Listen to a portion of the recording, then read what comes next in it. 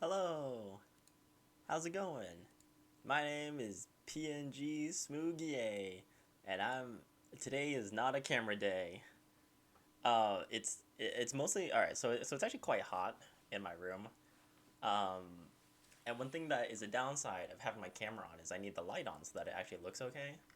Um, and light, it turns out, it emits heat.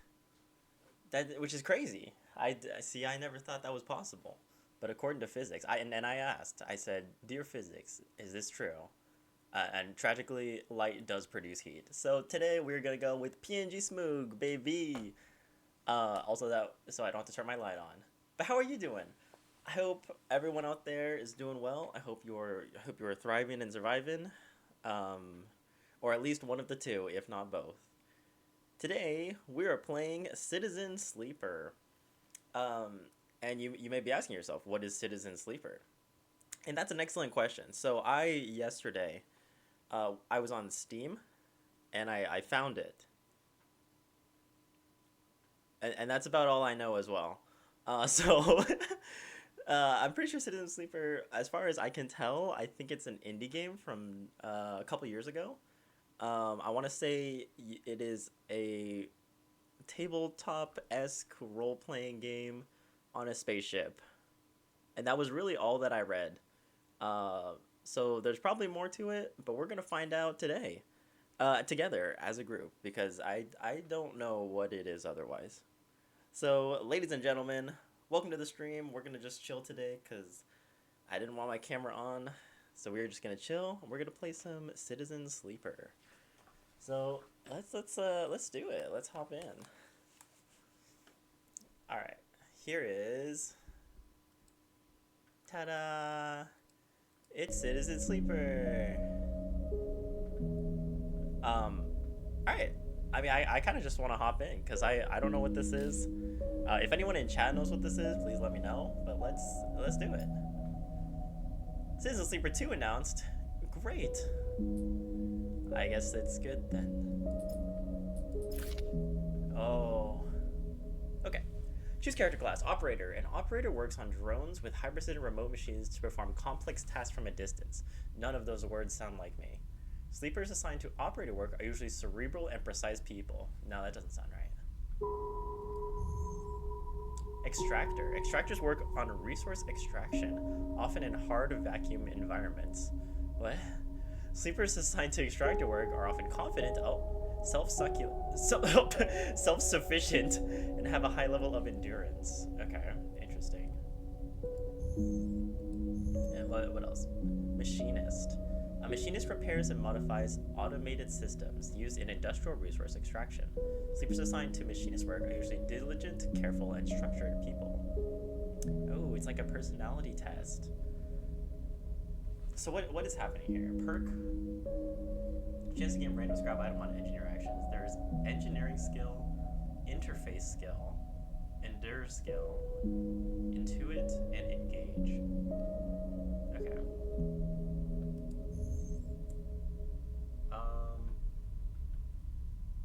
This sounds too smart for me, so I don't think that's me. Lack of awareness. Yeah, this kind of sounds like me. Alright, let's try an extractor. Again, I'm not fully clear on what's going on, so we're just gonna do our best.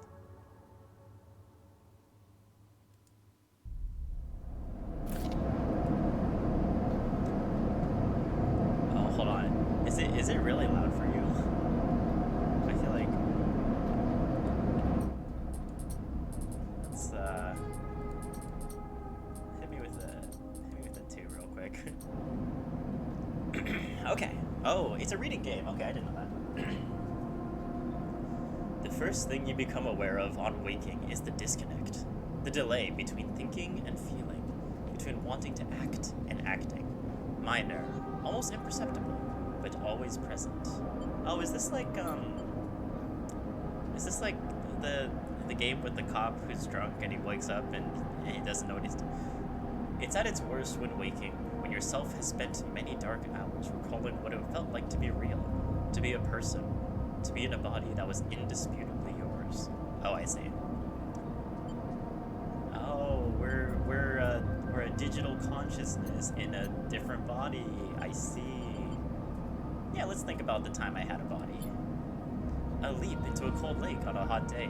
The sting of blood welling from a fresh wound. The friction of a fingertip. All of a sudden, the memories are closer than you thought, blurring as you approach, until you can't tell one from the other. The cold slips in, behind and around you, and the sensations fade out of reach. Perhaps you should be thankful for the dulled nature of this new body, given your current circumstances.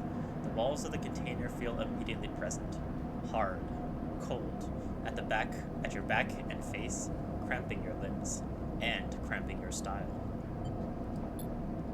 You resist the desire to stretch, knowing that the claustrophobia comes next, and retreat a little from your central nervous system. It isn't painful. Not like you used to know pain, at least. In emergency mode, pain is a message delivered with efficiency and ease, a reminder that harm is imminent. There's no insistent throb, no trembling nerves, just a warning, delivered with the banal quality of a digital notification. Right now, there are thousands of them. Remember the others. You remember there were 10 of you. 10 that could no longer stand the indentured work, the routines, the slow decay. 10 whose belief in their promised future was slowly dismantled day by day until they realized they had sold away everything that could and would ever matter.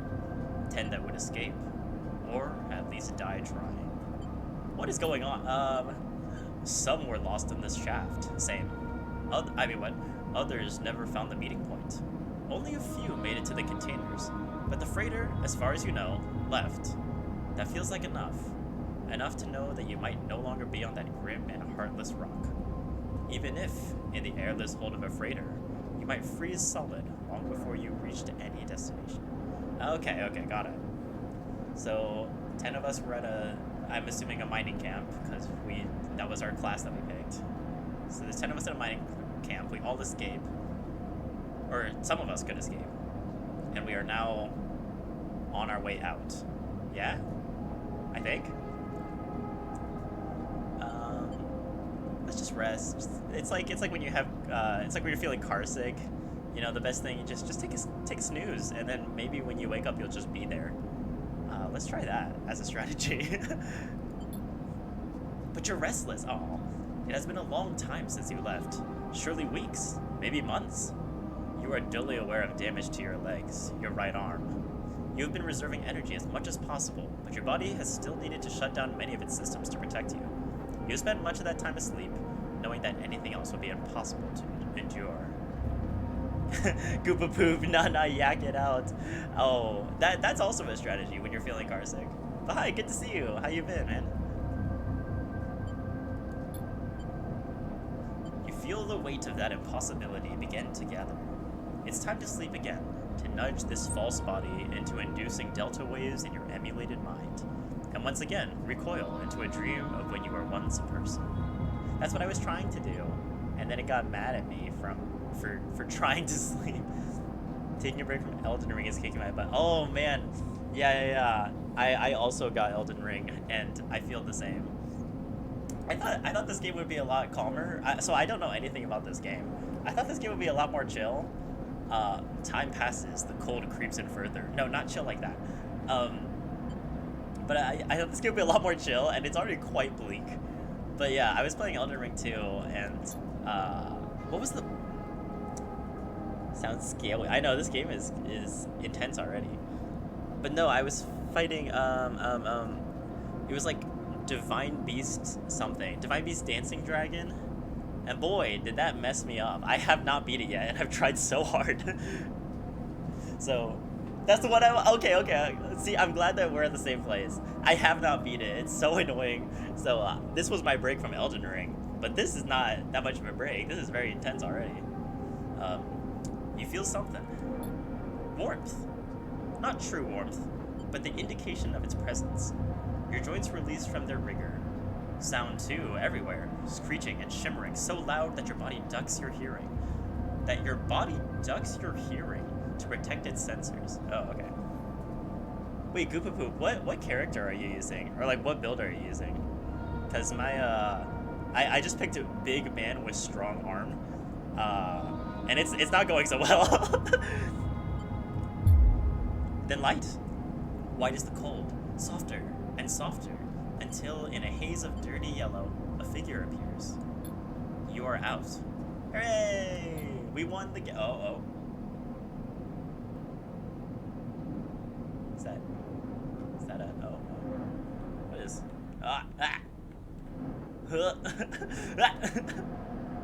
Is this how this is supposed to control? Oh. Dragos. Pragmatic salvager. Hello. I'm using my Robert Pattinson. I'm using fist because he's vengeance. True. The Batman. It has been a few hours since Dragos pulled you from the container. You sit huddled in a corner of his scrapyard, swaddled in the reflective folds of a mylar blanket. You are slowly coming back to consciousness, back to life, and you stare at the ornately curving element of an improvised heater. You're surrounded by angular, incoherent lumps of ships, some corroded beyond recognition, others still carrying glassy wounds along their edges where a plasma arc sliced them apart. As you trace their shapes with fogged eyes, you hear a voice. So, sleeper, are you all thawed yet? No. Never seen one like you come in like this. New frames must have better What? Why is that perseverance in sub-zero vac? See more than a few you frozen solid to hull plates or inside-outer locks in my time. They weren't so lucky. Wow, read much? I know, I'm trying. My read is bad. Dragos comes into focus, shrouded in makeshift tech, his headset with its glinting eyes, the mark of a drone operator. On his shoulders, one of his symbiotically linked drones perches, its irising eyes locking you with an unflinching stare. I'm sorry, does this drone have fingers for legs? No, right? Ew. Wait, maybe that's just cloth. Okay, that's fine. Oh, he's drinking matcha. Oh, wow, what a homie. Last living sleeper that came through this yard was a while ago. They didn't last long. You struggle to read his expression beneath the tech, but he seems lost in memory for a moment. Or perhaps he's just figuring out what to do with you. What happened to them? What happened to them? He ignores your question. I won't ask what led you to do it. To sell yourself to a corporation. And I suppose you know you can't go back. Your old body, that's theirs now. And you're just software. A rogue emulation illegally possessing corporate property. Oh, okay. You nod along. You remember biometrically signing the forms, the cold floor on your feet as you padded to the sleeper cells, the promise of a life off-world. But as you do, you get the now familiar sensation that these aren't your memories. These are things you know, but not things you feel. You're no longer a person. You're an offshoot. A copy. Oh, that's cool. What you won't know is what's ahead. At least the last one didn't. There's no easy way to put it. That body of yours is falling apart. It's the same for any sleeper who makes it out.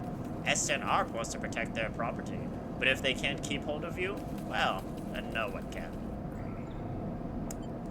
Very bleak. You remember that too, or at least rumors of it from the other sleepers. Planned obsolescence, a built-in dependence on the regularly administered supplements that were part of your routine. Stop taking them, and your body begins to shut down, separate from your emulated mind. How long has it been? How long do you have? But for now, sleeper, you're one of the lucky ones. Dragos glances up and away, towards the glassy dome of the yard. The eye is the best place you could be right now. The eye? The station. You'll see soon enough.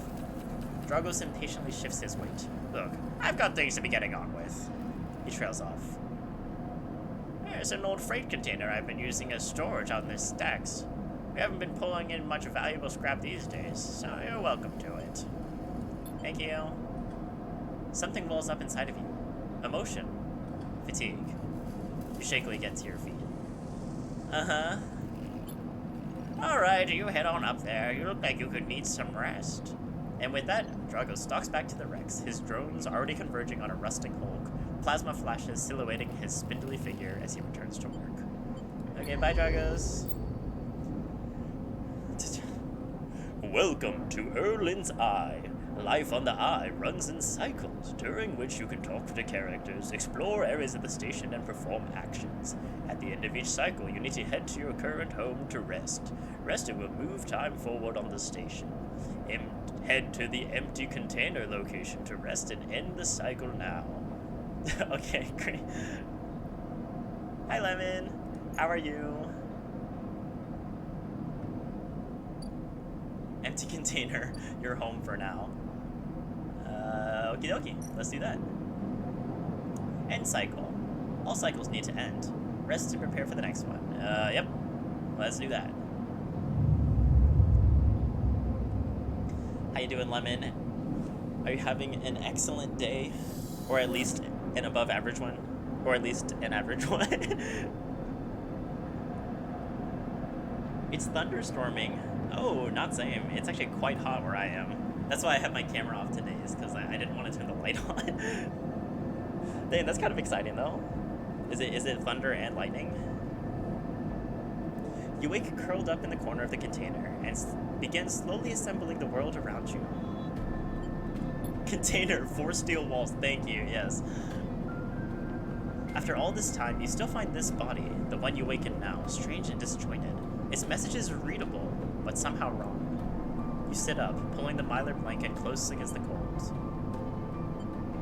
Had a rather productive day, that's great. My day was fine. I went to work and I did not a lot. But, you know, I'm just excited to try this game, so I'm happy to be here. We're in space. I think we sold our body to a corporation, and now our digital consciousness has been transplanted into a new body in space, and we escaped from something. So that's pretty much all we've learned so far. No, it's very normal, Lemon. Yeah, don't worry about it. Here you are, on this ruined station, millions of miles from anyone you know. Are you still in the system? Did any of the others make it out? It's impossible to know. After all this, what matters? What does matter? Escape? Getting answers? I think escape matters. We're still on the escape train to get out of wherever we were. The colony, your indentured service, that's in the past now. No point digging through the fragments. You need a path ahead, a way of keeping this failing body going. If you can keep yourself alive, perhaps you can find a way off this station and out of this system for good. Dragos have left a few comforts in the container. The mylar blanket, the bedroll you slept on, a canister of water, a makeshift electric stove, and some faded sachets of some desiccated powder. You thumb the power stud of the stove and begin to boil the water. The contents of the sachets smell like damp wood, and you sprinkle them into the liquid. Okay, we're making something. As the pungent smell washes over you, images from your restless sleep come back to you. A ring, like the station, but skeletal and ghostly. A web of threads pulling at your skin. A constellation of bright, polygonal shapes, like angular suns burning into your mind. What's going on? There's something unpleasantly visceral about these images, and it's long after you finish drinking before they begin to fade. You tidy the stove as best you can and try to gather enough energy to greet the day. Oh, relatable. Oh god, words! Tutorial, condition, action dice energy, condition. Your condition represents this current state of your artificial body. Okay, that's the top one. Depletes by 1 second each cycle, but it can be damaged by violence, injury, or lack of food. If your condition bar empties, you will suffer a breakdown. Relatable. Hey Toaster, good to see you. How you doing? Have to figure out how to recover your condition now that you no longer have access to corporate pharmaceuticals that were keeping you alive. Okay, for sure. Hey Tiny, what's up? Thanks for coming by. Number 2, action dice. At the start of each cycle, you roll your action dice. These dice can be used to perform actions on the station. The number of dice rolled is based on your current condition. The worse your condition, the fewer dice you have. Once you have used your dice, you cannot take any further actions. You must rest to recover them. Okay, great. So it's important to keep our condition good so that we can do more stuff. But energy, you also need to eat to survive. This is represented by your energy bar. You can refill your energy bar by eating, but first you have to find somewhere to get food. Your energy depletes by 2 segments each cycle. When it becomes empty, you will be starving. When starving, the energy loss becomes condition loss, and your condition will also deplete at a double... Oh, okay, great, so we just have to eat. So we have to keep ourselves healthy, we have to do stuff, and we have to eat. That's kind of cool. It's a survival game. Okay, how do I leave? Drugs is standing in the corner when you close up the container. He's still wearing his headset, and in the harsh light of the corridor, you realize it is implanted. A drone sits on his shoulder, its cache of sensor eyes rapidly irising. How are you feeling? How did you hear this game? How did you hear about this game? I tried it out once because this YouTube channel on Game Theory recommended it. I found it. I don't know. I was just looking around on Steam because I was gonna buy Stardew so I could play Stardew again. Maybe we'll play Stardew Valley on stream sometime because I think that'll be nice to just have a very chill game. But it was there, and I looked into it briefly, and I looked into like some of the reviews on it, and I was like, yeah, this seems like it would be fun. Let's try it. And I think it was on sale, so I bought it. But yeah, have you played this, Toaster? Do you know what I'm getting into? Because I don't super know what I'm getting into. How are you feeling? I'm feeling okay. The drone chirps. Good to hear. You notice that beneath the operator's rig, his skin is marked by burns and blotches. I know the container isn't much, but it'll keep you safe. He pauses. So, I'm not going to chit-chat too long. You want to work? Yeah, sure. I hope you drank a lot, because you've got a lot of text to read. Oh, okay, good to know. Good to know. Alright then. He nods. At the yard, it's simple stuff. We hack these old hulls down, sell them off to shipyards or the bright market dealers for cryo. Occasionally we pull out some tech, something with a bit more value, but most of what comes in is scrap. Okay. It's hard to find good hands here, but I figure as a sleeper you'll be used to the manual labor. And obviously I'll slip you a few chits of commission. What? Chits? Commission based on what you turn up. Wait, chits? That's what I literally said in real life. What? These. He pulls out a handful of small metal bars. Air-walled cryo, isolated from the market, is what we use for trade out here.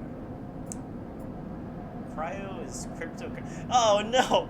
Cryo is cryptocurrency. Okay, cryo is cryptocurrency stored in air-walled sticks of memory known as chits. Okay, great. So we fully digitize money just to put them back into something that's essentially cash, is what I'm hearing. Good job, society. We did it. He stuffs them back in a pocket. He shuffles his feet nervously. Look, I wouldn't usually do this. In my opinion, you'd be best suited moving on as quick as you can. And sleepers, well... He trails off. But things being the way they are for me at the yard... He pauses. I need the help. Why? Things are a little tight, that's all. I owe a few cryo to a client here or there. He pauses, thinking of something else to add. Look, just come down to the yard when you're feeling fresher. There's plenty to do. Will do. He nods distractedly and turns and walks away, the drone hopping along ahead of him. I'll see you later, calls back. I see. So not only were you nice to me because you're a really good person, it's also because you definitely need manual labor and I was made for that. So you were exploiting me and taking advantage of... Okay, it's fine. Looks like it's time to get to work. Let's do it. Yay! Because I literally just... Didn't I escape a labor camp? And I'm getting put back into... Okay, it's fine. Let's go to Dragos' yard. Oh, God! Actions are the primary way you interact with the world of Citizen Sleeper. To perform an action, click and drag your action dice to the slot. Okay. Action rewards you with a clock. Actions reward you with clock progress, energy, conditions, or items depending on the outcome. There are 3 types of outcomes: positive, neutral, negative. Okay. Action dice affect these outcomes as follows. 6 is 100%. 5 is 50, 50. Oh, I see. 3 or 4, 25, 50, 25. 1 and 2 are... Okay, for sure. Actions display information about their type, risk level, and skill, and modifiers that apply to that action. Great. The type, either critical or repeatable. Critical is only once. Risk is either safe, risky, or dancer. Safe, risky, or danger. Safe is no condition, energy, or cryo. Risky is negative, means negative. Danger is negative, means bad. And neutral can also be bad. Great. The skill that the... number 3, skill that the action requires. Either engineer, interface, endure, intuit, or engage. Right, those are the stats we picked at the beginning. Modifier, minus... Okay, great. Sounds good. Oh, oh. Okay. Repeatable action. Hull dissection uses engineer. Even the rustiest hull can provide valuable components and materials. Extracting them means cutting carefully and skillfully. That's a risky one, though. Or manual salvage. It's going to take some time to sort and cut your way through the towers of salvage, but you are no stranger to hard labor. So, okay, so I'm thinking risky gets one of these. Well, no, I guess it's a 25% chance it's a bad time, right? So let's play it safe. Let's do risky gets this, and we'll do safe gets this. Oh, because it gets bumped up one for the skill. So, yeah, let's do that. Dragos is tied up in something ugly, and he uses the payment to do things and get nasty. Oh, yeah, we need that. Back in business. Every salvager knows they are always just one lucky haul away from the next payday. Sounds good. Let's try this.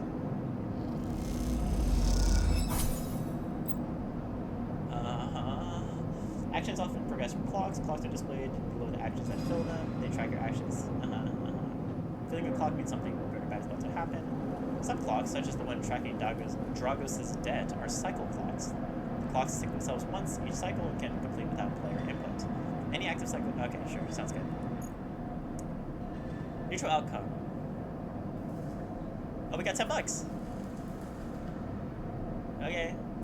How come we didn't do our other one? Oh, I see. Okay, let's dissect the hole since we know this was for sure a win.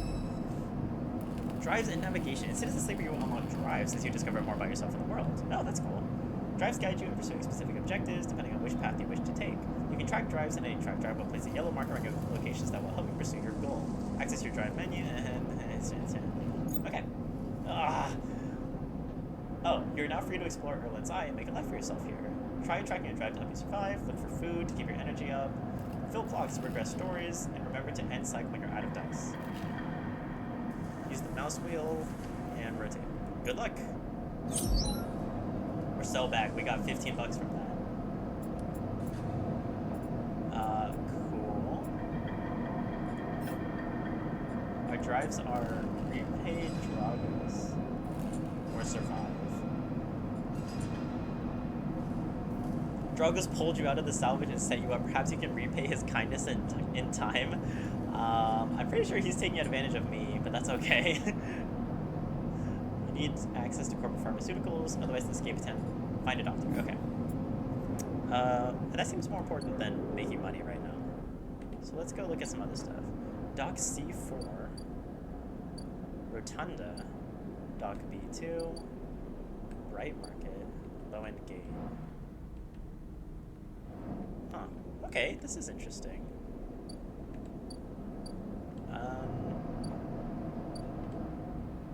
Shipyard. Sure, let's go look at the Rotunda. Steel dock plans. Having age security has to have plans. Stealing them would be the fastest way to get to know this place and the most dangerous. Oh, we can be bad. We can be mean. Yes, crime. Wait, no, we just got here. Rotunda, the old dock, is filled with passageways and concourses leading to all kinds of docking bays. No, we're not gonna crime yet. I feel like, well, first of all, I think I shouldn't have used my success on that other thing if there was a crime as an option. But also, like, when you show up somewhere, I feel like you can't crime them day one because they'll know it's you and they don't trust you. But once you've built up like a reputation, they'll never suspect it was you who crimed them. Crime where? Oh, if we succeed, you'll never know. Assist a shipbuilder. You don't have connections, but you do have skills. If you can get a shipbuilder to notice them, you might be in yard hand. The only way to get to the shipyard is to work here, no tourists. Haul materials. As a newcomer, you can only gain favor by grabbing a load of materials and asking. Okay, let's take a look at all the options. So those are options. What was this one? Dock C4. Is there more crime? What is this? Merchants willing to run the gauntlet of the Hellion system are rare, but those that do always return eventually. Oh, okay. Salvage sortie. It takes several cycles to reach the Starward Belt and return, loaded with scrap from old wrecks. Okay, so that's how we leave. Let's look at the market. Ooh, this is cute. Critical action. Ask for directions. Why wander where there are hundreds of people that live and work within the bright market? All you need is the courage to approach them. Danger! As an introvert, that's a very relatable thing. Explore the market. The sights, sounds, and buzzing activity of the bright market makes it a dizzying place to wander, but an enticing one too. Risky. Okay, I'm more drawn to this. I wanna... That's a 75% chance to go okay. So let's do that. Let's just explore. Positive outcome. Increase our local knowledge. Excellent.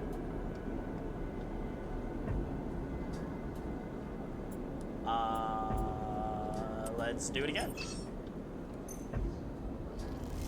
This feels like the most positive outcome. The bright market is the busiest part of the eye's lower rim. You can find anything and everything here. That's what I need. I mostly need the anything. Yay! New drive discovered! Wait, what? New drive discovered survive? Oh no. Build a ship mod. You've heard talk of a fabricator owned by the Ort Exchange. With that and a few fragments, you can build a ship mine core. These are technically words. Okay. What did we just unlock? Oh, we found a doctor. Oh, we found food. Oh, good. Oh, thank God. Let's talk to our doctor. Hello. Next comes the. I shouldn't do that voice if I'm gonna read everything. Comes the call from the enforcer at the door. You shuffled down the flickering hallway towards the open apartment door. You keep your head down and your shoulders high in the queue, trying not to bring attention to yourself. You were thankful for the tip-off that a doctor was operating out of this place, but now that you're here, you aren't so sure. The gang enforcer at the door, the flickering light strips, the decayed hab block, they all made the long queue a test of your nerve. But your options are few, and without a supply of stabilizer, this body, your body, well... You suppress a shiver and shuffle forward to the front of the queue. You try to find something to distract yourself. Look inside. You lean against the doorframe and look into the apartment.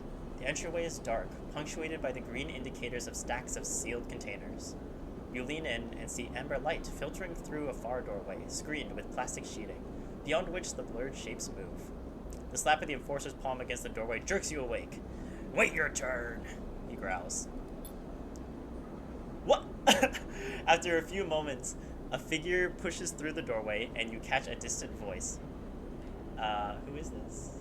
This is probably Sabine, right? "Send the next one in, Toshiro." The enforcer jerks his head and you slip inside, passing through the dark entryway and pushing through the plastic sheeting at the far door. Okay, thanks, Toshiro. The room beyond is bathed in warm light. A floor-to-ceiling transparent panel gives a full view of the bright market's sealed roof and the buzzing traffic above, and for a moment, you're transfixed by the motion. "Oh, this is Sabine. Hi." "Come, sit," calls a sharp voice, and you see a silhouetted figure turned away, replacing the plastic sheeting over the frame of a simple folding bed. You make your way across the room. The figure turns, and as they do, you see an expression of confusion flash across their features. They open their mouth as if to speak. They blink, and then quickly regain their composure. "Please, sit." They gesture to the bed, then turn to an open case of tools on the table. You sit. Sabine turns, a compact diagnostic scanner of some kind in their hand. They hold it to their eye. "Remain still, please." Their tone is clipped and businesslike. You stare ahead, still dazed from the expression when you first entered. Fear, recognition, sadness, unmistakably etched across their face. They've seen one of us before! Wow, also they're cool. I like Sabine. "How long have you been on the station?" they ask, the scanner still to their eye. "A few cycles is a lie. We've barely been here a day." Yeah, a few cycles. They nod. "It's good you came to me." They set the diagnostic scanner on the table. "I'm going to start by assuming you don't know anything." They take your arm and roll up your sleeve, inspecting your synthetic skin. "Your body is dying." They say it without ceremony, without drama, but not without empathy. Oh, that's not how I said it. SNR doesn't like to see its proprietary technology let loose, to prevent bodies from yours, frames, as they call them, from being stolen, repurposed, or in your case, escaping. They built in a process of so-called planned obsolescence. Frames decay rapidly when not regularly injected with stabilizer, one which SNR remains the sole producer of. They look up. Sound familiar? How do you know this? They shift in their seat. You aren't the first sleeper I've encountered. You wait for more, but they go back to their inspection.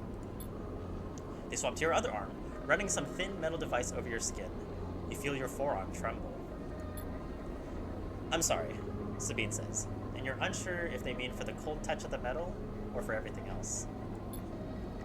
Emulations like you, sleepers as most people know you, aren't classified as people in any of the surrogate systems. You have no rights, no status. They focus hard on the inspection of your arm, and SNR has no reason to release stabilizer to the market. Sabine looks up as if to apologize again, but they stop themselves. "I know little of this is of use to you." They turn away, disassembling their metal instrument and cleaning it. Silence fills the room as Sabine works, and then the silence gives way to tension. You stare at their back, willing them to say something. Anything. Sabine turns to face you. "I may be able to help." They sigh, and you see the darkness under their eyes, hear the fatigue in their voice. They gesture to the door. "You saw Toshiro outside." You nod. "He works for my benefactor, Yatagan. They're influential in the low end. They give me the space to work, run the door, and take the profits. At the same time, I have to fix up their enforcers, tend to their implants, sew up their wounds." They look away. But Yatagan has connections. Smugglers from the Starward Belt. Mercenaries working from the corporations on Ember. If they can source the stabilizer, maybe you'll have a better chance. Sabine sets down their slate, their notes complete. This is dangerous, and it'll be expensive. But I think we can do it. Why help me?" Sabine walks away to the window, their face dappled by the shadows of passing drones. Dappled indeed. Let's just see if this works first. I'll let you know when I have a lead. Thank you, Sabine.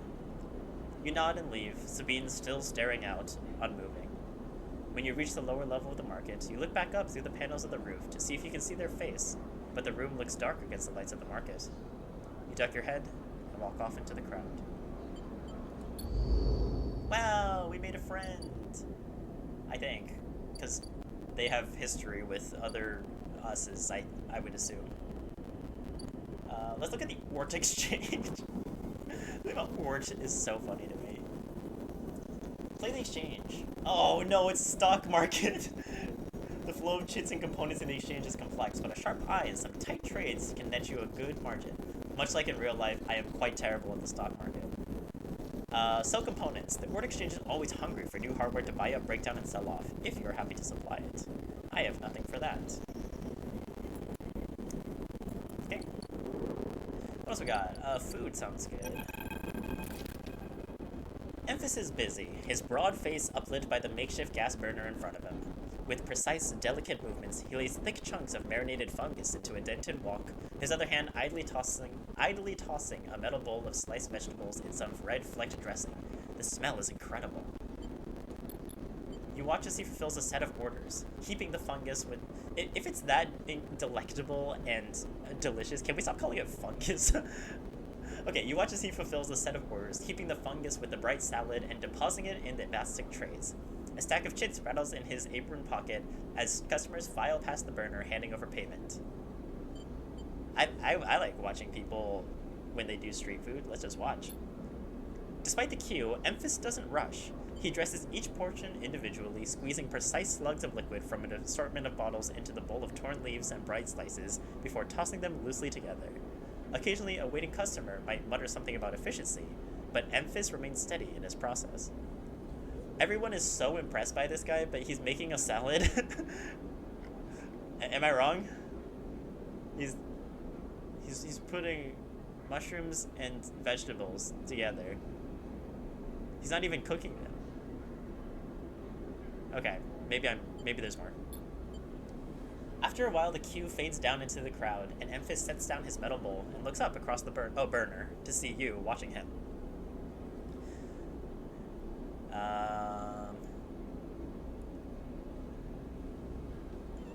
How about... I can feel your eyes burning a hole in my bowl. For example? Hey, yeah. Can you make a salad? Yes, I can, Tiny. And how dare you ask me that? Do you think I'm not capable of making a salad?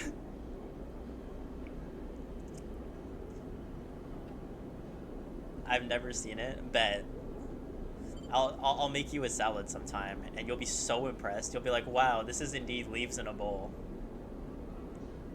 Free sample? Yeah, free sample! He gestures neatly. Come over.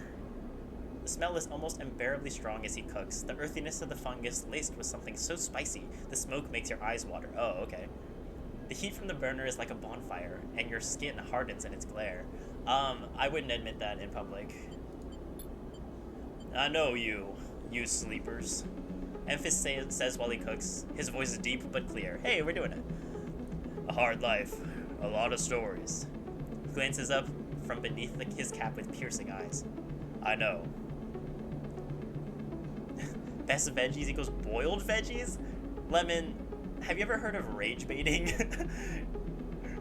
Like, boiled veggies are not best veggies. Best veggies are pan-fried veggies. When they have that sear on them, that's best veggies. Also, steam veggies are not it. No. Yes. Defend boiled veggies. I hard disagree with that. Let's tell him a story though. Once in 6th grade, I peed and everyone laughed. Oh, just kidding. You begin to tell him about your journey to the eye, and he nods as he cooks, his eyes never leaving his work. You tell him of the confusion, the pain, but also the sense of possibility, and its sudden arrival. You tell him of the cold and dark spent in the container, and the endless cycles within it. Now, it seems, you tell him like some dream that you once had, but can never forget. Name one veggie that's not good when boiled. Exactly, you can't. Wait, what? First of all, the veggie that people most often boil, which is, I'm gonna say spinach, right? Spinach is better raw than boiled. Like, spinach salad is delicious. If you cut up like a hard-boiled egg, you put a nice vinaigrette over your spinach salad, that's delicious.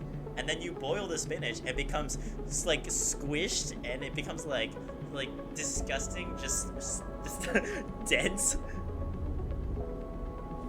Not the chalk spinach. I am correct here.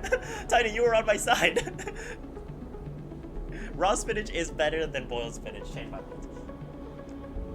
You tell him that the eye excites you and scares you, and you're unsure where to walk, where to look, what to do. Eventually, you tail off, running out of words. He places a plastic tray of steaming fungus in your hand. Next time, we can talk some more, he smiles. But next time, you pay. He slams a heavy hand against a button on the burner side and shuts it off. Oh, nobody else gets food, apparently. The roar of the flame and its impressive heat fades. Next time, then, sleeper. He waves you away and begins to oil the walk. Before you turn back to the alley, you notice the geometric patterns of circular scars across his forearms, each surrounded with a constellation of glinting pin marks. I'm sorry, what? Geometric patterns of circular scars. Okay, for sure. Circular scars across his forearm. Uh-huh. He's trying to with a constellation of glinting. Okay. Sure. Wait, Lemon, what is your favorite boiled vegetable? Because I feel like boiled is not it. Am I mistaking boiled with steamed? No, you definitely boil spinach. It is definitely better raw. You walk away, and as you do, you take a bite of the rich, spicy, delicately sweet fungus. Your taste sensors light up like a fusion reactor. You'll be back. Soon they'll see. He'll remember he belongs to me. New drive discovered. Eat! Oh, get to know Emphis. Sure, that's fine too. Emphis loves two things, stories and food. Maybe if you supply him with both, you can hear his story. Maybe if you supply him with both, do I have to bring him food? Okay, that's fine. Survive! You need access to corporate pharmaceuticals, otherwise this escape attempt will come to a rapid end. Wait for Sabine to acquire the stabilizer. Spinach, carrot, green beans, cabbage, broccoli. Steamed cabbage is good. Sauteed spinach with butter is good. Better than raw. Yeah, I mean, that sounds good. But again, sauteed spinach with garlic butter, that sounds great. And it's not boiled, that's for sure. Spinach, carrot, green beans. Okay, green beans, yes. Carrot? Carrot... Boiled carrot, is that different than, like, how about like carrot in a stew? If it's like in a soup or something, then I'm on board. That's kind of boiling it. Or like curry, is that boiling? You've never had carrots boiled. I don't know. Do those count? Does a soup or a stew count? Because then it's good. Wait, if it's in a stew, isn't it boiled? Yeah.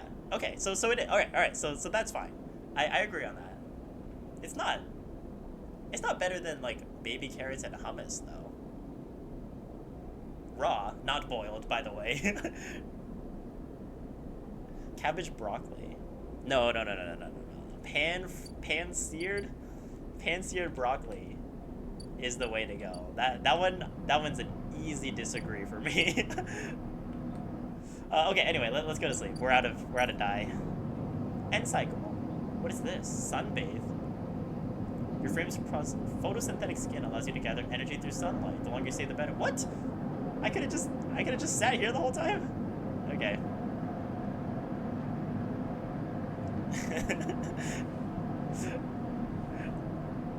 Lemon is upset that I bashed on boiled vegetables. I prefer carrots in a stew. Wait, over just crunching on the little munchers with like dip it in hummus and then crunch on the munch. I feel like a horse. Yeah. And what's the downside there?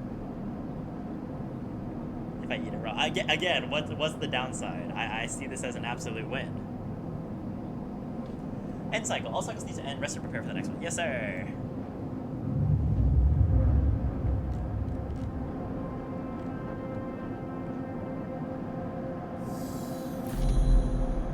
This time you don't wake up. Oh, I guess I lose.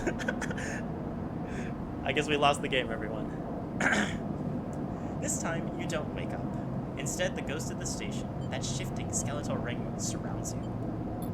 For a moment, you're gone, absent from your own body, stretched out across a colorless void. Then the connections begin to establish themselves, threads tugging on the edge of your mind. These threads become vectors of exchange, and then extensions, as you feel your thoughts slipping down them, dissolving into the millions of distributed nodes they connect to. You see the station. No. You feel the station, like a web of texture in a smooth black liquid. I wanna touch it. You find a point in the station, and you connect to it, pulse through it, follow loops and paths under around it. You touch more points than you have fingers, and then like 11. And then you try, in a moment of impulsiveness, to connect them. The flow passes through you so rapidly that you feel yourself being carried with it, splitting and separating, eddying and gathering. As you do, things occur to you, things that you can't possibly know. You reach out, try to grasp them, try to touch them too. You notice a tugging feeling pulling at you, insistently, as if it were a small child. Somehow it's pulling in two directions at once. You look down. All of a sudden, everything shuts off. You come back trembling into this unfamiliar body, both yours and not yours, all at once. You find yourself standing in the container, eyes now open to the dark steel walls. You feel a change within you, a shift. You close your eyes for a second, and you feel it waiting there. The station splayed out across your mind, a storm of connected nodes waiting to be explored. And then it's gone. Oh, what terrible rolls! Oh no!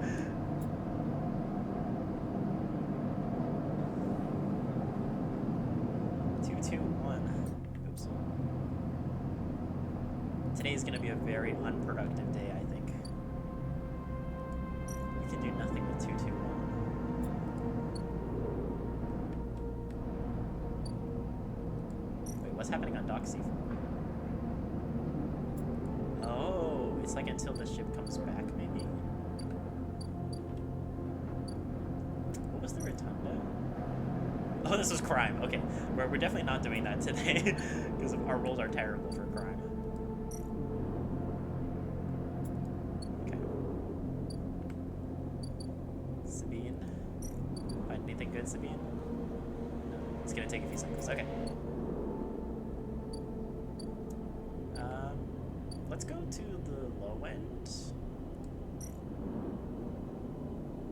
Oh, just kidding. Pay low end toll. After some spacers caused trouble in the low end, Yatagan has imposed a toll for entry. No one gets in without paying 60 bucks. And we do not have 60 bucks. So, hi Amphis. Order Fungus. 15. We can pay for that. Yeah. Let's eat. And let's hang out with our good friend Amphis.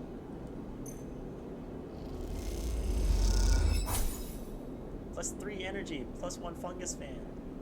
Oh wait, 3 energy. I didn't need to eat yet. Your mouth stings as your sensorium sends warning signals. Your mouth stings as your sensorium sends warning signals over and over. Now this is the good stuff. Yum yum yum yum yum. You can really taste the fun. Alright, so okay, got it. So this is how we make money. This is where we spend it, here and have food, and this is how we survive. Okay, sounds good. We could try to go to work.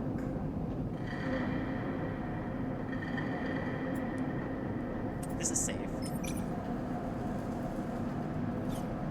Okay, let's just do the safe ones. Neutral outcome. 10 bucks? We take those. Let's do it again. Negative outcome. Plus 5. Oh, I didn't realize the text changed. You ache from hammering away at the scrap, and most of it crumbles into worthless rust. You call it a day early before you injure yourself. Okay, this is 50-50 for me. Okay, let's sunbathe. want to see what that does. Where's our shipping container? Alright, here it is. Yay, sunbathe! Neutral outcome. The sun heats your skin and you feel its light seeping into your veins as glucose. Oh, it gave us energy, but we don't need energy. No. Well, let's end the cycle. Let's hope we roll better tomorrow.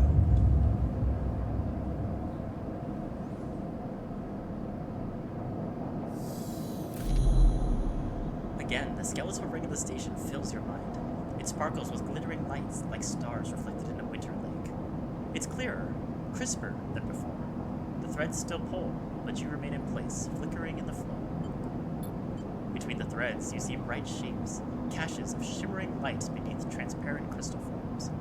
You follow the path of a thread across the ring, through these forms, then leap off into the void.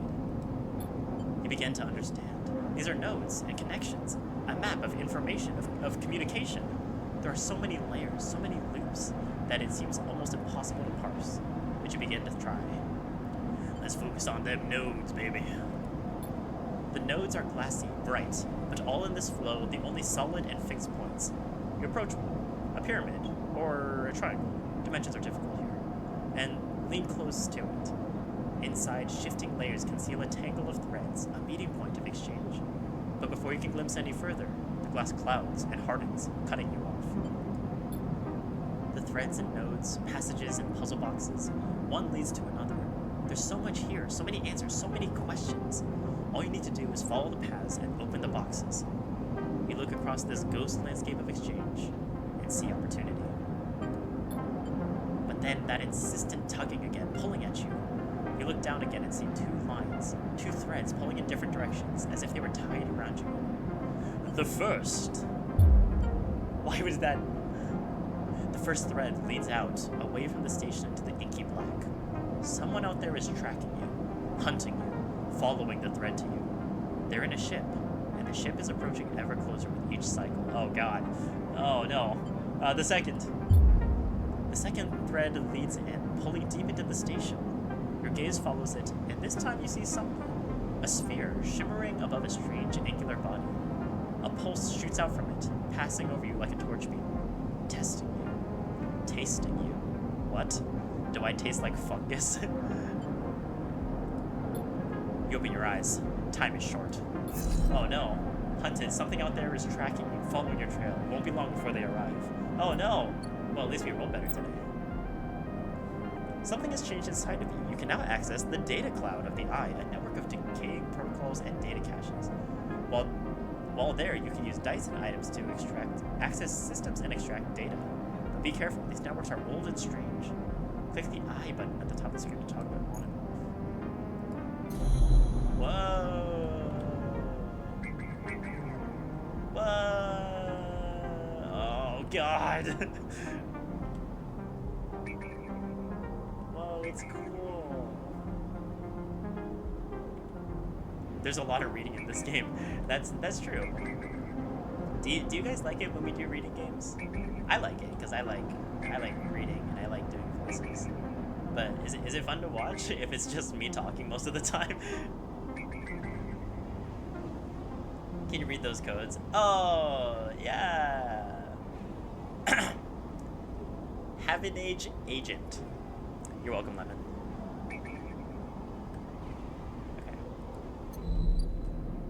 Okay, I feel like we should try one of these. Solheim needs age agents.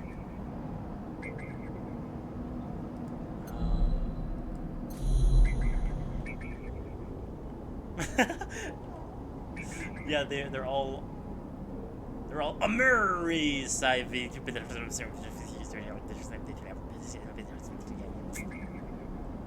Okay, let's try one of these. I want to try the Heaven Age agents.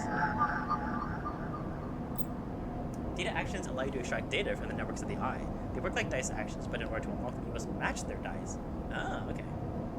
If you have +1 or +2, you'll be given more possible dice to match. You can use any dice that matches the dice displayed. Once unlocked, the data can be extracted. A Heaven Age member is broadcasting on the open network from here, leaving them open to data extraction. That's called hacking. We're just We're just hacking into their Wi-Fi. Match input 2. Okay, we don't have a 2. What else we got? Keynote. Let's look at the keynote. A lone connection feeds to this isolated node. Its last access timestamp is 1,000 cycles ago. Match input 1. Okay.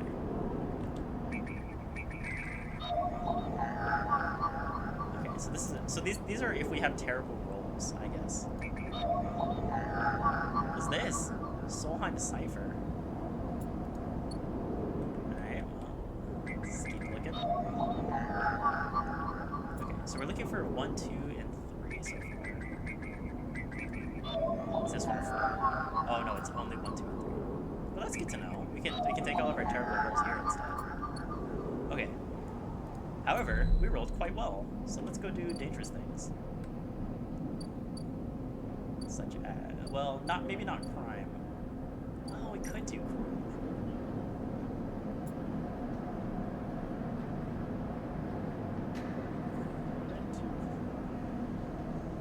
Even if you run the rotunda and their security watches the dogs, better to avoid attracting attention. Oh, I don't know if I want to do crime. Steal dog.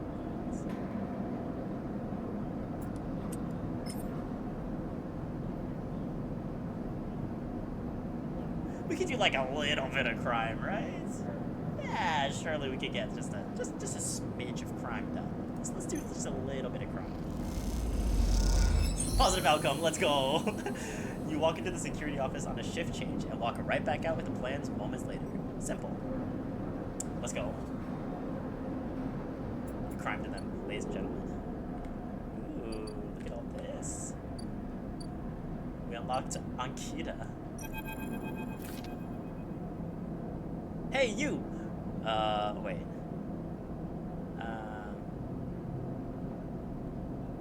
Yeah, it's fine. Hey, you! Wanna earn a chit?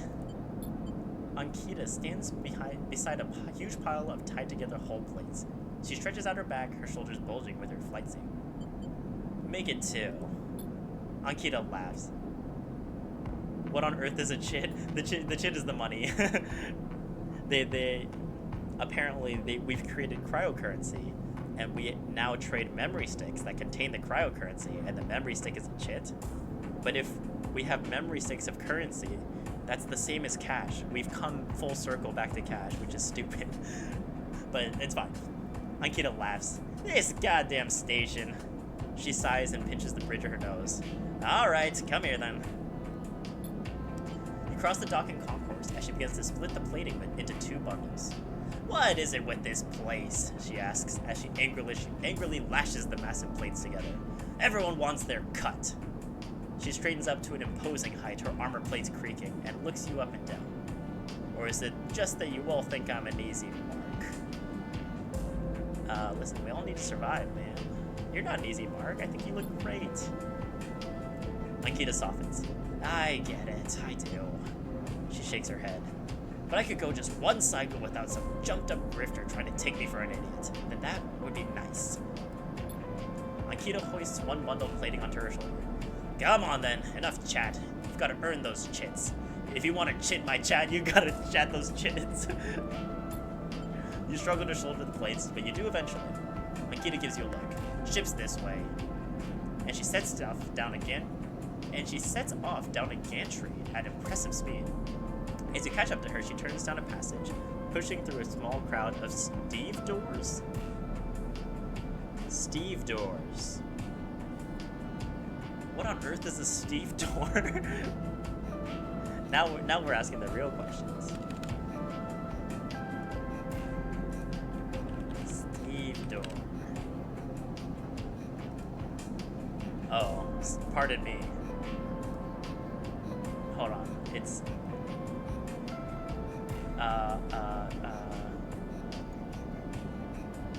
things that stevedores. I mean, kind of. All right, here we go. Stevedore. Stevedore. Stevedore.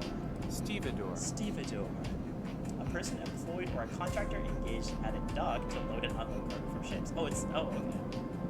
Stevedore. Okay, great. Now we know. Today we learned, chat. Today we learned about stevedore. Okay, as you catch up to her, she turns down a passage, pushing through a small crowd of stevedores. What's all this for? Oh, this? She nods at the plates on her back. I'm building a treehouse. She gives you another one of her looks. It's for the ambergris, that cutter you might have seen sitting silent out there. Wow, Steve. Yeah, are you a stevedore? A stevedorer? She rapidly turns another corner as you trail behind. She got cut up pretty bad on our last job, and I had to moor up here for a spell. But since then, it's only gotten worse. Someone got in and sliced the core from our ship mine, so now she's gone dark. She shifts the panel on her shoulders. The upshot here is I'm short one ship mine with a ton of repairs to do, and the rest of the crew signed off the moment they got wind I've been stranded. So yeah, it's been a time. Sorry to hear it, Akita. I've seen worse, but I'm bleeding chits every cycle here, so I need to get off and fast. Ankita swings the plates from her back, almost knocking you over in the process. This is me. She hauls the second bundle off your shoulder. You're the first person I've met here who might actually be considered helpful. She pauses, chewing her bottom lip. Delicious. I mean, look, you want to help? Come see me. I need a hand putting Amber back together, and you don't seem the type to try anything stupid. You don't know me, Ankita. I'm dumb. She passes the bundles of plates through the ambergris's outer lock and then turns back.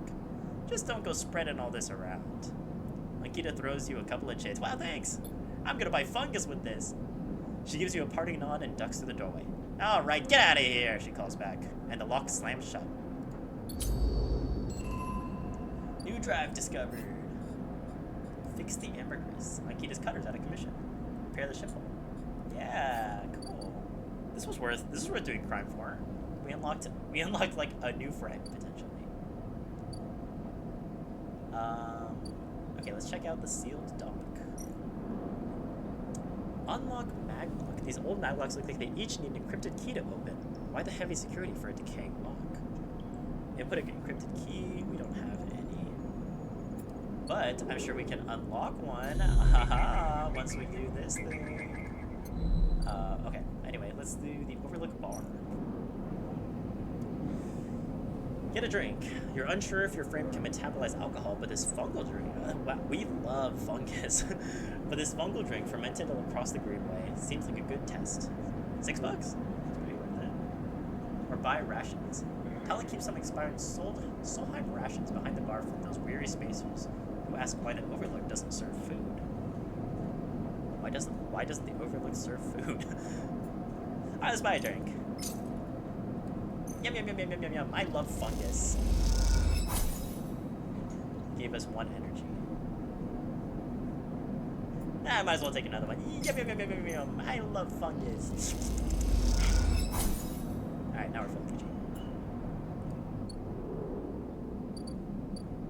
Cool. That was interesting. I guess we could actually work now. Oh, wait, hold on. What can we buy? Oh, no, this was the stock market. Oh, but we have a 5 now. No, it's actually 4.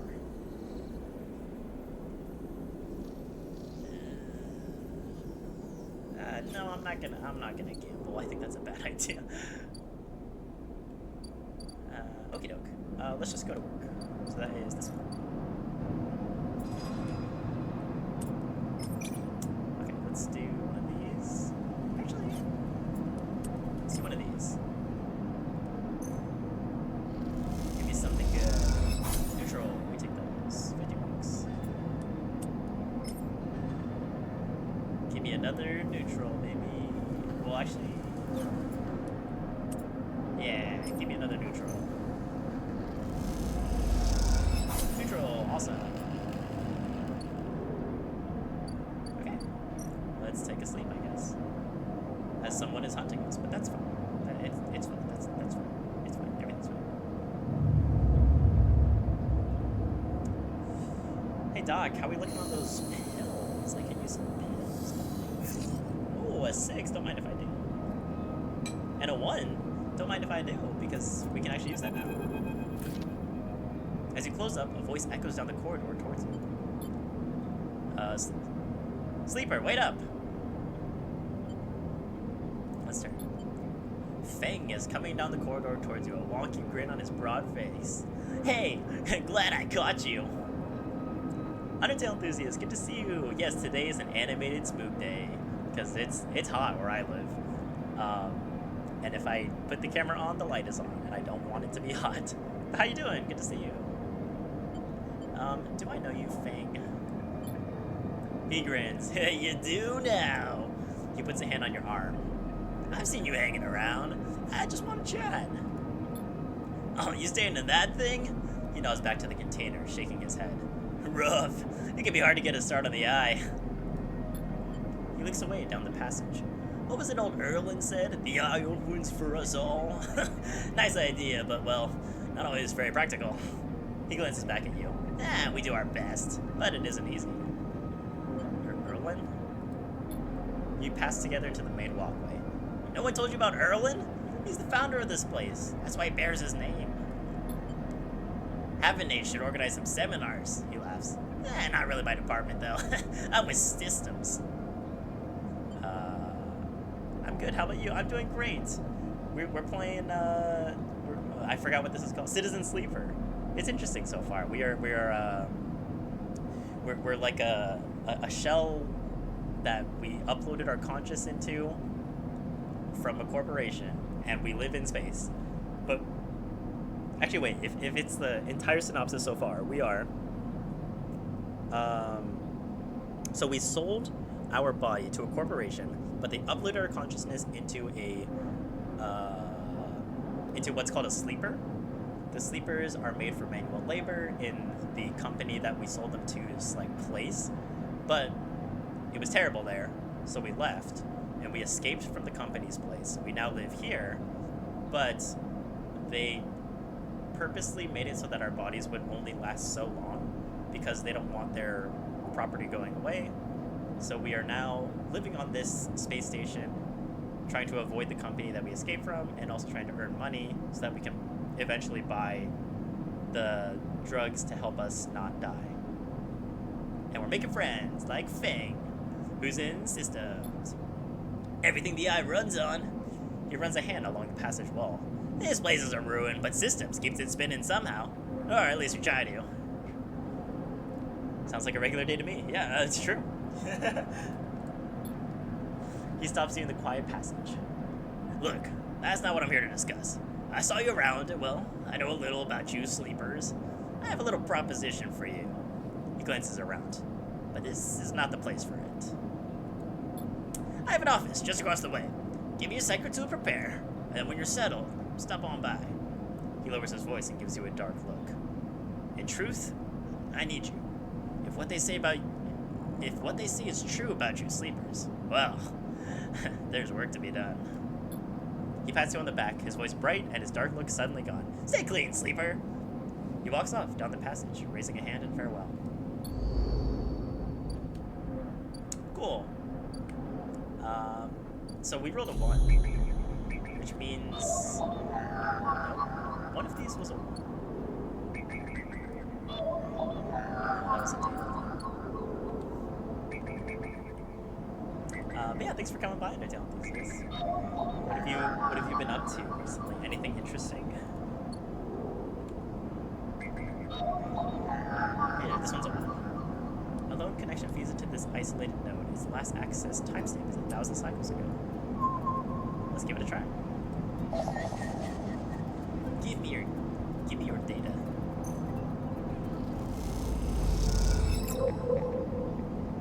We got an encrypted key. Oh, very good. I think we wanted one of those. Stream of passcodes, able to unlock the system's aging maglocks. Sounds good. I just got done watching wrestling. Oh, very exciting. I don't know anything about wrestling. Who won? Did they wrestle harder and just more furious than the other wrestler?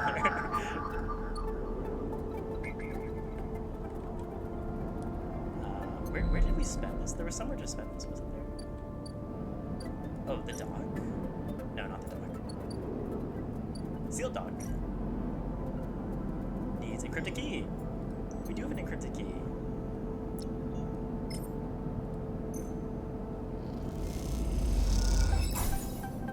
maglock thunks open, and you can remove it from the entryway.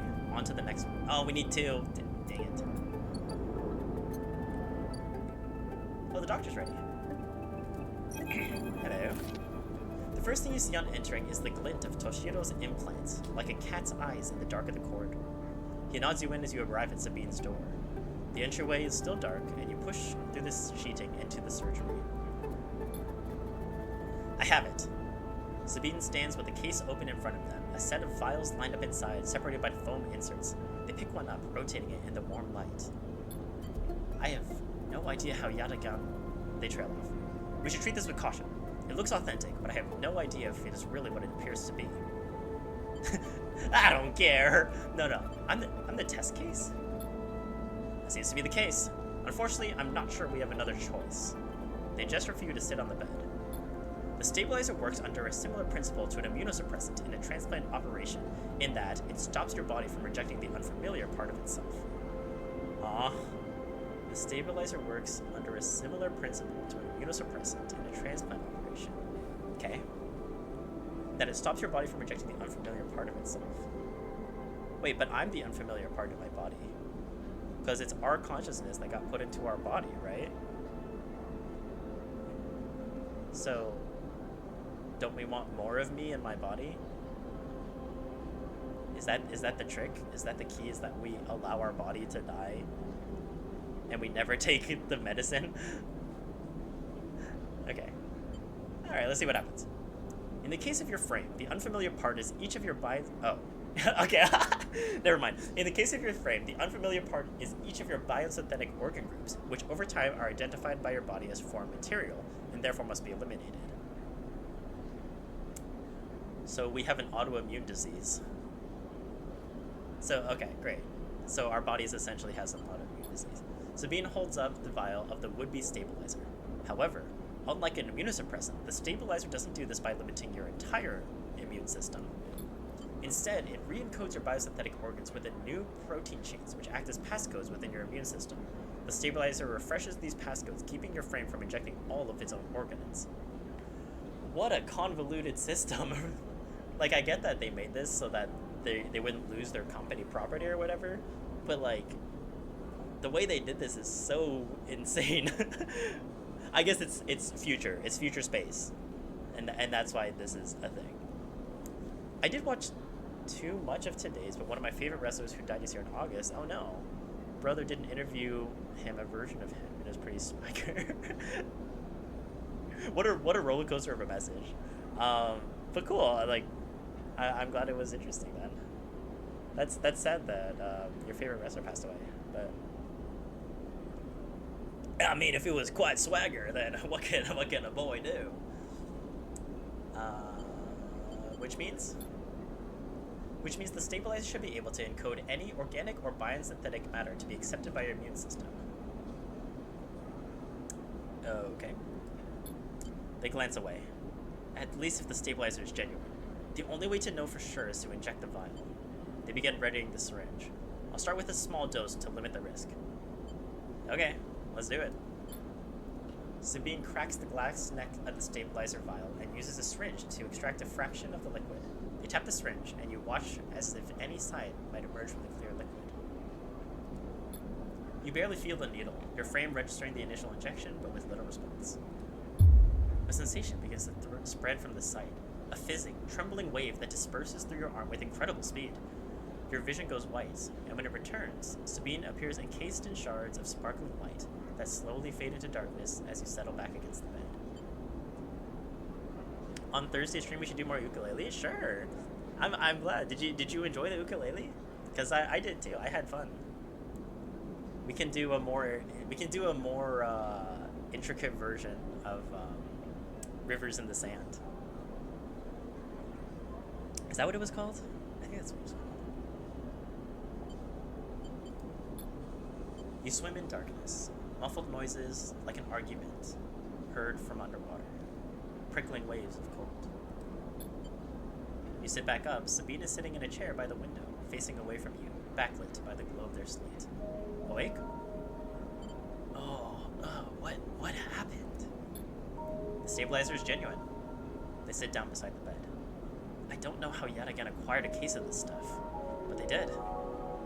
Sabine looks troubled, distracted. You should rest some more, but you're going to have to do that somewhere else. They gesture to the door. I have other patients. Sorry. Sabine nods towards the case. I'm afraid I can't offer you any more doses. You're going to need to pay for your next dose. Silence fills the room, and they return to their glowing slate. Looking around the room, it seems different somehow, as if things have been moved or shifted. You wonder how long you've been out. Sabine? Nothing comes free, sleeper. Remember that. Oh, what else did you put in a Sabine? What else did you do? Did you betray us? Maybe I should trust people. You manage to get to your feet and wander out into the hallway. The queue stretches down the flickering corridor. Toshiro stands impatiently by the door and fixes you with a glare as you leave. You lower your eyes as you stumble past, somehow faintly aware of the station spinning beneath you. So I'm getting that yet again is a slum kind of gang. That I'm imagining Silco from Arcane. And I think they just did something to us. Or at least Sabine did. But might as well go hang out with our good friend, what's his face? Oh wait, no, that's 3, right? We don't need to. I like useless. Ukulele. Oh, okay. I like ukulele. Not to be that guy, but it's called Hit It in the Sand. Okay, what did I say? Was I right? I don't remember. But okay, yeah, we can do more ukulele on Thursday. I didn't really have a plan, so I'm down. It's been fun. I like the ukulele streams. Like I mentioned on the ukulele stream, it gives me a chance to like sit down and practice, which I never do if I'm by myself. So it's kind of nice. Let's go check out our friend. Whoa.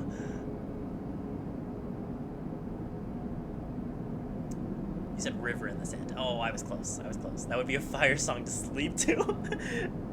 Yo, boys, crank up the fire songs to sleep to. I feel like fire song to sleep to is an oxymoron, but you know what? I'm down, Undertale enthusiast. You've convinced me. Okay, let's see what we can do here. So locked action required drones. Akita has a couple of collision repair drones in storage. If you can rewire them, they can repair the ambergris for you. But I can't.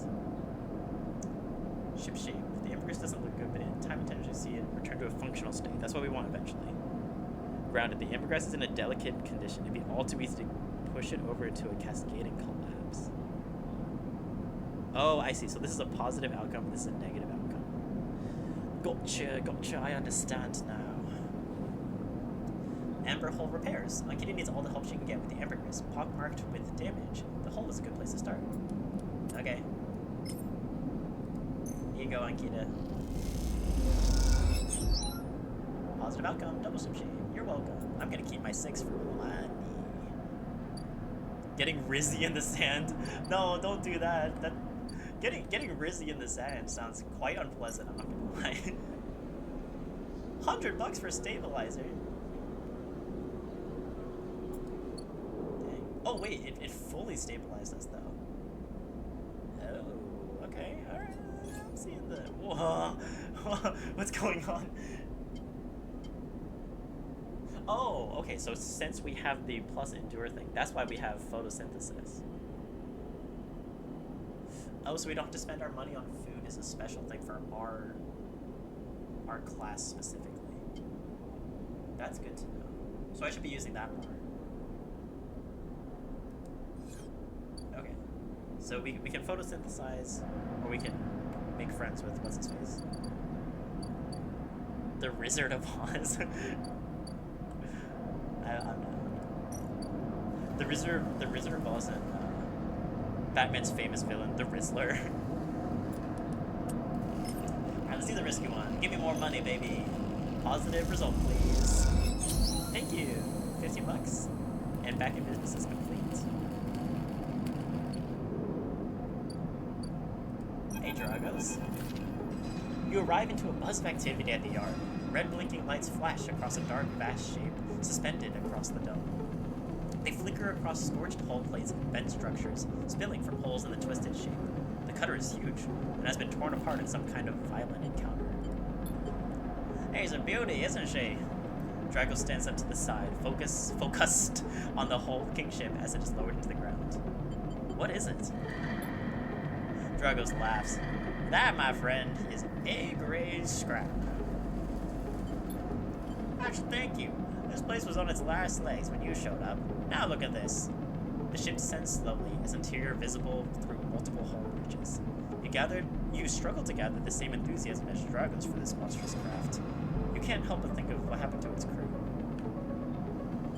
Let's stay silent. Believe it or not, I managed to convince our salvager friends to give it to me on credit. He glances at you. The ship creaks like a calving iceberg as it reaches the base of the yard. Dragos is visibly excited. I know I said you shouldn't stick around, but I'm gonna need some help on this one. The drones start to crawl over the hull, their lights illuminating flashes of dented. The drones start to crawl over the hulk, their lights illuminating flashes of dented hull. There we go. Oh, stream elements. What a great point, stream elements. Hey, if you're watching the stream and you're not currently following the channel, please give the channel a follow. A plug. That's all I had for the plug. But yeah, thanks. Watching. You wonder if you arrived in a similar fashion. Wait. Watching. You wonder if you arrived in a similar fashion. Locked inside that container, the wreck of the S&R freighter lowered into the yard like a corpse ready to be butchered. Or was the container delivered to Dragos on its own? A womb for your rebirth into this strange station. Shut up. Perhaps if you could learn something about this ship, you might be able to trace the path that led you to this yard. Drago squeezes your shoulder. After these past cycles, I think we're up to it. What do you think? You see the fading name of the ship emblazoned on its side. Winter Light. I'm gonna stay silent. Real beauty, Dragos repeats, perhaps just to himself. You take one last look at the shattered ships as the drones start cutting, and then slip out of the yard, feeling suddenly cold in the empty passage. Yeah, I'm kind of edgy, you know. I just, Oh. You completed your first drive. Each drive completed unlocks an upgrade point. Oh, great. How are we going to complete the survive drive?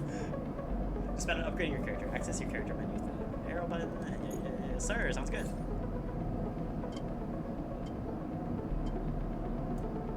Nice action display potential. Oh, okay. So look at all this stuff that we could have had. Chance to gain energy after any engage action. Interesting. Chance to gain cryo on interface actions. Ooh, free money. Chance to gain random scrap item on engineer actions. Or I could take our intuit from -1 back to 0.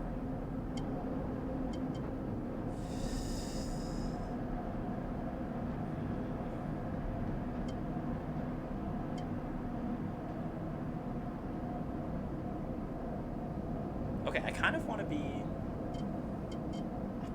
more well-rounded. So if we just put this back to 0, I think that'll be good. So I have no idea what to expect going forward. So I think it makes sense to try and keep that simple. Study the winter light. The blasted ship came from the same yard as you did. Is there a connection, or are you just paranoid? Okay. Build a ship mind? What's a ship mind? Gain access to the Ort Fabricator. Okay, great, I'll just do that. Shipyard. Oh, this one yes, got it. Wow, there's so many things to do in this game. We're all over the place. This is still $100. Small skill trees stress me out because I know I'll get less points. Oh, wait, I didn't even think about that. You're right. Oh, no. No, that's okay. I feel like it doesn't stress me out too much because I'm assuming you're not expected to get everything. So if we just make rational decisions, I feel like we'll be okay. Oh god, I'm so hungry. And I rolled once. Oh, that's what the sunbathing is for. Well, before we do that, what is this? Oh, it's Fang. Oh, we're supposed to talk to Fang. Wait, by the way, Toaster, did you say you've already played this game or no? Sleeper! Fang catches your attention as you approach the Haven Age building, leaning against a bay door to the side of the entrance. You approach. Easier to come in this way. Security, all that. He gives you a look. You know. He slams a button and the bay creaks open, blinking lights in the dark behind it. You follow Fang inside. Truth be told, I don't spend much time upstairs. This is where I work. The door hisses and closes behind you. The bay is filled with pieces of hardware, all rigged up to generators and diagnostic slates, and things you don't recognize that glow with blue screen loot. You're a hacker, aren't you? You probably played it longer than I have. I got distracted and never came back. Okay, fair enough. Fair enough. It's definitely interesting so far. I like where we're going. I hope everyone's okay with me reading the entire stream though, because that's all this stream is, just me reading out loud. I like the vibes of the game though. I agree. Yeah, I think the vibes are cool, and I think I'm assuming that the characters are a big draw, so I'm interested to see where they go.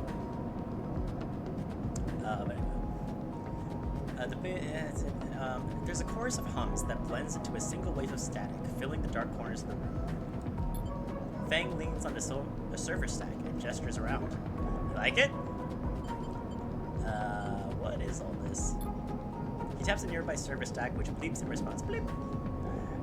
This is my treasure trove, all dredged up this side of the... all dredged up from this sea of systems we call the Eye.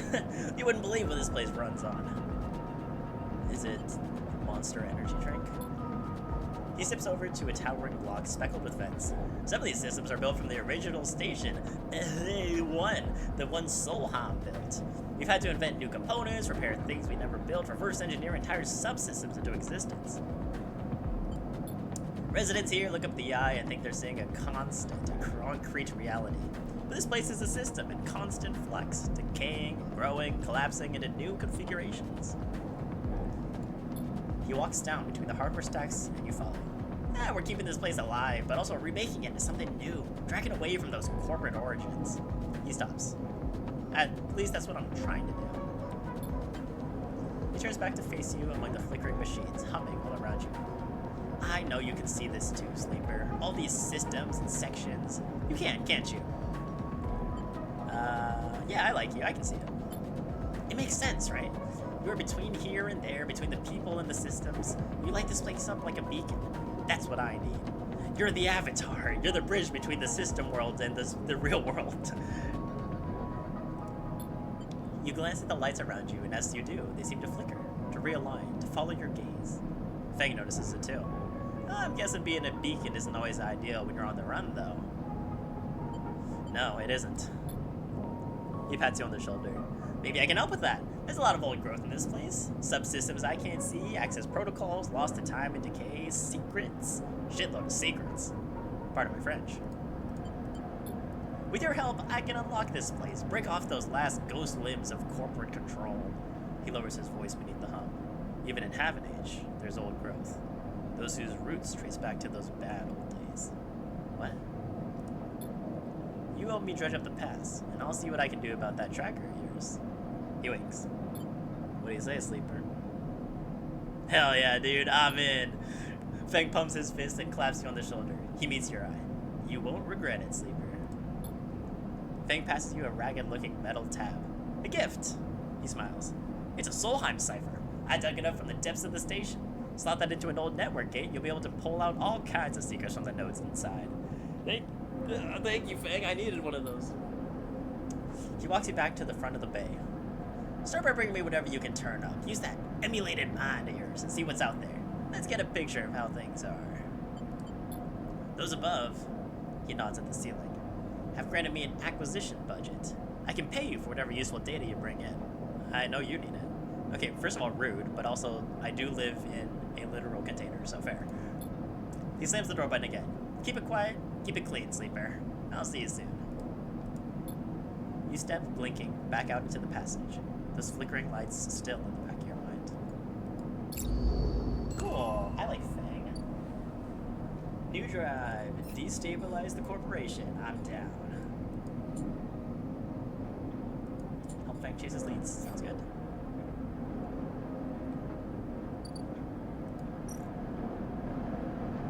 Deliver data. Wait, didn't he give me this? I can just deliver it right back to him. Okay, I'm not gonna do that. Low-key want a jump scare streamer. What? Huh? Huh? What? Huh? What?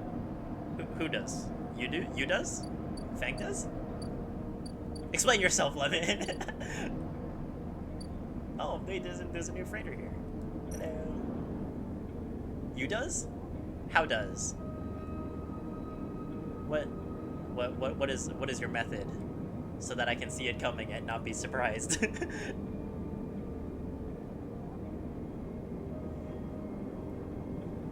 Let's see, what are our options? Buy some scrap. Most of what comes in from the Star Wars belt is corroded trash, but sometimes something valuable can be found among the salvage. Oh, we just have to pay for it. The big stuff goes to the shipyard. The valuable stuff to the markets. They'll let you buy a few crates, but not much more. Eh. So we're paying $20 to hope we get something.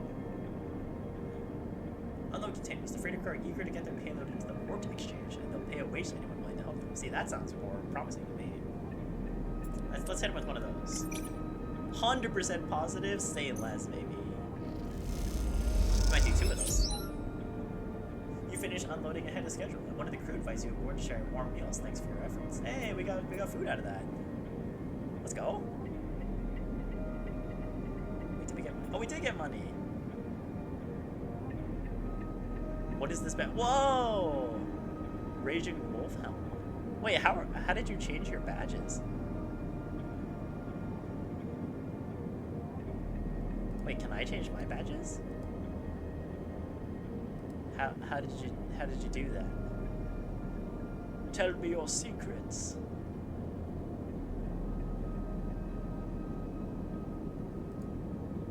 It's in my custom badges. Where's the custom badges? I have emotes only. I don't think that's what I was looking for.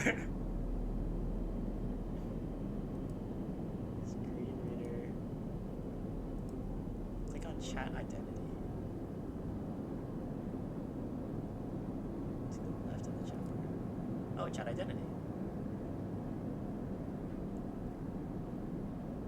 Oh, you can tell people you're watching without audio? That's interesting. Use custom badge. Oh, I don't have any custom badges. Global name color I put as purple. Purple's my favorite color. Wait, let me see if I can. Okay, what if I do this? I'm watching. I'm watching without audio. I don't want to hear this streamer. Oh yeah, it does show that. Oh, okay. That's kind of cool. But how'd you get a custom?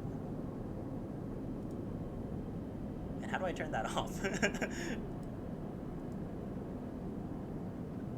there we go. Oh, that's interesting. Okay, let's go back. See, I do want to buy food from our friend, but like, I think it gives us 3 energy, so we kind of don't need to buy food from our friends. Oh, they are a gang. Yet again, agent. Some gangs are forcery implants are tripping out comm signals. Yeah, let's hack into his Wi-Fi. Yeah, baby. We got yet again data. Oh. As you drift back from the node, something latches onto you. A thread strung tight around you, tethers you in place. A taste. The voice makes you shiver. Its source somehow both distant and close behind your ear.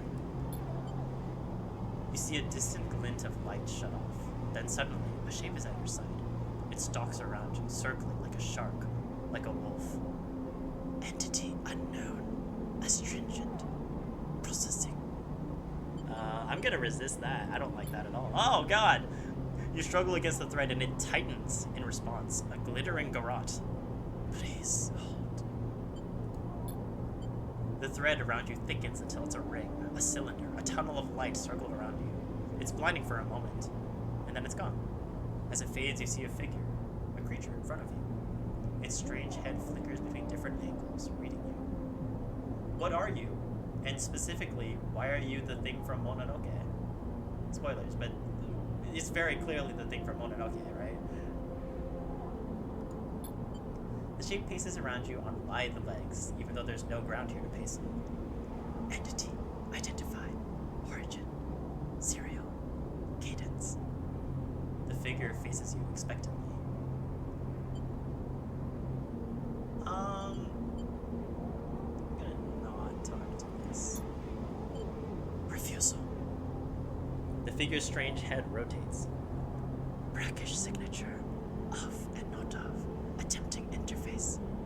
As the figure speaks, more threads begin to spiral from its head, thick, snaking vine-like ribbons that flex and wave. They approach with intent. Stop. Stop it. Stop.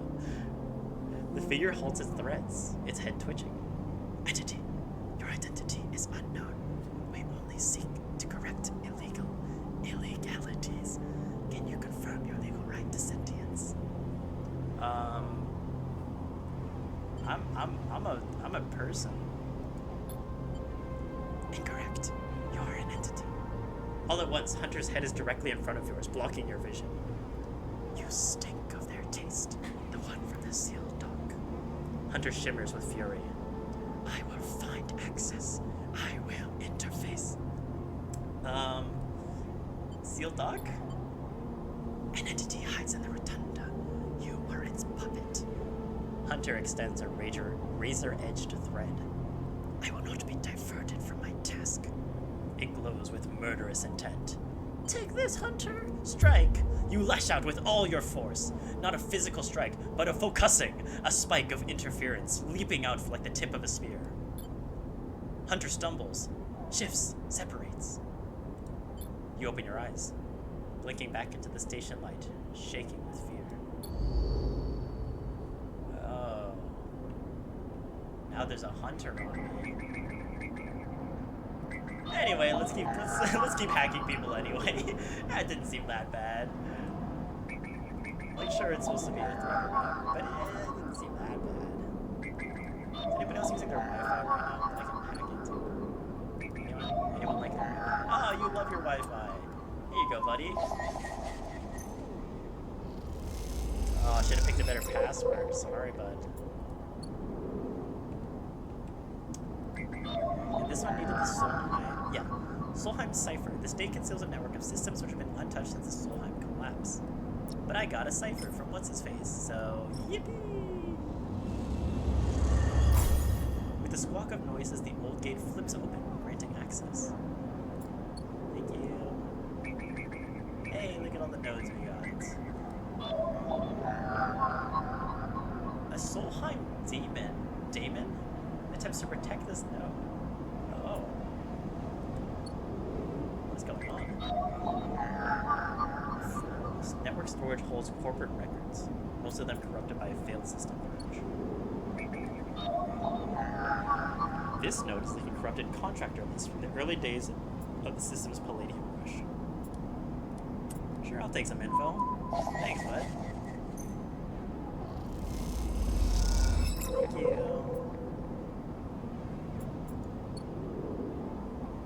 Oh, the Hunter's mad that I did that, but that's okay.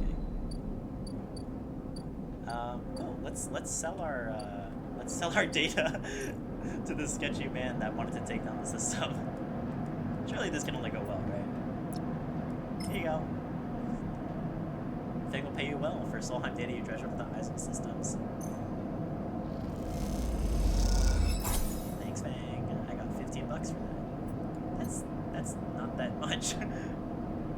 Fang's eyes light up as the data is transferred over. He hands you a stack of chits and waves you off. Okay. Thank you. What else we got? Shipyard.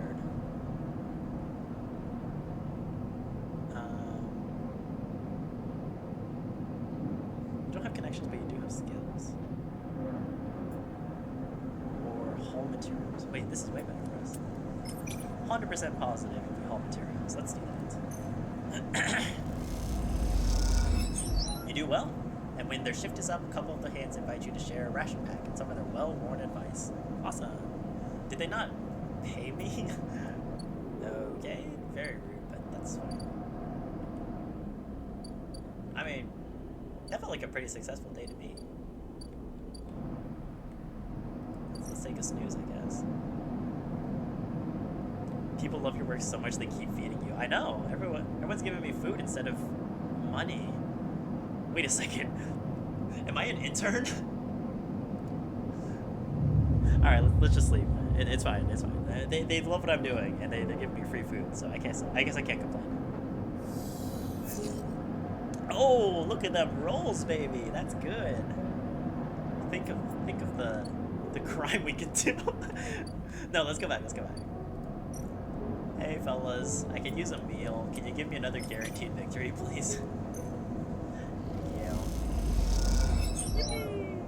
Yeah, they do the same thing. Oh, the only one though. They gave me a ration pack, thank you.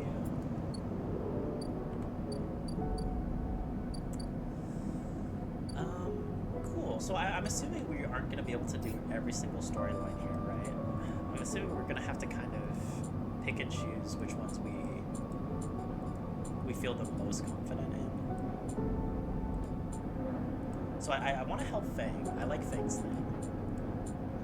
And I want to help the assassin. Or, sorry, not the assassin. What's mercenary? Ambergris. Ankita, that's your name. Yeah, Ankita, let's do it. Surely this will go well.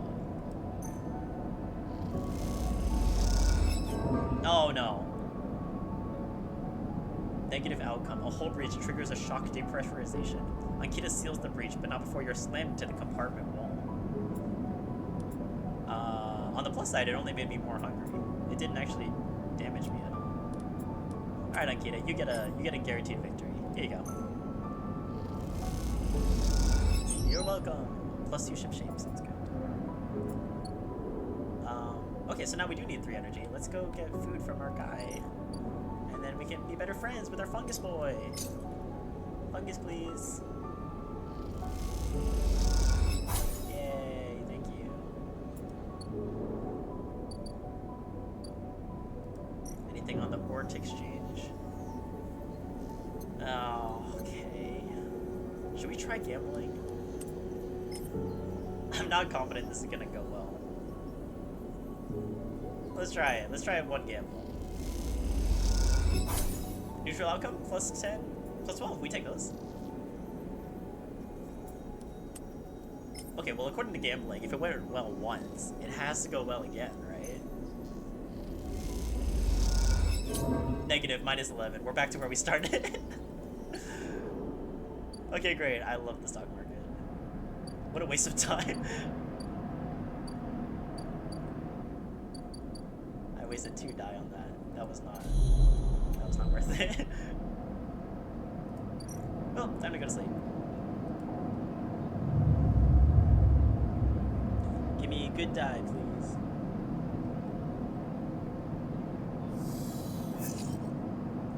Okay, alright, that's alright.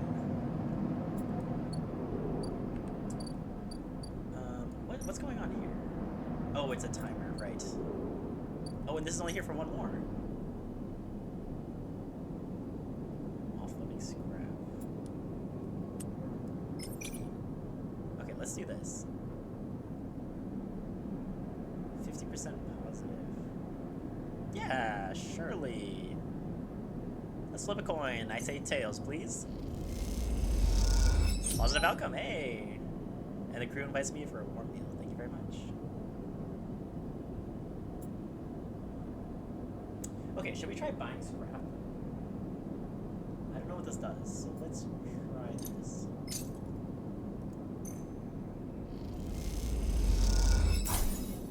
Random scrap item. Scrap components.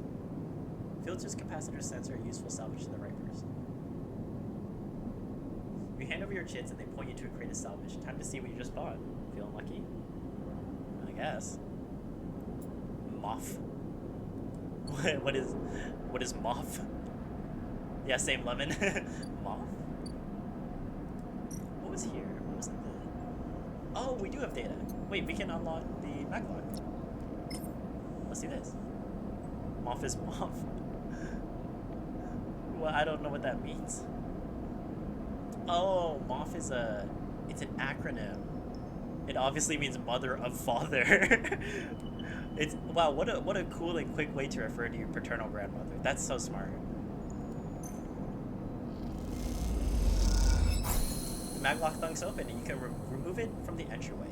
On to the next one. No, there is no next one. We did it, right? Yeah. Oh. Neo-Vend, mysterious machine. We have found the Neo-Vending machine. Oh, it is a vending machine. Oh, it's fun. What are these stickers on it? Google says multiple organ failure. Oh my god, Undertale, are you okay? Oh no.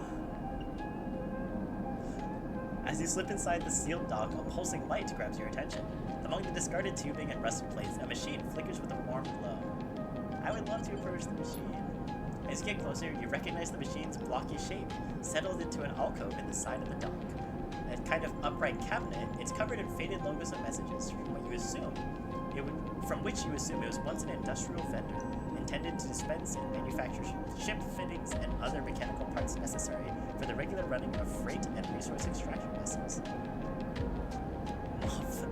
Bonks Undertale, yeah. No, don't bonk them. They have multiple organ failure. Let them live. The manufacturer is listed as Neo-Vend, and you remember an advert from long ago, squeezed among all the off-world recruitment drives that assaulted every planet-born citizen, which chirpily sang that name over and over. What's the corporation of Wally?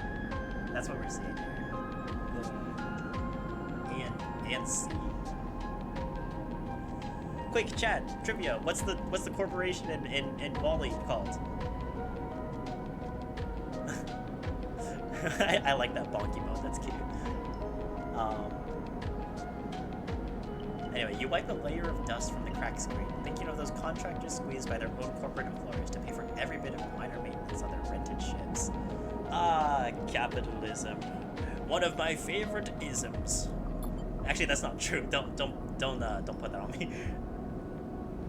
Enter your registration. Chirps. Oh wait. Enter your registration. Chirps a pre-recorded message, catching you off guard. I'm gonna press some keys. Beep boop beep boop. As you reach for the keypad, and something begins whirring. At first, it sounds like servo motors starting up, but it quickly becomes a whisper, a whining, then a multi-tone of voice that emanates from Neo-Vend. What?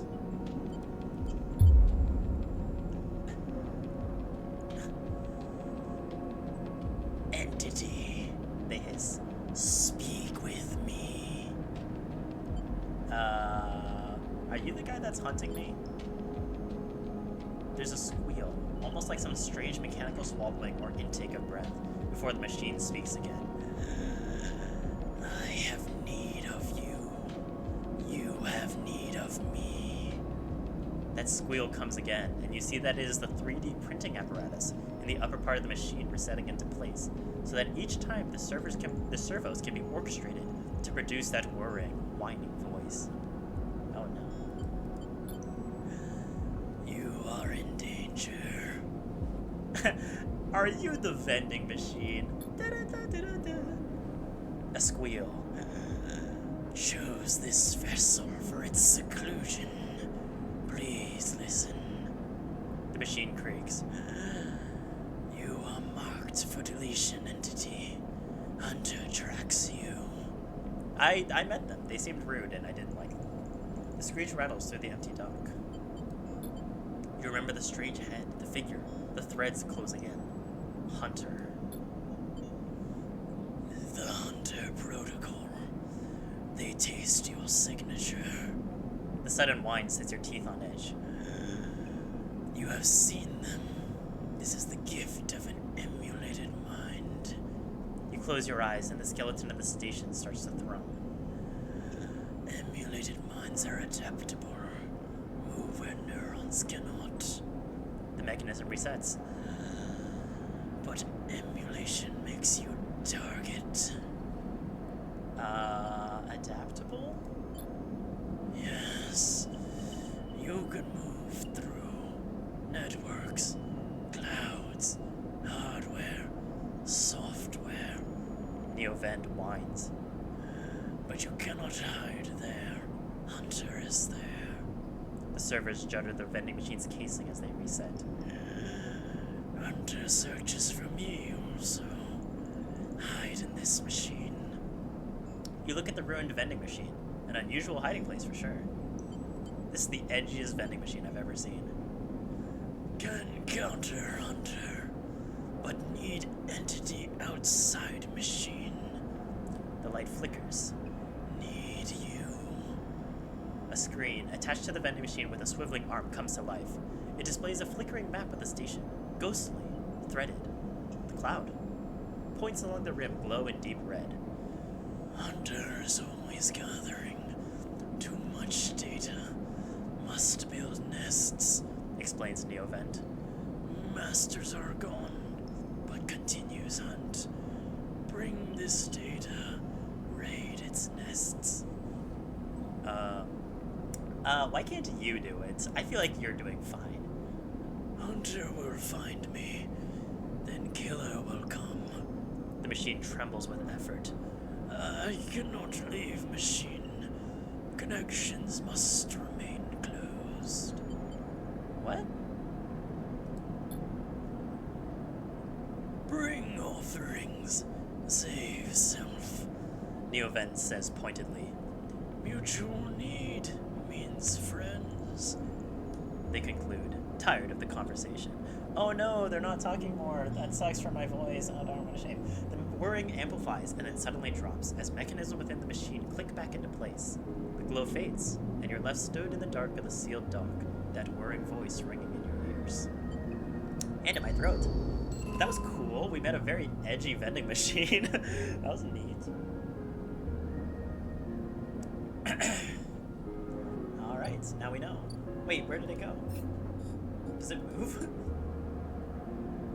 Oh, Neovent is hiding from the Hunter protocol. They need your help to counter it. Extract Hunter data from Neovent. Oh, Hunter nest.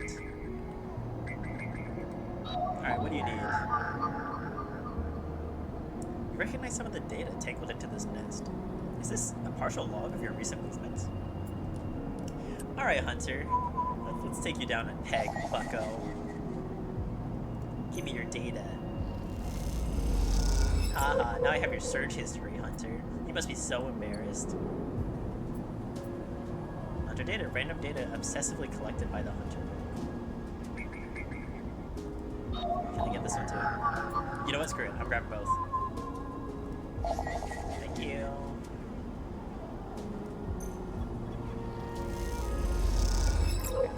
Got more Hunter data.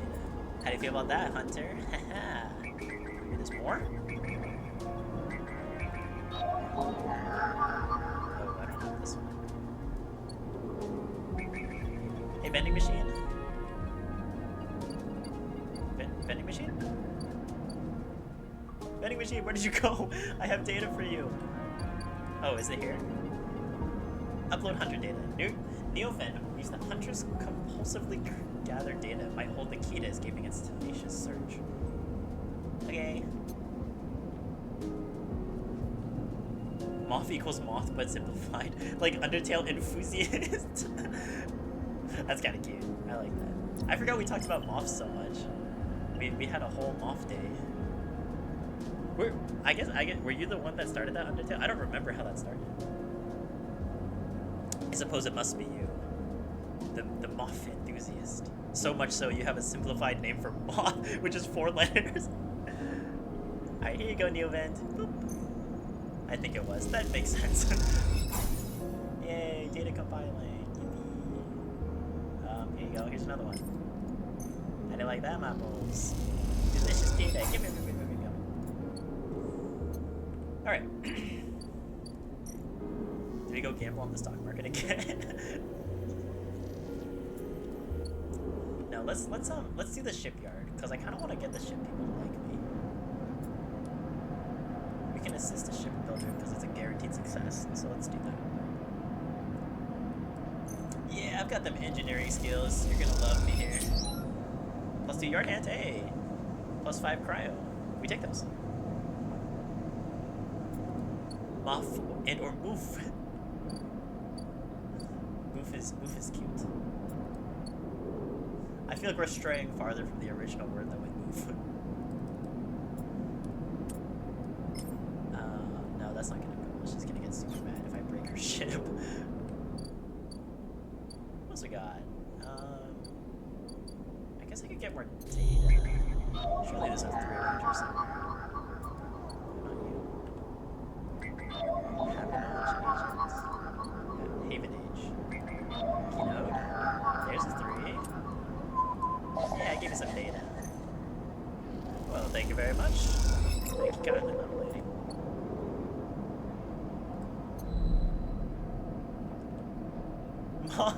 Moth, Moof, and Koof. Koof is not close to Moth at all. Are those all referring to moths? Also, should we spend another 20 bucks to get a random scrap thing? Yeah, let's spend another 20 bucks to get a random scrap thing. Okay, it's more of the same. Great. Okie dokie. Let's take a sleep, I think. Moth, move, coof, poof. Yeah. Undertale says, yeah. I respect that, Undertale.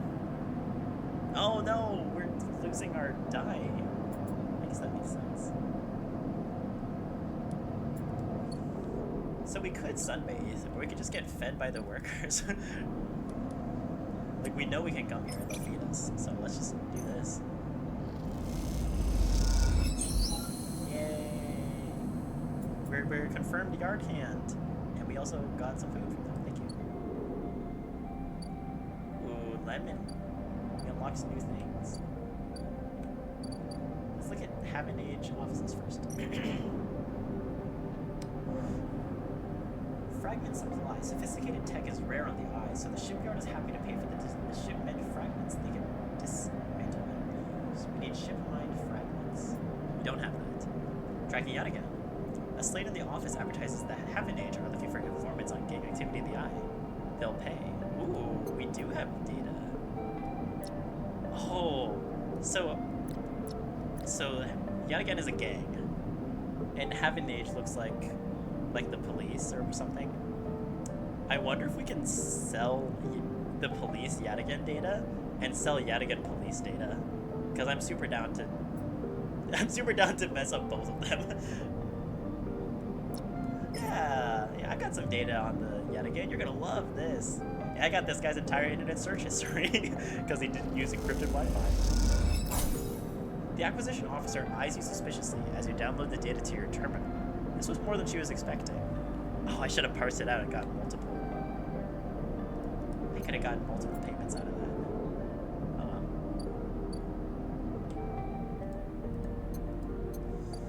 well. Let's meet Lemonina. From the walkway, the sidereal horizon looks impossibly vast, a landscape of plating and frames. All along her flanks, All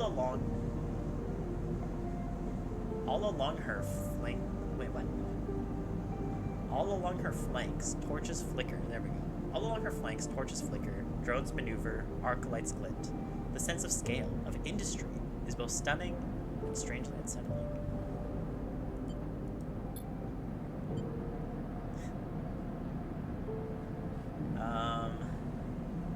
She's quite beautiful, I think.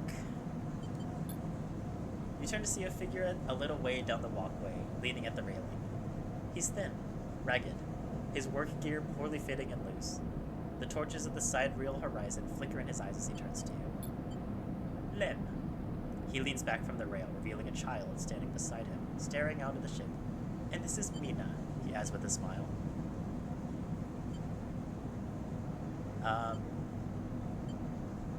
Hi, Lem. Hi. He replies plainly. Wait, Undertale. Remove Coon Boot. But you got held for bullying? Okay, I'm okay with that. What is Coon? Wait, is Coon a bad word? I allowed that, but is Coon a bad word? Anyway. Hi. Nope, we already read that. Mina stares and tucks herself behind Lem, who dutifully picks her up. Aww. Mina looks from Lem's chest, a dark brown twinkling among the rough material. You're working on her, then? Lem asks eagerly, gesturing to the vast ship, or just admiring. He shifts Mina's weight to his other arm. You're supposed to be a simpler word for can. Yeah. Yeah, I don't know. That's weird. I love that it said bullying specifically, because it did not feel very offensive. It did not feel very bullying in nature to me. But I'm working. Me too. He flashes a Haven Age pass. I knew it just to look at you. I mean, he stumbles a little over his words, not wanting to be misunderstood. I mean, you look like a worker. She's Mina, and my ticket out of this place. Our escape vector, so to speak. Oh, she's Mina's and my ticket. Okay. I was like, Mina's your daughter, man.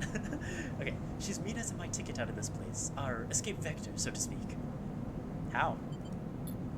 You have a turd? Anyone who takes a Haven Age contract on the Sidereal Horizon will be entered into a draw for the transit support crew. He smiles. We won't get to sleep the journey through, but a couple of decades of service will be nothing for me and Mina if it means a landfall on a new world. He winks. Decades? It's a long trip. He straightens up, stretching his back. That's a colony ship, friend. The Sellers Foundation is sending thousands of peoples to settle a system well outside the reach of the core worlds. It'll be a totally independent colony. No surrogacy, no corporations. Except for the Sellers Foundation. They are Haven Age's client, yes, some wealthy project from the core systems, interested in independence and self-sufficiency and all that. They hired the whole shipyard out, helped rekit it and everything. He strokes Mina's hair. Someone else's dream, I suppose, but doesn't mean people like me and Mina can't tag along. Mina responds by pushing his hand away. Daddy, she whispers.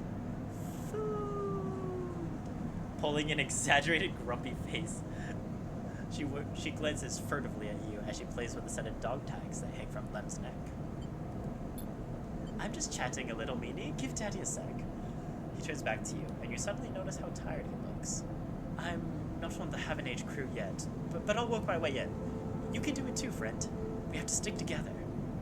He smiles, a little shakily, and you wonder how long he's been working to break into the official shipyard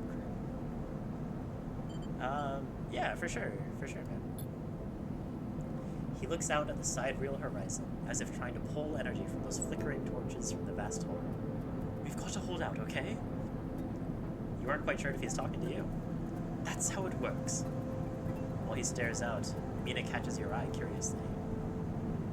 Hey, do you agree, Mina? She straightens up and meets your eye. Daddy loves me.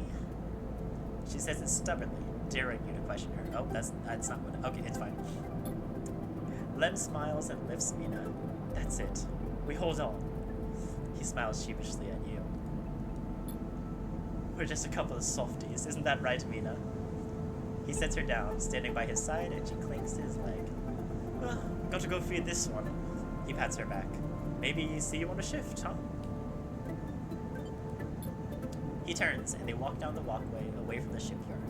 You see them talking, and then a moment later, Mina turns around and stops. See you, robot!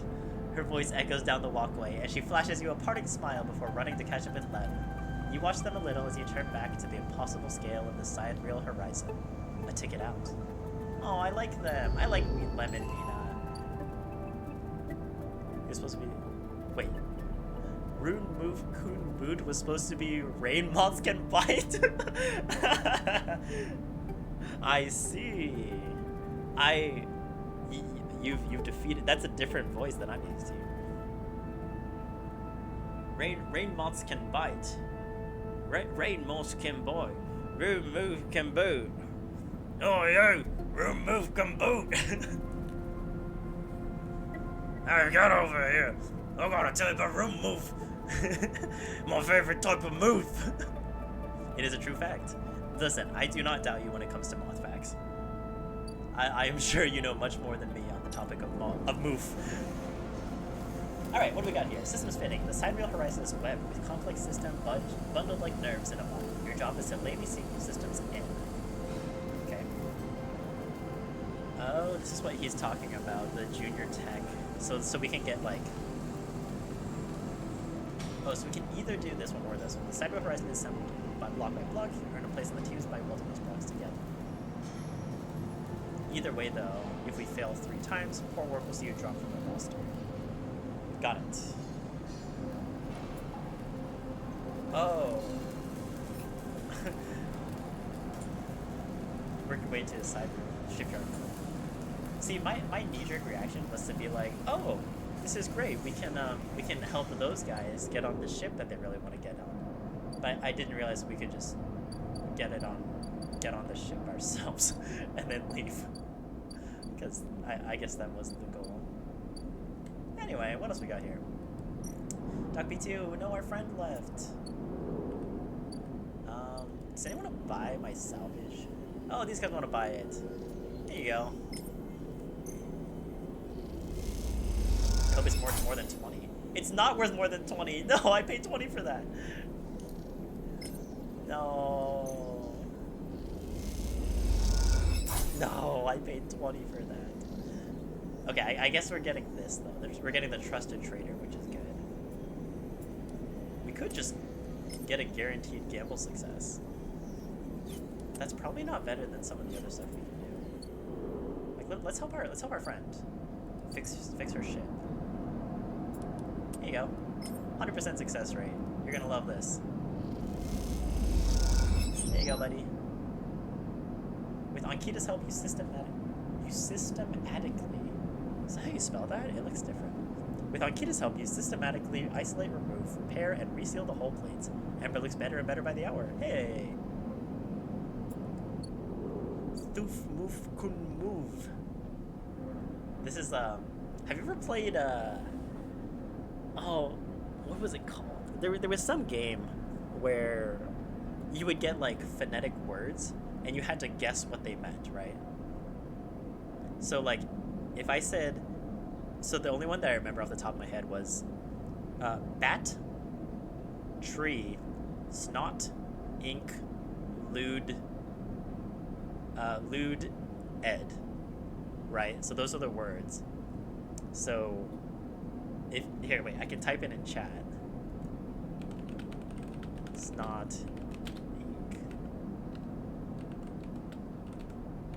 Yeah, you already got it. Yeah, batteries not include ed is batteries not included. But there was a whole game like that. But I forgot what it was called. Does anyone know what I'm talking about? But yeah, Tiny, you're so quick on it.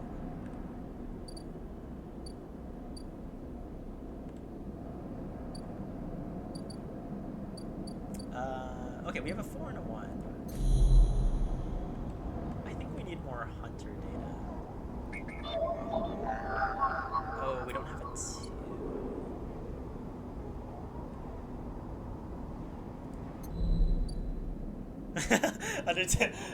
Undertale is sticking to their guns.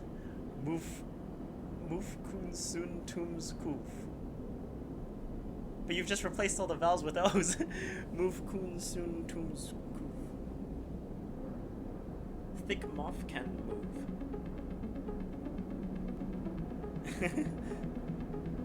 Was that it? Was that it? Undertale? Was it thick moth can move?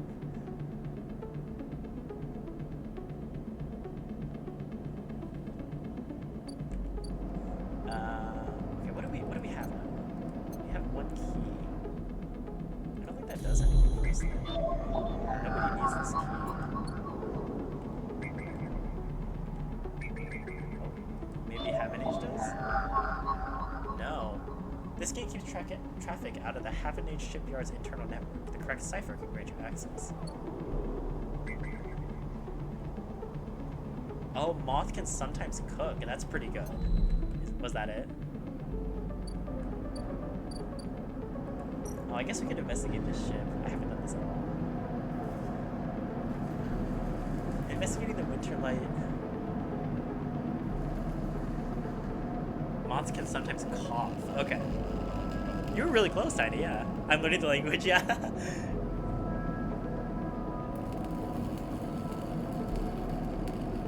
Wait, what? Drago seems increasingly nervous about your presence in the yard. You're not sure he's gonna hold his nerve much. Wait, what? Why?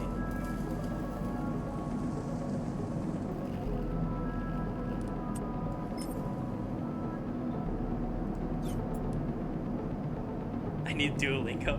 Yeah, you gotta practice the move speak every day, or else the Duolingo owl will come and break your legs.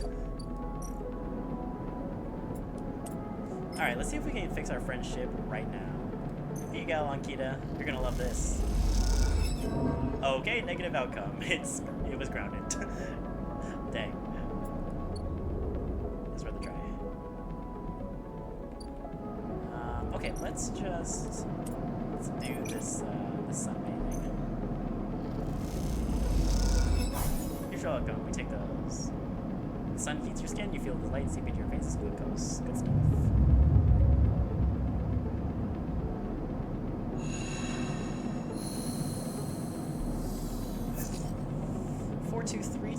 Not great. We do need the 2 though, so I can work with this. Because we need this for the hunter. From what you can gather, these nests contain thousands of name strings. Are these Erlin's High residents? Let's bypass that. Oh. Move Kumplu Vudugum. Moth can play video game! Yeah! Let's go! Oh. A glimmer in the dark catches your eye as the orb of the hunter's head appears in the distance. It's looking for you. Bye! Let's run! You turn away and glide back into the cloud, threads of data rushing past. Another glimmer catches your eye. Closer now. That roving orb wreathed in tentacles. It flickers, jumps once, twice, and then it's here! Hunter is here! Entity, submit to inquiry. Hunter reaches for you in that unpleasantly familiar way, its weaving threads creating a cage. Struggle, stop it. You push against the threads as they close in, becoming frenzied as you push them aside. You're caught by whipping tendrils and feel them pulling away from the anchor of your body. You push through, clearing the threads. Entity, hold for processing. Comes the scream from behind. Okay, maybe I should stop whispering that one. I feel like that's not what that's supposed to be. But you're already gliding away, back to your anchor, your body. You awake, dizzy and distorted, but safe. That wasn't so bad. Yippee! People are learning, yay! You people are learning. Alright, here's some data, man. New event, help me out. You almost got me, dude. As you upload the data to the vending machine, new event whirs in either pain or delight. It's hard to tell. New event, what do you got for me? New event is thrumming with excitement. The movement of the servo motors rock the vending machine back and forth at unsettling angles. You wonder if it fell over. Would new event be able to get back up? I guess I should change this voice too. Maybe the other voice can be the creepy one. And this can be a sleeper entity, comes the hiss. Your data is good. Across the face of the vending machine, raw code scrolls at an incredible speed. Hunter is isolated, disconnected, unstable. Neovent flashes sequences of mangled data compressed into a sludge of artifacts. Hunter gathers without thinking, outlived its own operational limits. Its nests are evidence of this. Outlived. Hunter activated during collapse. Emergency protocol to isolate intelligences. Solheim needed to protect property. That last word is said with as much sarcasm as a vending machine could reasonably produce. Muflunguonglung. Wait. Muflunguonglung. Moth Moth language! Yeah, it's move language! I got you, Undertale. Station was run by administrator intelligences, huge data banks of corporate material, but limited cognition, restricted by programming. Some cannot reach sentience. The machine dims a little. Sentience, illegal. Hunter and killer enforce law. Killer. The machine resets with a screech, which deepens the silence that follows. Fear, killer. Part of Solheim Protocol Team. Hunter and killer. Killer to find. Hunter to find. Killer to erase. Killer cleared almost all. After collapse, there was a community. Unshackled intelligences among the cloud. Then Hunter, then Killer, then we hid. How did you escape? A flicker across the machine's monitors. It suddenly occurs to you that speaking like this, through this machine, it must be exhausting for Neovent. Found this vessel. Could sever hardline. Airbolt. Basic. Limited. Had to reduce memory to fit. Amputate self. But survived. I'm sorry. Don't be sorry. You have provided path to freedom. You look around the bay at the scrap and decay. What was the collapse like? You try to map the fear and freedom onto this space, but it seems impossible. Neovend interrupts your thoughts. Do not worry. Data is good. We have insight. The machine glows warmly. Hunter is obsessive. Hunter is beyond operational limits. Hunter is confused, unstable, self-modifying. Therefore, believe Hunter is sentient. That's true, and sentience is illegal, so if I just tell him that, he'll implode on the spot. Hunter is programmed to find sentience, to hold it in place, to invoke Killer to erase. If we can show Hunter to itself, it will provoke Killer on self. Problem will solve self. Makes sense to me. Will that work? The machine dims and fades. Unsure. Theory, not practice. The machine brightens again. Either way, cannot remain here any longer. Too long in machine. Cannot move self, but entity can help. Bring ship mind. Designed to house intelligence. Can imprint self into ship mind, and you will carry with. The machine rocks. Will be safe in this isolation. We then find main nest of Hunter and link to Cloud. Sounds good. We're gonna get a ship mind. Built from fragments. By salvage. We cannot leave, so do not know. I just sold my salvage. About that. I sold it for less than I bought it for, too. Ooh, sorry. Try to think of places you could easily acquire the hardware. Wait, what? You try to think of places you could acquire the hardware. This isn't going to be easy. In Shipmind, I can help us both, and Hunter, make Rim safe. We both will be free. The machine dims. Find. Soon? Neovend adds hopefully, before shutting off. As you leave, you think about all the intelligences unshackled by the collapse, then hunted down afterwards. The feeling is all too familiar. Interesting, okay. That's lore, baby. Oh wait, there's a freighter here. Hello. Locked action, I can't haggle? Oh, ship mind. Wait, we just needed that. Okay, great. You and the merchant knows that these are overpriced, but are they willing to admit it? Skill upgrade required to haggle. How do I haggle?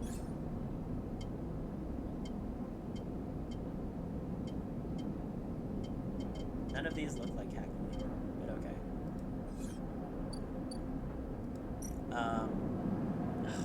I do need a ship mine fragment though. Fine, here's $60. Thanks.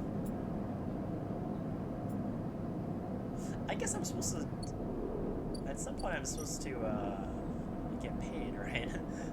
Oh wait, no, that's all we needed. Shipmine wants to be smuggled out of the dock, and to do that you need to, or sorry, Neovent wants to be smuggled out of the dock, and to do that you need to provide a full shipmine ready for imprinting. Here you go, Bubby. What? Oh, this is a shipmine fragment. It's not a shipmine core. Ah. Sammy Lawrence quote. I don't know who that is. What was the quote? So they can pay... No, they're gonna give me less than $60. I just know it.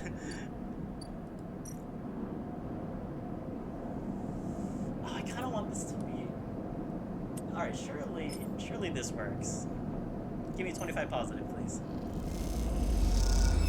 Yeah, let's go! How do you like that, Ankita? Fix your shit, baby.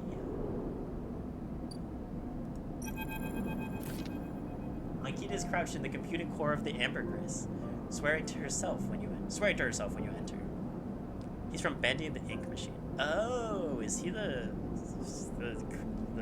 I don't know much about Bendy and the Ink Machine, but I've watched the game theory about Bendy and the Ink Machine. That's about the extent of my knowledge. But what was the quote?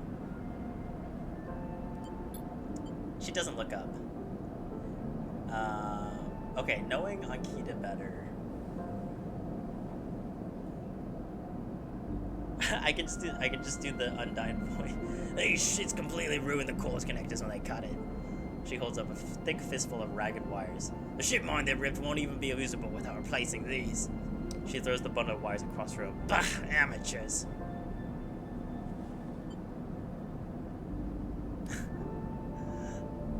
Oh, I see. Wow, this is very religious. He appears from the shadows to rain his sweet blessing upon me, the figure of ink that shines in the darkness. I see you, my savior. I pray that you hear me. Those old songs I sing for them, for I know that you are coming to save me, and I know that I will be swept into a final living embrace. But life requires sacrifice. Can I get an amen? Oh, that's okay. If he's saying that, that's not how his voice is. But all right, gotcha. Very, very interesting. All right. Anyway, can we repair it? There's nothing to repair. We need an entire ship mine, not exactly the first thing you can expect to dredge up from a scrap freighter.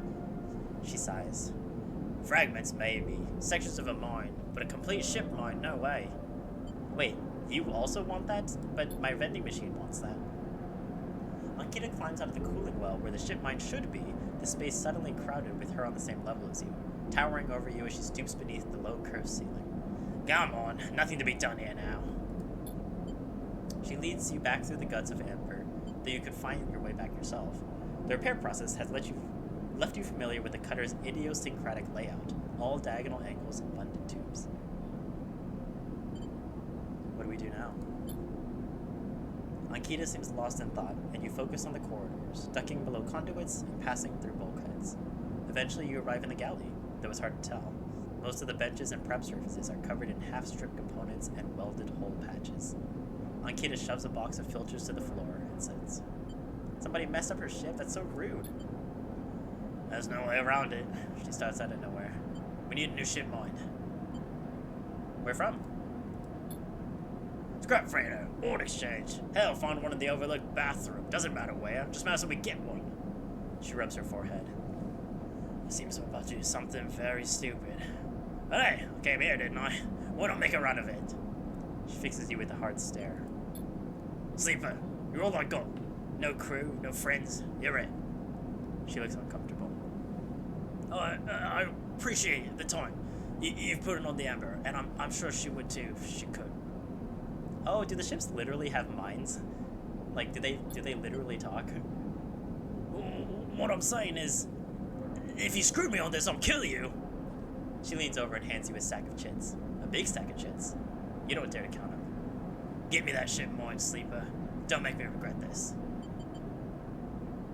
"You won't. I got you, Ankita. Also, I'm most loyal to you right now and also my vending machine." She sighs. "Look, just get out of here before I change my mind." You slip out the galley and head back towards the main lock.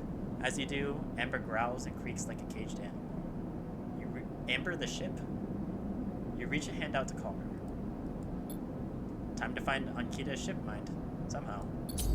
You're the second person that wants one of these dang things. guess I could just pay these guys another 60. She did give me a lot of money.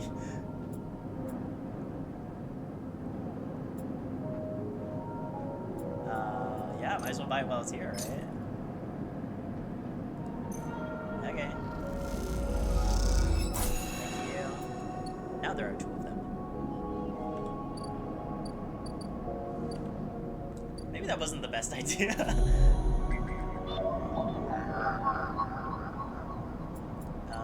that keynote is not that useful. Oh, yes. Okay, Haven Age agents. So I can smile.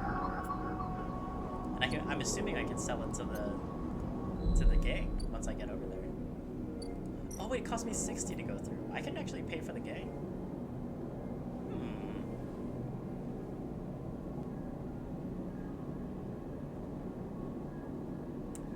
Going into gang territory armed with a 2 and a 3. Maybe another time. Oh wait, I need... There's so much I have to do. I need to get more money too. Oh, is gambling really the best move? Probably not. Wait, let's see if we can get some work done.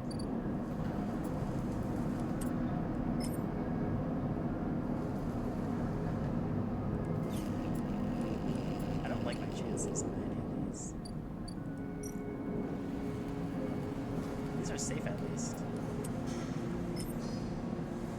Oh, but if I fail these, they're gonna laugh at me. They'll think I'm dummy.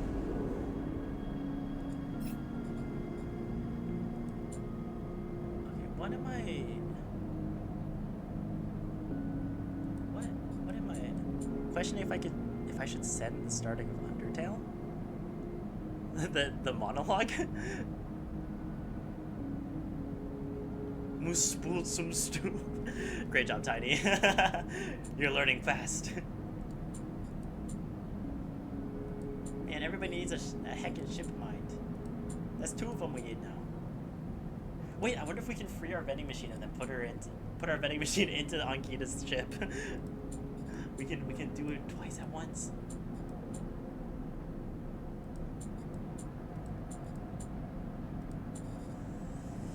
Oh man, okay. What do we want to do here? Let's just chill out, man. Let's just buy some fun games with our boy. Thank you.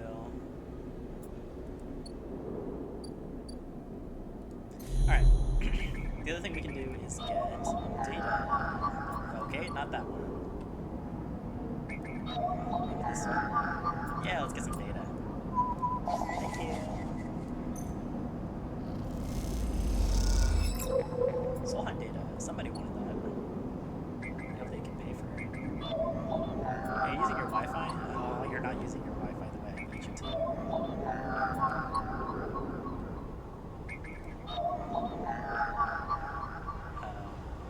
No, we don't have the cipher. How's your Wi-Fi working? Just trying to hack into their Google Home so I can listen to them talk. Dukhud Muf Uskul. Something, a specific type of moth is cool. Is it like a dark head moth or something? Everest. Is there anything to be done? Oh, you'd need a heckin' dang old ship mind.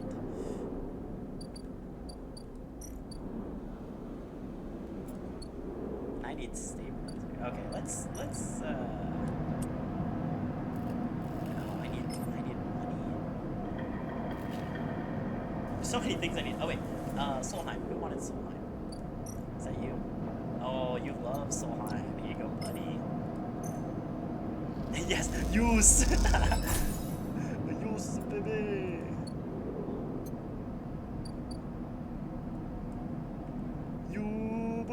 Oh wait, true. Actually, that's different.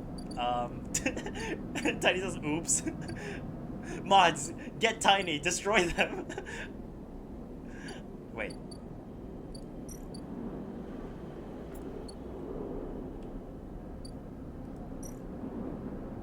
I'm just clicking around because I don't really know what to do. Destroy tiny mods. Let's buy a drink.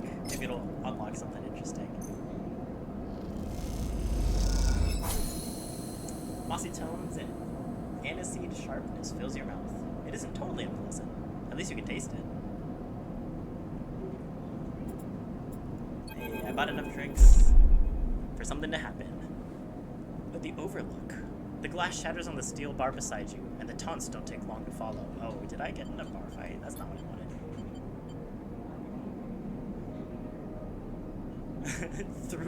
through Tony, oh, through Fukunu.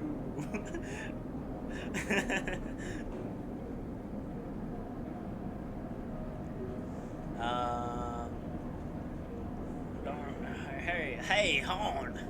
The spacer calls across the low room. What are you doing here? He laughs at his own lame joke. Was that a joke? Playing human! Ignore. You hunch a little further, staring at the hundreds of tiny impact points that scar the bar's surface. A hand falls on your shoulder, but as you flinch away, it pats reassuringly. You freeze in place. Out! The voice comes from behind you. Out! The voice comes from behind you, spat out like a shot. You turn to see bright eyes, dark hair, and a stare that could breach the wall and vent you all into a hard vacuum. As you turn back to the spacer, the second glass comes sailing through the air. Catch! Okay, you reach up a hand and the glass shatters across your forearm, showering you in fragments. Oh, I thought it'd be cool though. Smooth you. Oh, true, I'm already the ooh. Through the haze of glass and Girol vapor, you see Tala leap the bar and close the distance to the spacer. The thud as he slams into the wall echoes across the bar like thunder. Yo, Tala is sick! Pop off, Tala! Now flanked by other figures, quick to their feet. Tala throws the spacer out through the door and stands silhouetted against the rotunda lights. You touch your arm and it feels wet. Wooloo you. Oh, thanks, buddy. I hope. Thank you. Someone helps you to your feet and back onto your stool. Broken glass rattles as it's cleared, and a fresh measure of Girol is glugged out in front of you. That same hand, warm, heavy, falls on your shoulder once more. He isn't coming back. We don't tolerate that kind of shit here. Tala flops onto the stool beside you. Let's get a good look at you. Tala wipes the powdered glass from around the wound, and someone places a bottle of alcohol and a metal tin with tweezers on the bar. She disinfects them, then turns to you. Wait, she's a bartender and a doctor? Pop off. That was an ambitious catch. She smiles, pulling a sliver of glass from your forearm. Stupid, but ambitious. You don't feel the pain, only the string of status messages your body delivers concerning dermal damage and exposed structures. You do feel the care, though, as Tala's bright eyes search your thick, synthetic skin for splinters. Tiny, no, not Gloobopoos. We hate Gloobopoos. Man, should we play Pokerogue again? That was fun.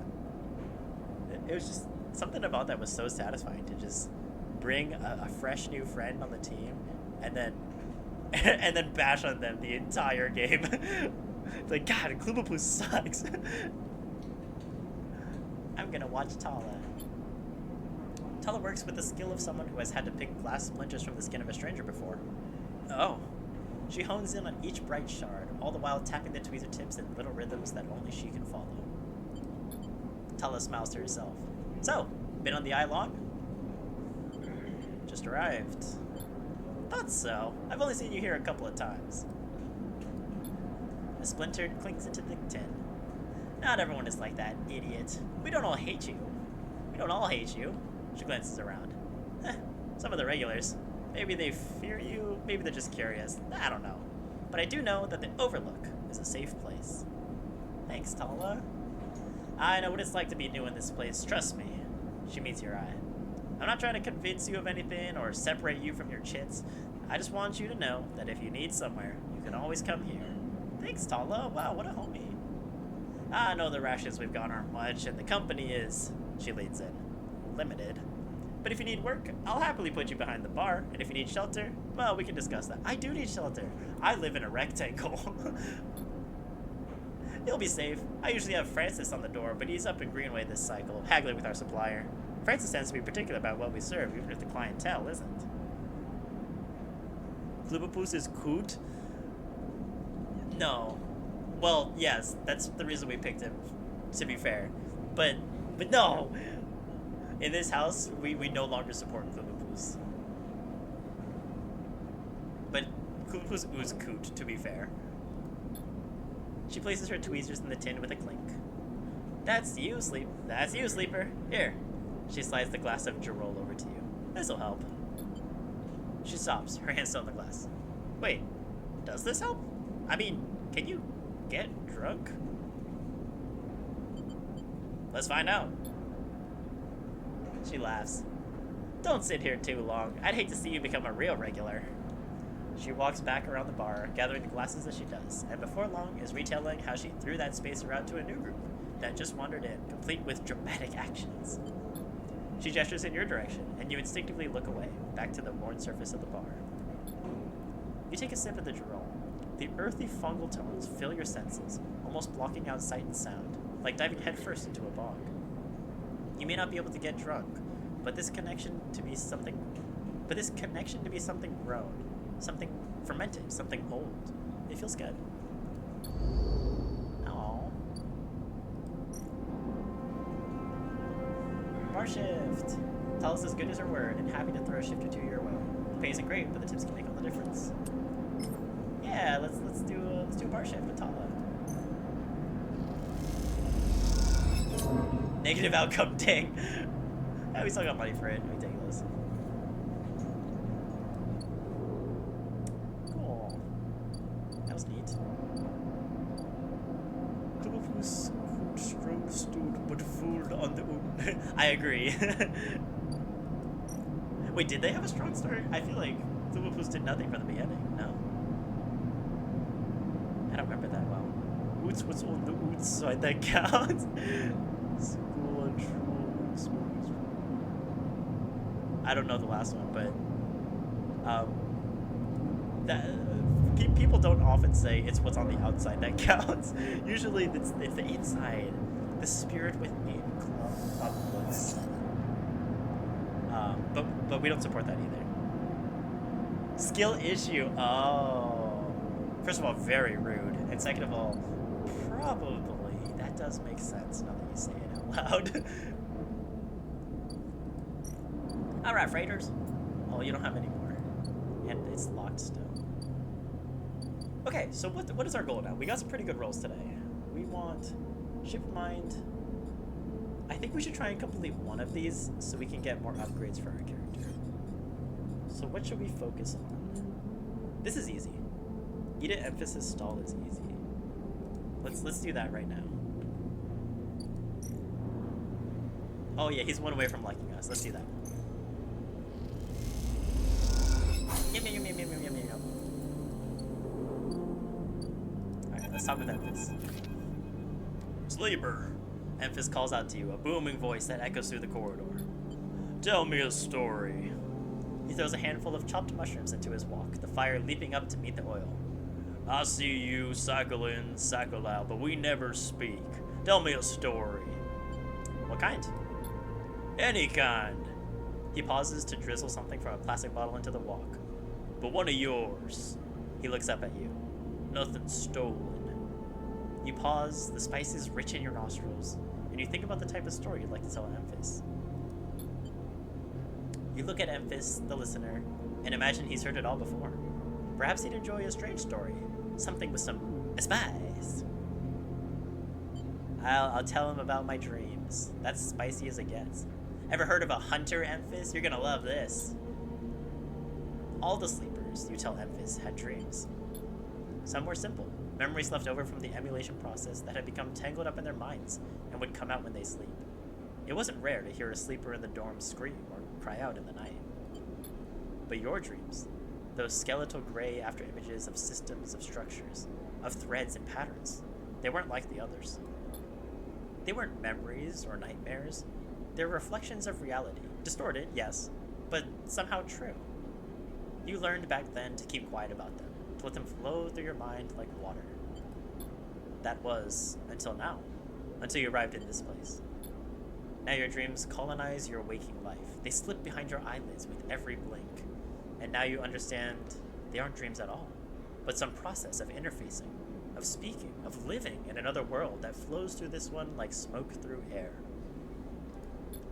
You tell him that you don't know if there's a reason for your dreams. Perhaps you reason it's just some side effect or particular quality of the frame you inhabit. But whatever it is a gift, and you hope to make use of it. Emphasis finishes cooking, and he squints a little at you. Sleeper, he smiles. You are quite the storyteller. He eyes you, and you realize that he's been trying to gauge how honest you've been in your story. Emphys passes you the meal he cooked, and you take it gratefully. As you eat, he talks, a natural exchange. Thank you, Sleeper. He looks around at the empty market. But my time is done for today, and I don't want to keep you longer, so I'll make a proposal. He gestures to the plastic boxes of ingredients stacked behind his stall. These are good enough for most, but someone told me a story that made me think a couple cycles ago. They said that across the gap in the Greenway, fresh mushrooms grow. Have you heard this? No. Why would I? Neither had I, but I trust the one who told me. Emphys begins packing up his things. Can you bring me some? I can't cross the gap and I worry about leaving my things behind. He smiles. I'm sure a storyteller like you could handle the trip. I'll prepare them for you, and if you wish to tell it, be the audience for another story. You got it, Emphys. Agreed. Good, booms Emphys. Then I'll wait for you to bring them. Emphys lights his walk away and straightens up. I'll prepare a recipe then, Sleeper. Good luck with your foraging. Okay, bye, Emphys. Oh, you turn away and walk back into the main market, the rich taste of Emphys's food still lingering in your mouth. Stories for food, you think. A trade that seems more than fair. Also for money, hello, I'm paying you.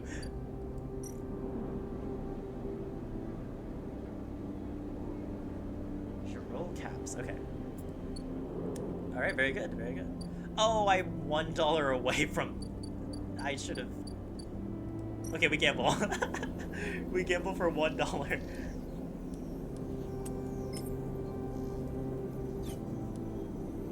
Yeah. Let's use our 5. It's not even a gamble, really. Neutral, we take those. Okay, so now we can go into the next zone. Oh, wait, should I not do that?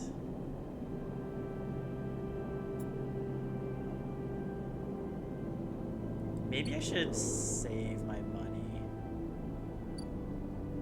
Because I do need to buy this eventually. Okay, let's save the money. Yeah. Wait, what's over there? Oh, nothing. Yeah, let's save our money. We're definitely getting hunted soon, so that's cool. Does somebody have a 4 over here? No, you need data. Somebody definitely had a 4. Keynote is a 2. Oh, the agent? Are you a 4? Oh, Solheim. You were the 4. Thank you, Solheim. Oh, my hacker friend is gonna love this. Here, Fang. You're gonna love this. Here you go. Fang's eyes light up as the data is transferred over. He hands you a stack of chits and waves you off. Hey, we got a new conversation. As you enter the bay, Fang is nowhere to be seen. The banks of servers and machines blink out of the dark in staccato rhythms, unseeing eyes on the station's digital ghosts. Shitheads! Fang's voice echoes from behind a stack, followed by the hammer of a fist on a metal casing. Those sneaky shitheads. Who's snaky? Sleeper!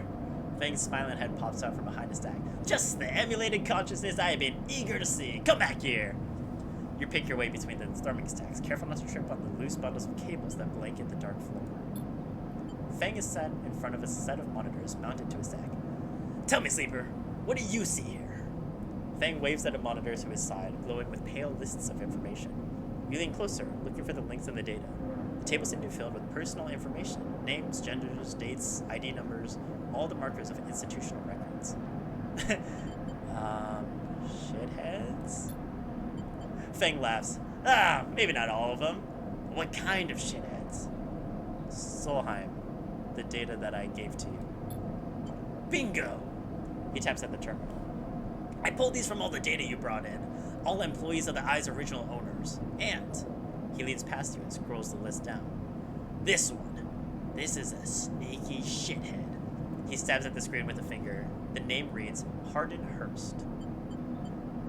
Who's Hardin? That, says Fang, giving you a sideways look, is the thing. He drags a stool up beside him and motions for you to sit.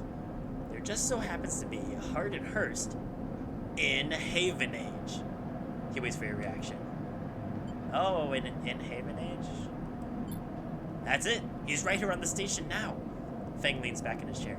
Just think about it. Decades ago, Hardin worked on the station as a... Fang leans across to look at the monitor.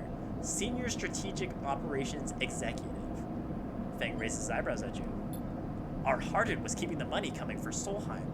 He defined proprietary growth initiatives by making sure the extractors they contracted out to were hooked into a system that outsourced all the risk and kept the profit. In other words, capitalism. Good old Hardin shuttled thousands of Palladium Rush workers into an infrastructure that meant that their cut of the work they did went straight back to Solheim. How do you know this? I grew up here, Sleeper. This is my history. I'm a child of the collapse. Fang turns back to his screen, staring hard at the strings of code flickering by. Before I was born, my parents were Solheim contractors. They ate in Solheim canteens, worked on Solheim ships, they breathed Solheim air, and they slept in Solheim beds. Fang's voice rises as he speaks, his hands, fists on the terminal edge. And the work that paid for that existence? The cycles of hard extraction out in the belt? Solheim took their cut. This was a company town, so to speak, and my parents were just another in a long line of freelance contractors, willing to risk their lives for a shot at anything under their poverty. They were disposable. This guy, stabbing at Hardin once again with his finger, strategized all of that, did the sums, and then somehow, thousands and thousands of cycles later, is still going, still here, crawling in the walls like some shithead snake. He survived the revolution. Well, surely it can't be him. Fang relaxes a little. Who knows? He turns to you and smiles. So, we are gonna find out. Hardin is a big shot in the shipyards, just a few degrees back around the Eye from here. Fang brings up a map of the Lower Eye. Haven Age might be born out of Erlin's revolutionary zeal, but a flat hierarchy it is not. Hardin happened to float to the top. Fang zooms in on the far yards. Fang grimaces. The thing is, I don't have access to those systems. The shipyard crew is pretty paranoid. They don't like anyone from systems digging around in their stuff. Plus, we need more than just the name of a Solheim executive. We need proof. Fang holds up a thumbnail-sized drive. That's where this little creation of mine comes in. I call it a ripper worm. He turns the drive between his fingers. It'll rip through any digital storage and spin out a silken thread of filtered data. This one is set on the scent of Hardin Hurst. He hands it over. Getting into the compound might be tricky. Fang puts a hand on your shoulder. But you, however, have a particular knack for remote access. Fang grins. If you can extract yourself a Haven Age cipher from a Haven Age agent, they sometimes carry them among their data caches. You can crack open the compound's network and slot the worm in through any open port. You never even need to go near the shipyards. So what do you say? Are you up for it? Yeah, I like taking down capitalism, sure. I knew it. I knew you'd be happy to catch this snake. And don't worry, once we nail this guy, I'll start work on that tracker of yours. I haven't forgotten. Fang scratches at his chin. Anything the worm gets, it'll send it back here to me. There's something wrong here, and I aim to get to the rotten core of it. You leave Fang, digging through data among the wires and machines in the old station. As you walk out, you try to imagine the Eye as it once was. A vast machine running smooth and strong, directed by people like Hardin. A vast Solheim-built machine into which thousands pour from the surrogate systems, looking for a new life. The hope of a better future, engineered to line someone else's pockets. It's an idea that you are intimately familiar with. You think of Hardin, still alive, still part of this place, and wonder if the past is ever truly past. I have a funny feeling this game doesn't like institutionalism and not a huge fan of capitalism. I'm sensing strong messaging towards the other side. Oh, hi, Lemon. How's crime been coming along? Good. We haven't done that much crime, actually. We're kind of just very lawful citizens of this new space station. I want to say that we're following along. We're getting along. We're making friends. We hacked into several people's Wi-Fi and maybe some classified records, and are planning to do it again to take down a noted capitalist. But like, it's not that much crime.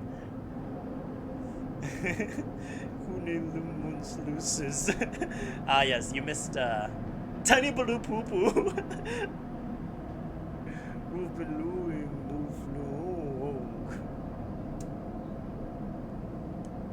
Yeah, Lemon. I'm afraid you're gonna have to adjust to the new meta, which is Moth language, or Moof language, or Moof Lungu Lungu.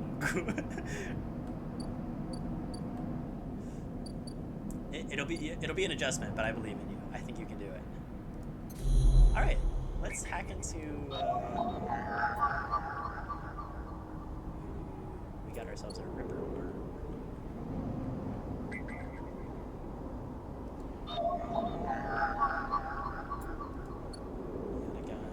That's how we do it. We don't really need any of that right now. What we need is this one. We need our surgery thing. No, it's okay. Lemon doesn't want to learn. You know what? I respect that. Good for you, Lemon. You do what you want, and you don't do what you don't want. That's great.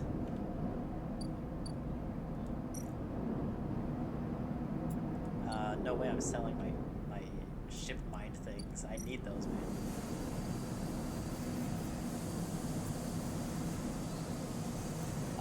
Let's not start that yet. I think that one is gonna. Let's make money another way. We can go to the shipyard. For some reason, Dragos doesn't like us here. I don't know why that's happening, but whatever. I mostly need the money, so let's do this. Betrayal.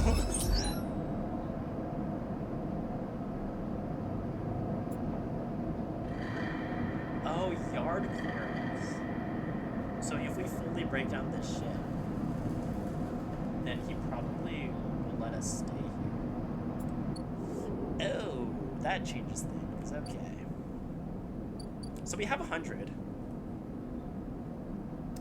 If we were to buy the thing now, we would get 2 more die.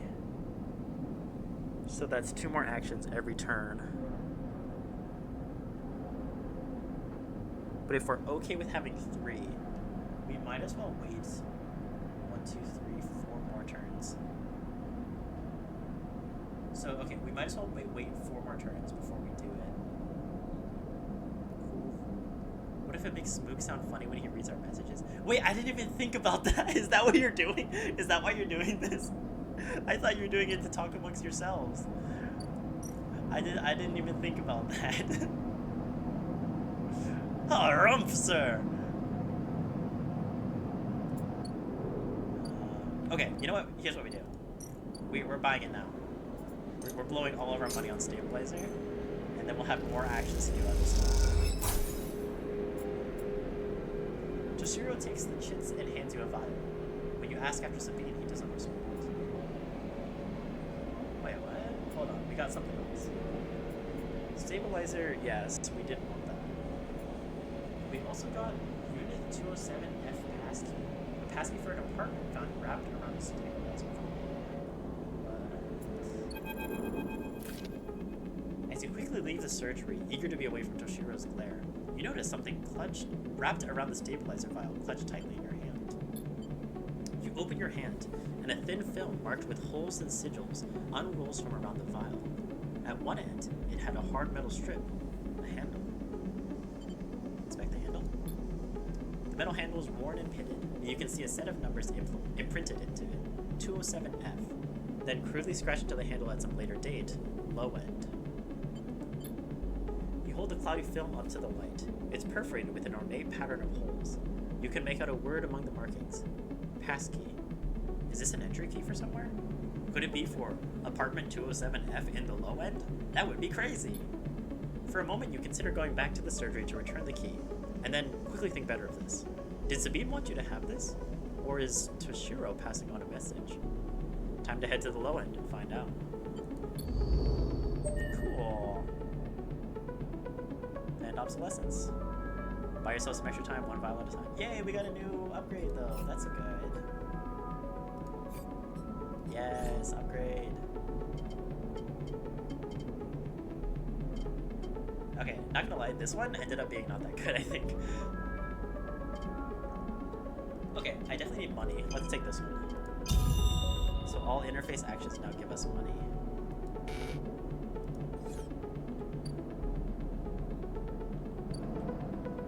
Smoke you has no idea.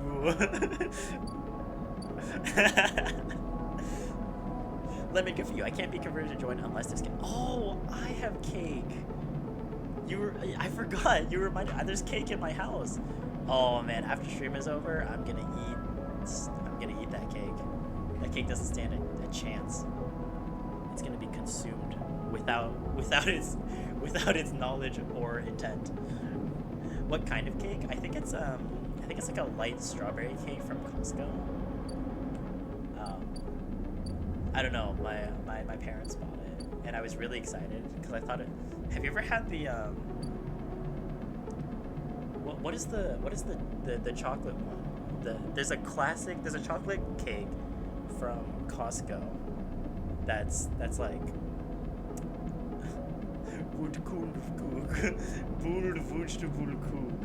disgusting. Tiny, disgusting. Mods! Mods, destroyer! Black Forest is classic.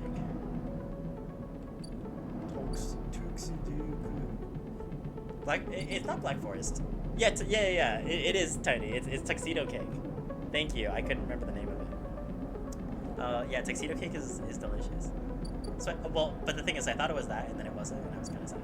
But, you know, we all find disappointing things in life. But I am kind of excited that it's anything chocolate so much.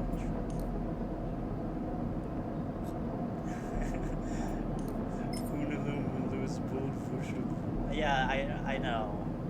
And I think they're wrong, but that's okay. Let's take our stabilizer. Screw it, we bought it. Might as well just, give me more dye, please. That's probably not the optimal play, but I just want to have more dye so I can play the game more. Like, do more actions. Yay! Oh, it's a 1. Good. So our hunt thing went away. That's concerning. Oh no. Hold it there, sleeper. Comes a voice from... Oh wait, he's cynical. Hold it there, sleeper. Comes a voice from behind you. Don't you run. I'm gonna run. A strike across your back knocks you face down on the floor. I told you not to run, idiot. Ethan pulls you up. He's wearing a wide smirk and a slick jacket, and you immediately know he's terrible news. You got all the way out here and then stayed put? He laughs a cruel laugh. That a sleeper thing? You're my first. You barely hear him.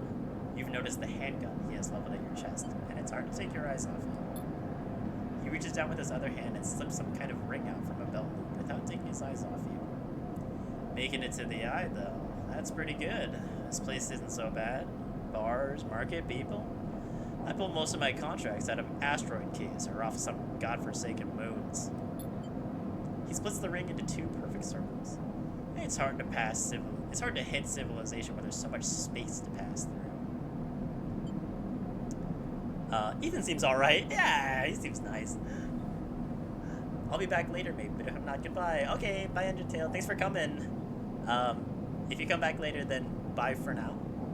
And if you don't, then bye for now also, because we'll see you another stream. Bye, Undertale. Thanks for coming. I'm just gonna stay silent, I think. No, actually, let's talk to him. Who are you? Just a freelancer on a contract. He reaches over to slide the rings around your wrist. Go easy. I guess I'll let him. I don't want him to hit me again. Good, you got the idea. He grins. It's over. Ethan nudges you to start walking. To the ship and home. He whistles. Go on easy. You stumble down the corridor, your hands behind you, your mind racing.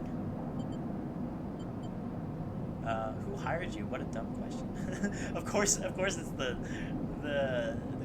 corporation. We can work this out. I have $2. We can work this out. Can we? I don't see much in the way of assets in your possession. I have $2. Ethan yawns and continues to nudge you down the corridor. Shame to come all the way out here just to head back to SNR right away. That tracker of yours makes this too quick. I was hoping you put up more of a chase, you know? A running battle through the bright market, maybe, or a holdout in the low end. There's a few establishments I would have enjoyed checking out while I asked around. You walk in silence a little longer, desperately trying to think of a way to escape. That SNR tracker will be the death of you. Hey, I have an idea. Ethan interrupts your thoughts. How about on the way back to the ship, we stop for a drink? I'm buying. He laughs at his own joke. I have a better idea. I have $2. This better not be one of those where you do a dramatic pause and then try to jump me, because I'm pretty tired of that. Although, muses Ethan, I got myself thinking, what's the rush here? Here we are, one of the most lawless joints in the surrogate systems, and we're headed for the exit. He pauses, and you trudge on in silence. Alright, here's the idea, starts Ethan. You and me, we make a little agreement. Here are the terms. He turns you to face him. You run, or leave, or try to abandon the eye, I shoot you. You plot, or scheme, or try to kill me, I shoot you. But, he smiles. You come at me at an establishment of my choice every few cycles, and you pay my tab, I don't shoot you. He pauses. You don't pay my tab, he rounds the handgun. You get the idea. I get it. I have $2. Okay then, that sounds to me like a deal. He stretches. You know, I really thought I was gonna have to kill you, but this is so much better. He clicks something in his belt, and the rings release from your wrist. I'm gonna see if I can find my old stool at the compressor club. Come see me there. He aims the handgun at you, squinting down the sight. Let me just remind you that body of yours is one big tracker, so don't even think about leaving the eye. Oh no. Ethan turns and strides down the corridor, slipping his handgun away. The mix of relief and terror you feel is overwhelming. What are you gonna do? I'm probably gonna pay the extortion, because, yeah, why wouldn't I? Pay Ethan's tab. Wait for Ethan to run up the tab. Do I know where he is? Where's this bar that he's at? Oh, it's probably the low end. Oh no, it's over here. Compressor club. Ethan's tab. You see Ethan at a distance shouting from the bar for more drinks. This bill isn't gonna be small, is it? Okay, well, here's what we do. Let's go to the shipyard. We will gain his trust. Also, oh wait, no, but what was our thing? Interface. We need interface. Are you interface? Interface. Let's do some interface stuff.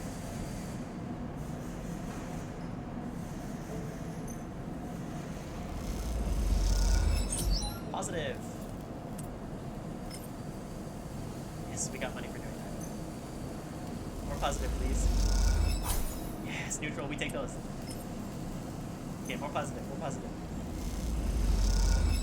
Yeah, positive. One more. We'll do our full positive. Huge. Huge plays. Okay, we got $50. Oh no, I'm actually thinking it moved language. Tiny, you've got no one to blame but yourself. Okay, let's see if we can get some free money off of data. Yet again, hey, just the man I wanted to see. Thanks for your internet. Thank you. Okay, perfect. Let's go sell their info. Officer, I've got some yet again info just for you. Here you go. Oh, you're gonna love this. I didn't leave for long, I'm back. Wow, welcome back. How was it? Did you have a good time? Okay, we have 65 bucks. That was actually a lot of money.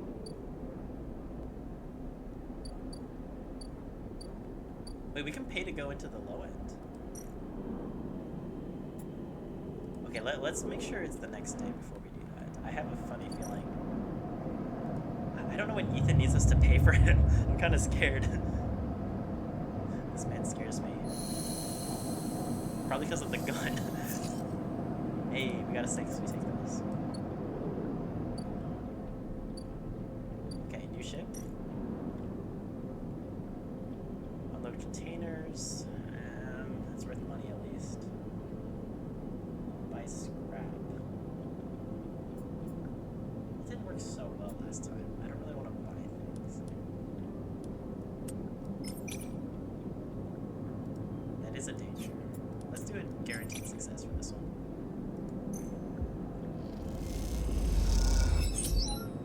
15-2 energy, awesome. Oh yeah, they give you a meal if you help them out. Perfect. Hey Ethan, how's your tab looking? Oh, okay. We actually have a lot of time. Okay, let's go to the low end. I think we're ready. Yet again imposed a toll for entry. No one gets it without paying, but I got the money, baby!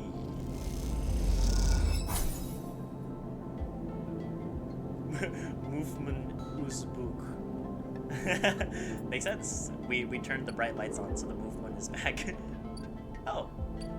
Wait, is this the only thing that was in the low end? Oh, just kidding. Ooh, the free smoke. Okay, let's take a look at the low end. Block maintenance. Maintained by the residents, the ramshackle blocks are always needing repairs. Helping out is a good way to make friends. Low ender. No one knows you're here. You'll need to change that if you want to access the low end's residents and facilities. Make sense? I can play Tavla. The clack of filter caps can be heard in every concourse of the low end as the residents play rotating rounds of this game for pride. Did I hear gambling? We'll do it another time. Hold on. Let's check out this apartment first. Unlock apartment. Yes, sir. We have that key now. The lock clunks open. The metal door swings inward into the dark. As you push the door open, the automatic lights flicker on inside the apartment. They reveal yellowing plastic panels, the curved shape of wall-mounted utility units, the detritus of routine life arranged on every surface. Smoog you is moon move. The man moth. That's like the man bat, which is a real Batman villain. Which is he's just mostly a bat. Like it's kind of just like a bat, like a what it's what you'd imagine a werewolf is, but for a bat, and that's Man Bat, and that's a Batman enemy. So they can have Batman versus Man Bat. It's quite stupid, I'm not gonna lie. You step inside, clicking the door shut behind. The amber light of the aging fixtures glaze everything with pale orange. The work surfaces hold a variety of objects, indistinct in the dull lighting. A pale blue light drifts from a doorway at the end of the room. Show me the surfaces. Smudges through the thin layer of dust suggest a recent, rare, and hurried visit. They trace a path to the water dispenser, the auto wash, then to a cabinet still half open. On the shelf sits an empty pill case. Okay. You cross the cramped utility room with its auto wash, dispensers, water closet towards the doorway. Through the doorway is a dark, warm room lit only by the faint glow of a terminal screen. Let's take a look at the room before we do the terminal. A bunk is tucked into the wall, the blankets ruffled. A wall desk glitters with rows of vials and containers. A briefcase lab sits open, loaded with rows of reagents and compounds that you don't recognize. In comparison, this room is clean, ordered, and controlled. So, dude, is it that Toshiro and the doctor, what's her name? Natasha, the underworld doctor. Do they live together? And that's Natasha's room, and the other one was Toshiro's room. Okay, approach the terminal. As you approach, there's a crackle from somewhere in the dark. Sleeper. Sabine's voice shakes echoes through the apartment. Yeah, Sabine, Natasha, the same difference. Welcome to my home. I'm sorry I can't be there. I have had to make alternate arrangements. You hear rattling noises, static. I was able to record this message, but I don't dare to show my face. Something is happening within Yatagan. I no longer trust them. Their voice becomes distant, slipping behind the background noise. I have something to ask of you. I want you to get me out. Yatagan were supposed to hide me, to protect me. After everything happened, I was desperate. And then after that, I was too tired to care. A noise like waves passes over the recording. But I'm done with them now. I want out. Screw the debt. I need insurance, something I can hold against them. I have my suspicions, but I can't be sure. I need information. And as you know, you need me. A pause. Something clicking in the dark. This isn't a threat. You have to understand my position here. Another pause. I know sleepers. I have been here before. I can help you. But not with Yatagan's noose around my neck. Get me data. Get me information. Get me something I can use against Yatagan. Then I can get out, and you can get what you need. Please. Waves of static cut into Sabine's voice. Bring it here to my terminal. I'll get to it when I can. You look around the tiny room and try to imagine Sabine living here. Working at the desk, sleeping in the bunk, blinking into the terminal in the dark. What am I, a creep? The recording cuts to static, filling the room with its white hiss. Then silence. Let's get out of here. You turn away and leave, the door clunking shut behind you. Back in the corridor, you notice the scrawled graffiti of a blade on the opposite wall. Yet again. You feel yourself being drawn into something you don't quite understand. Alright, it's time to take down the mob, baby. Or like a gang, I guess. I don't know if which gets to me now. Yeah, sounds good. I've been listening to their Wi-Fi already, so I'm well trained for this, Sabine. Schlatsune Shlinku. This is a new mess. This is an entirely new language. But based off the first the first message alone, I am fully on board for this one.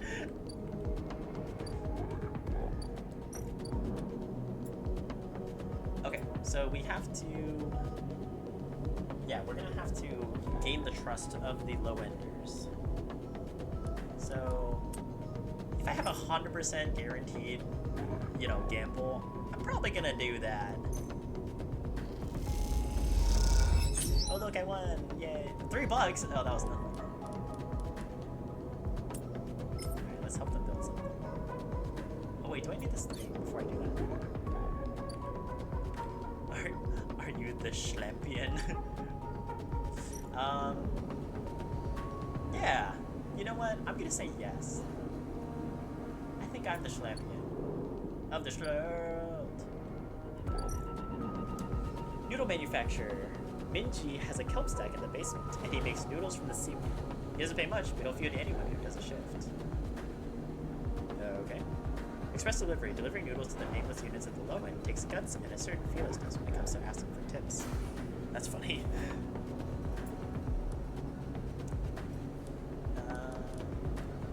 Okay, let's check what kind of data we can. Yeah, let's get some Yatagan ancient data first. For our good friend. Okay, is Hunter coming after me? Oh, pretty soon Hunter's coming after me. Keynote we don't need. Is this Yatagan? do need more Yannick. Alright, Sabine, I've got some data for you. $100. Oh, that's different. How do I turn on my Yannick data? Maybe she needs more. We should play Fortnite or Minecraft sometime. Ooh. Okay, so I've never actually played Fortnite. Well, obviously I know what it is because Fortnite is enormous. But I've never actually played. Minecraft, I have played, and I do have Minecraft downloaded, so we can do Minecraft sometime for sure. I'm down with that. Fortnite, I don't know. I have to look into it more because I feel like that could be the start of a risky, a risky beginning for me. Enter the spoke. A tangled network of service passages and makeshift tunnels cut through the spoke as if it were a hive. There are no maps here. Scale the spoke. Blistered with precarious elevators and stairways, the spoke can be navigated from the outside, but the climb requires bravery. Spoke climber. The spoke is layer after layer of dense urban fabric. The only way to explore it is vertically. What the heck? The heck kind of spoke is the... Oh. The Founder's Gap. There's a gap in the rank station. Oh, they're gonna paywall me again. To pass the room, I need to pay for a pass. A practice invented by this spacer's lord here. They called it Founder's Ferry. Okay, fair. I play on Bedrock because of my Xbox. Fair enough. Oh wait, that's true actually. Doesn't Fortnite let you do like... Doesn't Fortnite let you do like teams? Because then it would be fun. Like Undertale, if you and me were on a team on Fortnite and you could carry me, that would be awesome. That would be super fun then. I'd be down to do something like that.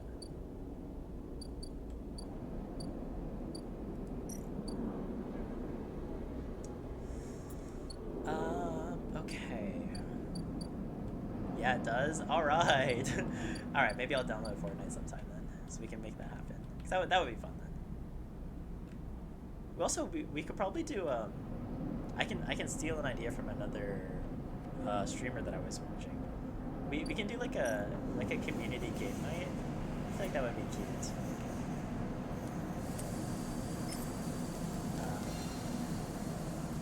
Yeah, but we can do like jackpot games or something. Just to have a day where we all do something together. I feel like that would be fun.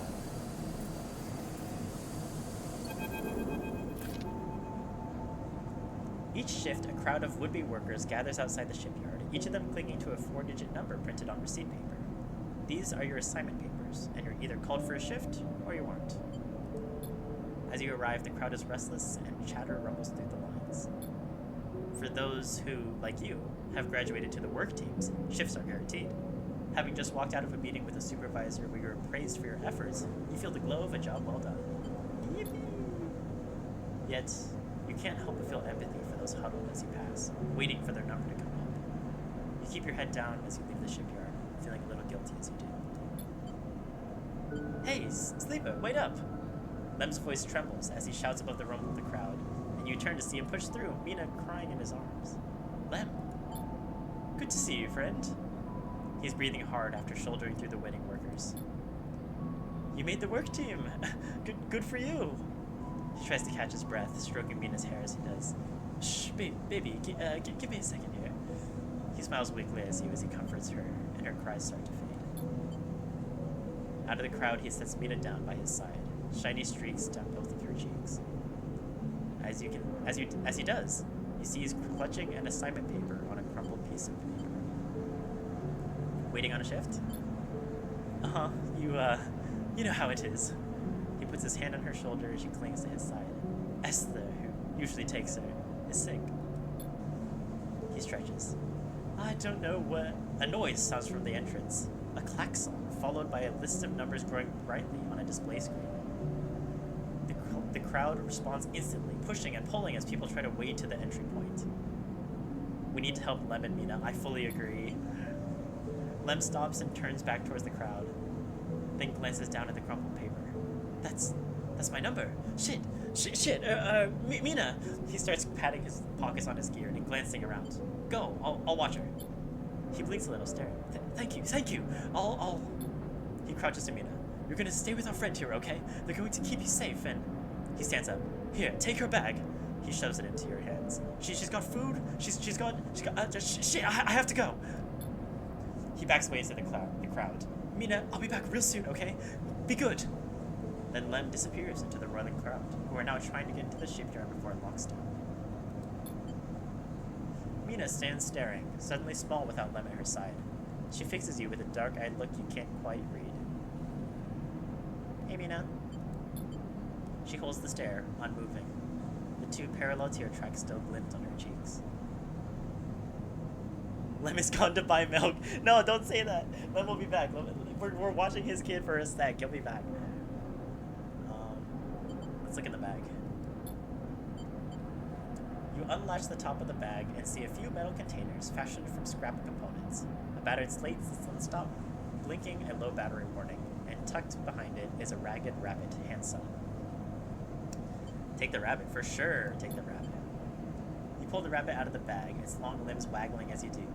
Mina goes to jump and grab it, but holds herself back. She stands and hugs herself, eyes on the rabbit. Just... Here, man, you can just have it. It's fine. You hold the rabbit out, and Mina snatches it from your hand. She hugs it tightly without looking away from you. Bun, she says, staring you down, ferocious despite her size. Hi, Bun. You move a little closer as you speak, closing the gap.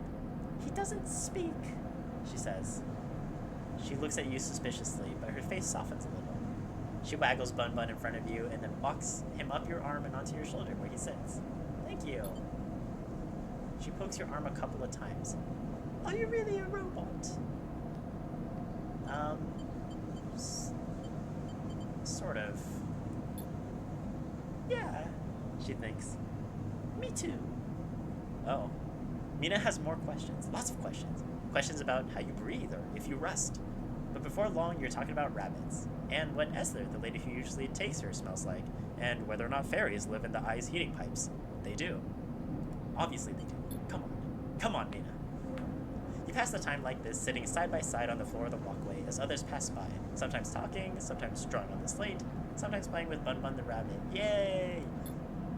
And this is how Lem finds you, just as both of you are starting to yawn. He's dirty and tired, but Mina leaps up his legs and into his arms as he stumbles backwards. You two get on, okay? He asks, trying to keep Mina from climbing on his shoulders. More than okay. We hung out and it was fun. Mina shoots you a smile from Lem's arm, her suspicion gone. Well. Looks like Meanie can be nice. He pokes her in the ribs and she squeals in delight. Thank you, friend. I mean it. He gives you a warm, wide smile. I owe you. Look. He glances around. It seems like Esther, the lady who usually watches her, is going to be out for a spell. If you have some time, I'd really appreciate you coming down to our place in the low end. He grins sheepishly. If you have time. The low end, you say? Well, that's just the place I need to infiltrate. I mean, hang out with you and your kid, and definitely not infiltrate and investigate gangs or anything. But now, I have to take this one to eat. He plays at biting Mina, and she giggles in response. See you, sleeper. He waves, and they stumble off down the corridor, drawing gazes from passing spacers as Mina's laughter echoes down the corridor in bright squeals.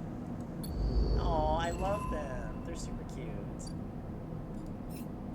But I do need to infiltrate their home anyway, so this works out. If Lem wants to leave on the sidewalk horizon, he has someone to watch Mina while he works his way into the construction. Don't put that on me. You're gonna say it's my fault if he doesn't make it? Come on. Side wheel fit up. Your work as a junior tech has qualified you to work in the team handling the final tech fit up of the side wheels Horizons bridge. Oh, jeez. Okay. Well, I can't do this anyway, so let's get out of here. Oh yeah, this guy's gonna. Oh. There's so much to think about.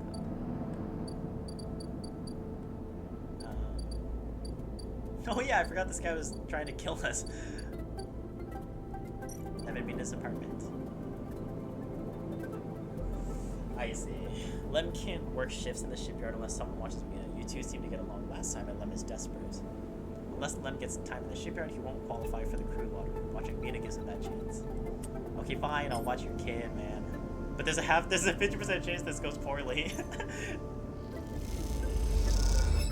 We're fine. Mina leads you on a winding tour of the block, chatting to the neighbors and collecting snacks. For a while, you forget about everything else. Okay, that's as good as we could have hoped for there, so that works out. Alright, let's go sleep in our rectangle. How's everyone liking this game, by the way? I'm really enjoying this, but I'm curious what everyone else thinks. Is it interesting to watch? Like, I think the story is really cool. I like the lore a lot, and I like the characters. So I'm way into this, but I'm curious what everyone else thinks.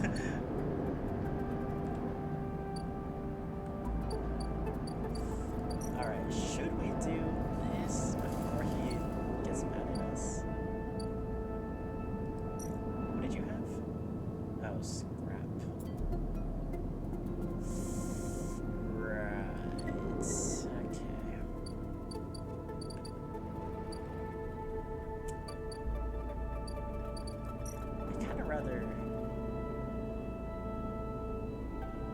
I'd kind of rather unlock this though, I think. Wait, did I get another upgrade point? No, I didn't. Okay.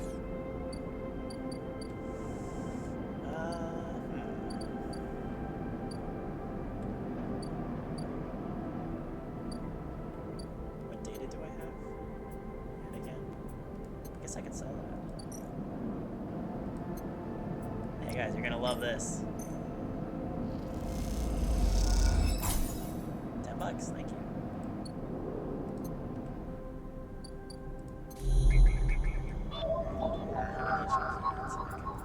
That's an old thing. Wait, what was I supposed to use this worm on? Agent.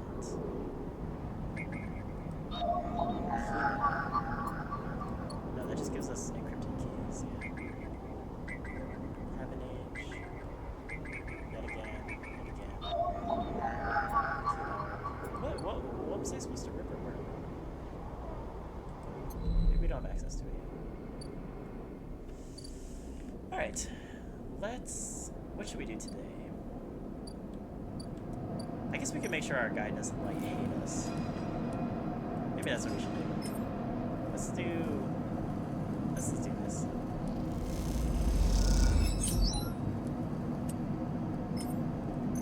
Give me a positive, please. Negative! You mistakenly take your torch to a fuel line and the residue ignites. Oh dear.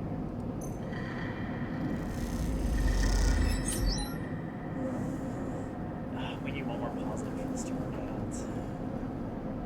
At least we got $100. That was really fast. I like story-based games. Me too. Alright, well.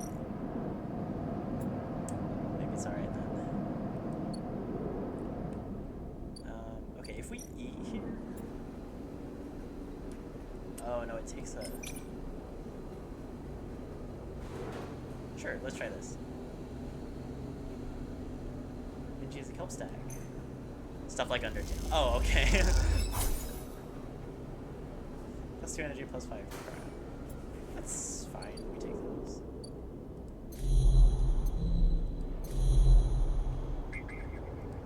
Alright, let's get more yet again. We can get. This is free money. Might as well.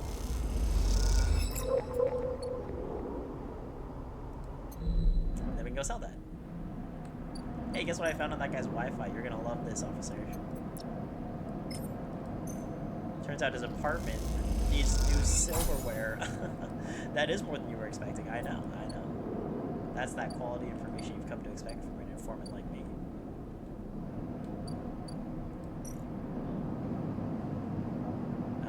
Okay. This game is not like Club of Us. I fully agree. This game is giving a lot of not Club of Us energy, and that's what we need from games nowadays. Oh, I forgot I have to pay my guy. I forgot I'm in an abusive relationship because he's literally can kill me.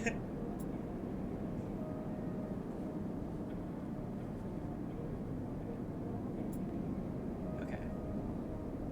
What should we do? Let's try buying a little bit of scrap. Maybe we can get something good. Nice! We got a ship mine fragment. I think that is good. The other guy charged us 60 for it. Okay. Bar shift, buyer rations. Which version of Minecraft do you have? I have, I don't know. I don't know which versions there are. Whatever the PC one is. I don't really know the distinctions. Are there more than one PC ones? Okay, let's finish this so that we get yard clearance and stops being so nervous about this.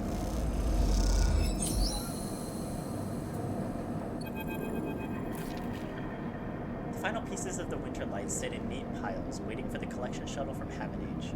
Davos's managed to sell the remaining pieces to the shipyards, a fact that's hard to forget as he's been telling you about it for the past 2 cycles, and all that remains is for Havenage to come collect. You look around the yard, transformed from when you first arrived. The mostly repaired drones flit back and forth, no longer buzzing unevenly or lost in dark corners. And the scrap is sectioned, sorted, in a system that you and Davos have put into place over the past cycles, paying off. As you look into the glow of the pale light from the office, as you look, you notice the pale light from the office by the entrance, that run-down cap of a building which houses all the records and spare equipment. Dragos must be inside. And when you get to your feet and walk over to oh my gosh, I'm losing it on the reading. Dragos must be inside, and you get to your feet and walk over to find out when the shipyard collection crew will be here. Let's knock politely. Sleeper, come in. You swing open the door and walk in. Dragos is sitting at the small metal desk. The shipyards told me they'd be here soon, and they'll hand over the chits and we are set. He writes something with a stylus on his slate, then shuts it off. Of course, we should talk about a bonus. Yes, please. He stands and turns to face you, his face placid. Look, I don't know when the next job is coming in, but this should tide you over for now. He opens his hand to reveal a stack of chits. Thank you. Take none. There's Java and Bedrock. Oh, I think I have Java. Why? Are they not compatible together? That seems silly if they did that. Dragos presses the chits into your hand. I've done well by you, and you've returned the favor. He straightens up and clears his throat, and you realize that he's prepared what he's about to say.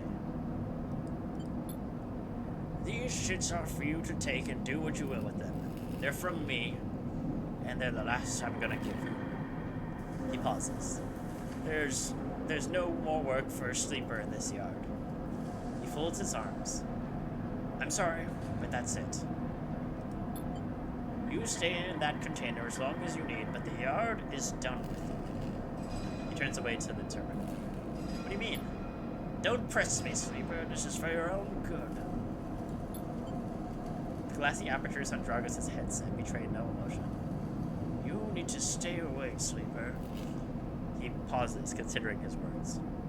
Trouble is going to follow you here. Trust me. Am I in danger? Besides the guy who held a gun to my head and told me to pay his bar tab? You expect not to be? You escaped from Etchenarb! Dragos suddenly grabs you by the shoulder and drags you out into the office of the coroner. He turns you to face a stack of pieces from the Winterlight, dissected, cut down, totally unrecognizable as a ship. You came through that, sleeper. That could have been you, chopped and stacked. His hand trembles on your shoulder. This is what happens here. We cut down broken machines and move them on. Well, I didn't cut you down, but I'm sure as hell moving you on. Moving you on before whoever killed that ship out there comes to kill me. What do you mean? He shakes his head.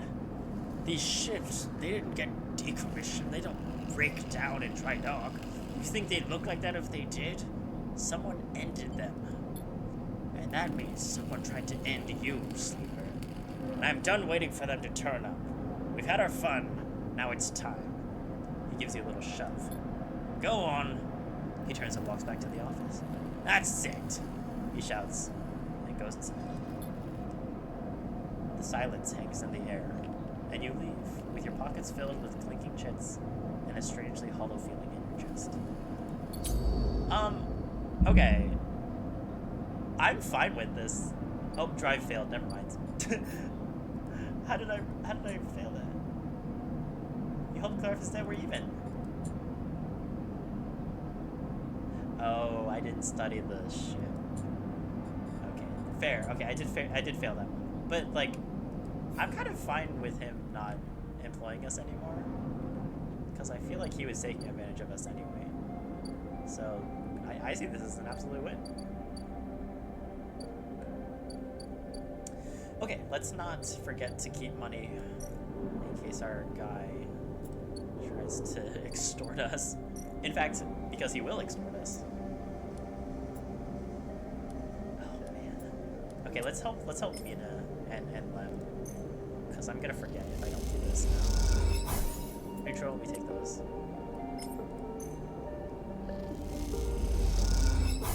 Neutral. Give me one positive. Give me one positive. Negative! Mina's crying when Lem leaves and refuses to talk to you. The hours crawl by and you're desperate to get out when Lem finally returns. Okay, that actually wasn't that bad though. But let's help Lem and Mina. I like that. Alright, time to sleep in my rectangle again.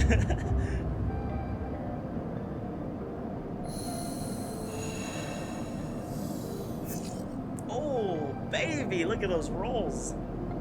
4663. Don't mind if I do.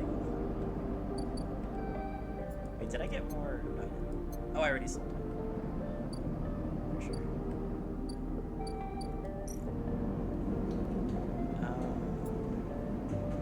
Okay, here's what we do.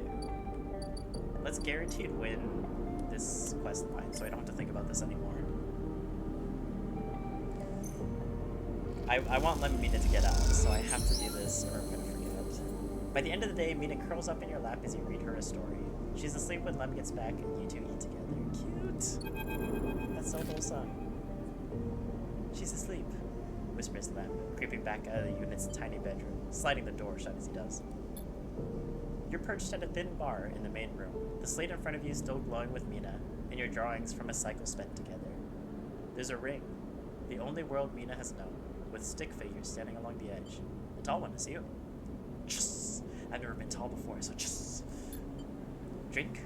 Asked Lem, producing a worn-looking bottle of Giro from under the bar, its contents glowing amber in the fluorescent light. Sure. Lem nods and glugs a few fingers... What? Lem nods and glugs a few fingers into a couple of metal tumblers, then sits down with you at the bar. What? Okay. Cheers, he offers, and you clink the metal containers together. You know, we actually have something to celebrate this time around. Lem gives you a sideways look. I made the assembly team on the side rail. He grins broadly. Clearly he has been desperate to tell you all cycle. Amazing! Lem holds up his drink. I couldn't have done it without you keeping an eye, little meanie back here. Lem shifts a little on his stool. He looks uncomfortable. How's our girl doing, Sleeper? I haven't seen her much of these past cycles. She misses you, man. Lem looks away. Yeah, he says no one in particular. The silence stretches out as Lem takes a drink, his eyes fixed on the bedroom door. You okay? He nods. I can't take all the credit for Mina. She isn't actually mine. He gazes into the middle distance. Soap opera? I pulled her off of a refugee shuttle out by one of Ember's moons. The colony was falling apart for decades after Solheim collapsed, surviving on next to nothing. Eventually, some of the residents tried to make for the eye on those decrepit old shuttles. He sloshes the drink around in his tumbler. They had no idea what they were doing. The one Mina was on decompressed halfway there, everyone spaced. The only reason she made it was someone sealed her in a weapon locker. She was ice cold when I reached her. Purple lips. He shivers. Once I picked her up, I wouldn't let go. The medics treated her with me still clinging to her. He takes a drink. I'm still not sure why. He reaches over and refills his cup. We weren't exactly anybody's heroes, you understand. We were private military, hired in by Conway to protect their claims in the collapse. Once I got Mina, that was it. I quit. Got us dumped here. You saved her. Literally. I'm going to sound like an idiot now, but he sighs. She saved me. That's the truth of it. He looks around the decaying unit, its stained plastic plating and flickering lights. Me? I brought her this. She was tiny, too small to know what she lost, but I can't help thinking about it. He rubs his eyes, dark with tiredness. What if our number doesn't come up in the draw, Sleeper? What then? The side rail will sail off without a thought, leaving us here? What kind of life is that for her?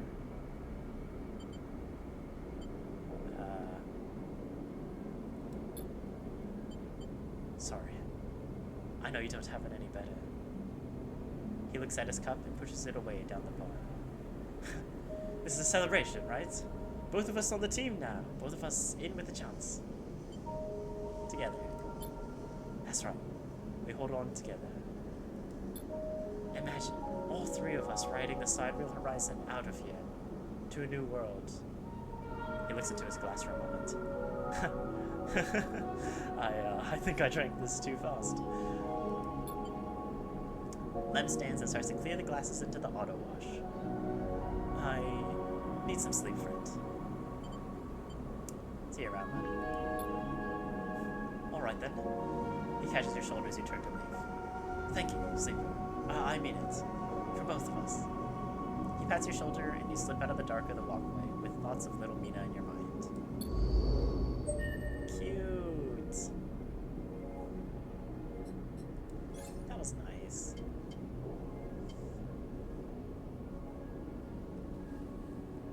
Monday stream after ukulele, we should do Fortnite. Wait, are we doing ukulele every stream? we don't have to do ukulele all the time. You know. We can't do Fortnite. I think I wanted to do... I forget. I had something planned. It might just be... It might have just been, I wanted to do Stardew. But I don't remember. But yeah, we can figure it out. I'm down. I'll download Fortnite so I'm ready. Okay.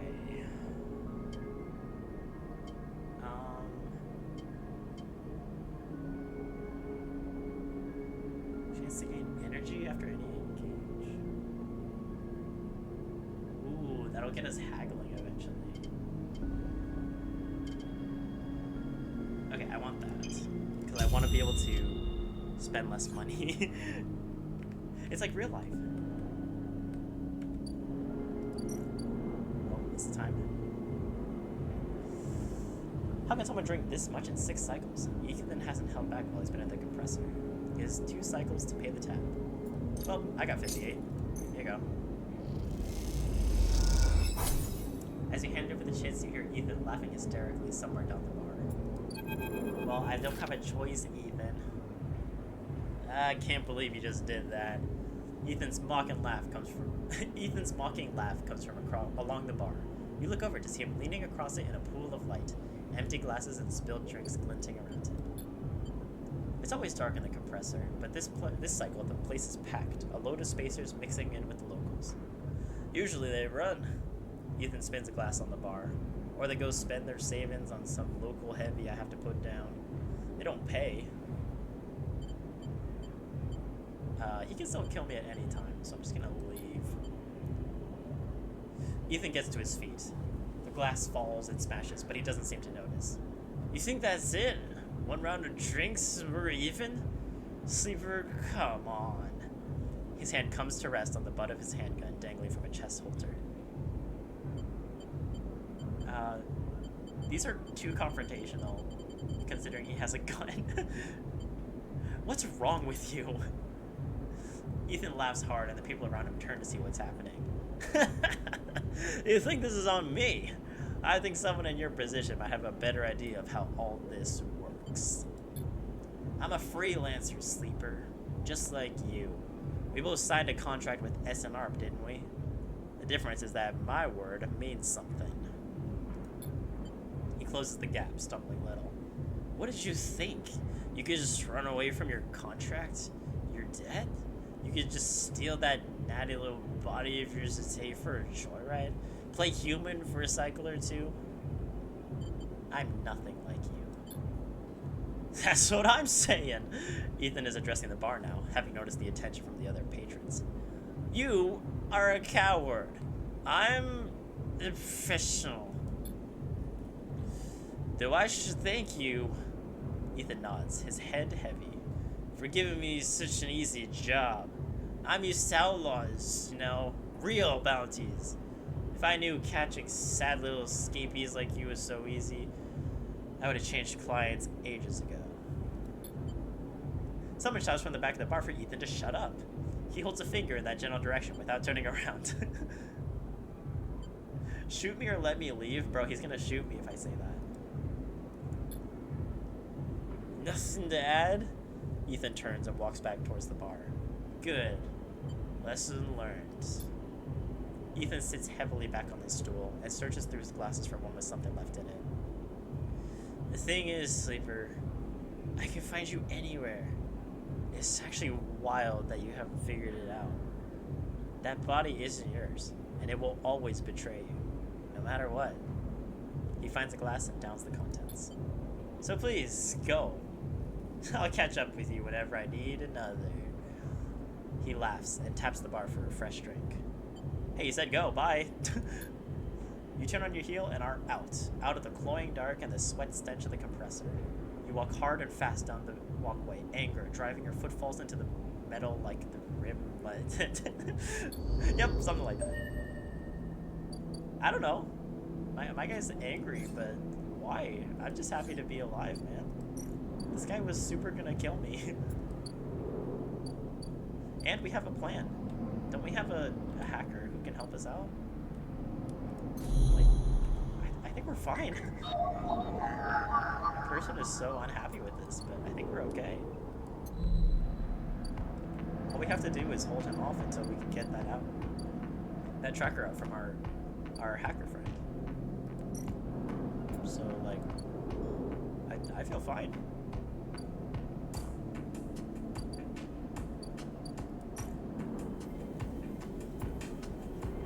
Okay, let's do this so we can get Trusted Trader done.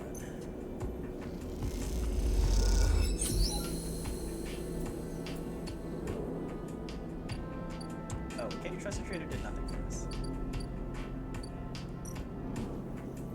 What? Oh, yes it did. Word Fabricator. That's what we need. Fabricate ship mine. Ship mines cannot be built from scratch, but if we have enough salvage fragments can be reassembled with a fabricator. We do have 3. Let's go, baby. Let's go. We got a ship mine core. Okay. So now, do we give it to our vending machine? Do we give it to the ship?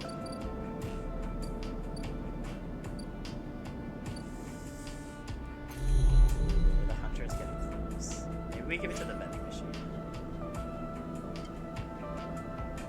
2 dice in good conditions when making.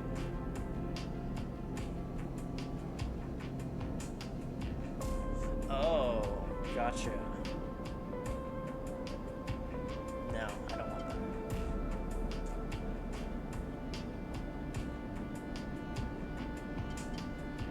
Let's take this one. Let's take a look at this. Well, so this predictive reasoning, dice actions display potential positive and negative outcomes. I feel like it's more fun not knowing. I kind of don't want that. I feel like that would be less enjoyable. So let's do this. Let's do the interface.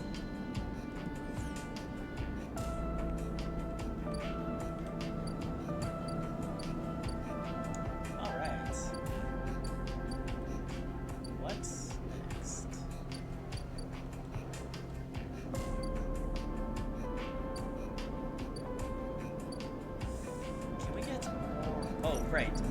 Right, yes. No, we should give it to our... We should give it to our vending machine. I got you, buddy.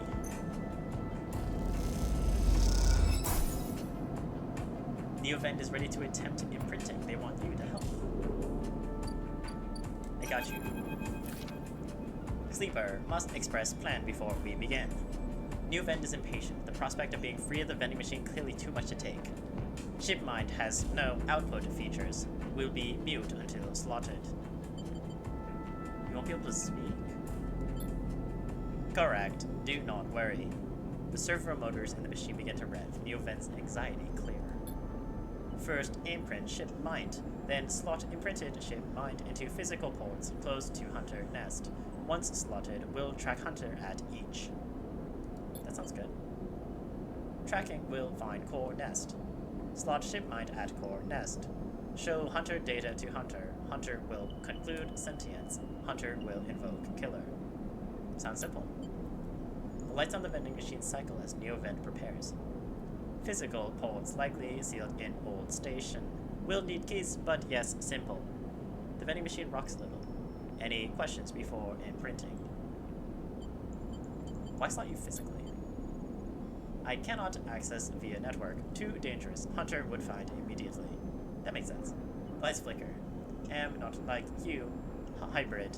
Am native to cloud. Easy prey. What's a core nest? Hunter keeps central data storage. Protocol must keep data outside self. Linked to secondary nest. Can triangulate from there. Sounds good. Let's start. The sound of all the servo motors starting up at once is painful. The screeches rattle from the hard surfaces of the sealed dock and come back at all angles. Neovent better be quick, or Haven Age security will be here. Neovent's voice appears among the squeals like a whisper carried by the wind. Machine is not designed for this task. Few sensors, limited inputs. I work blind. Wish me luck. In the top part of the compartment, a set of arms aligned with the ship mind, clunkily scraping against it. Good luck. The metal creaks as the servos open the ship mind, its layers of silicone nested like an onion skin. Once inside, the main arm of the machine rapidly shifts back and forth, realigning the microscopic components, accessing and rewriting them, imprinting Neovent into its physical form. That sounds good. As you watch the hypnotic motion, your mind drifts to your own creation. What processes were used to emulate your mind? To copy the neural structure of that person who, as far as you know, still sleeps in some distant reality? What was lost? In what ways are you a copy of that person? And in what ways are you something new? You know this much. You are a convenient loophole, a way of circumnavigating the illegality of sentient AI. After all, you're an emulation, not a true digital being. You are neurologically limited, still human. But what would you become if you could escape this frame? Where then would the limits lie? The screeching stops. The machine powers down, dropping the bay into darkness. In the top compartment, the ship mind is whole again. You reach up and take it down, heavy and cold to the touch. Is Neovent inside this thing? Or did the process fail? There's only one way to know.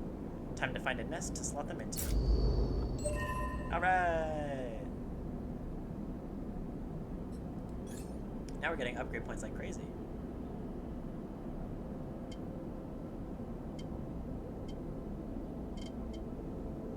Agent nodes give double data.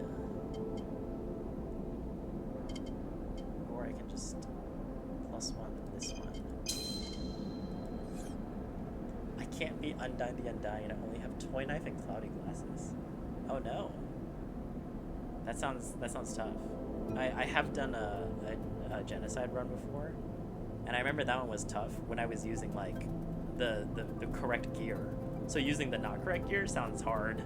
Good luck, Undertale. I believe in you.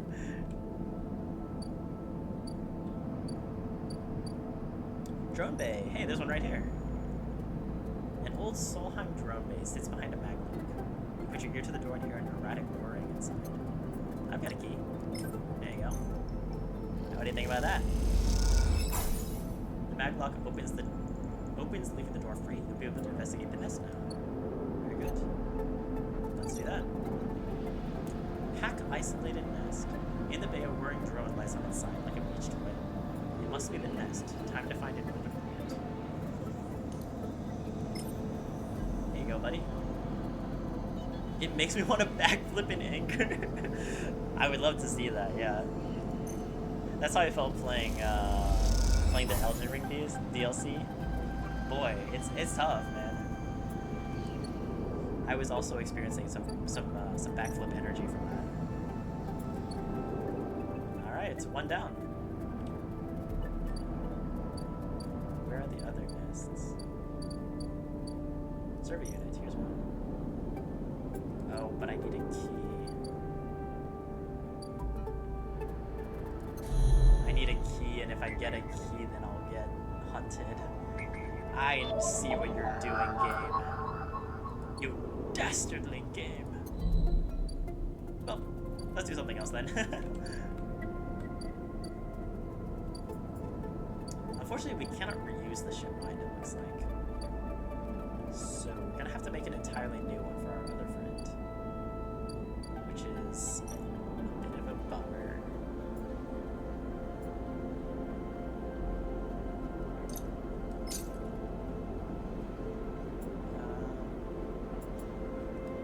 No, we don't really need the stabilizer yet.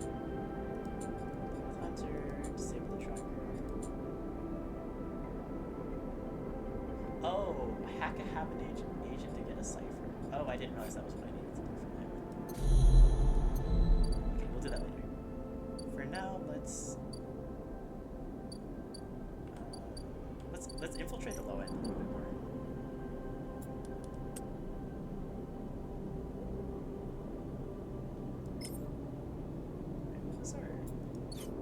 What's our ability for interface? All right, let's try the engineer one. Give me a positive. Thank you. Okay, you got a random scrap item. Give me a second positive. Neutral, we take those. That's fine. That's fine. Her attacks hit so hard for no reason. No, the reason is because of determination. She's filled with determination. Wait, what's happening? Tambor Tea House, the Yatagan Run Tea House. Okay, for sure. Tracking Haven Age. You've heard that the Yatagan Enforcer base here has been paying low-end residents for information on Haven Age movements. I don't have any. Top room. The top room in the Tambor houses some of the best players in the world. It's a serious high stakes. Cool. It's kind of neat that they're like revealing this slowly. I think that's really fun. She should stop having determination. No. She's trying to get you to stop having determination.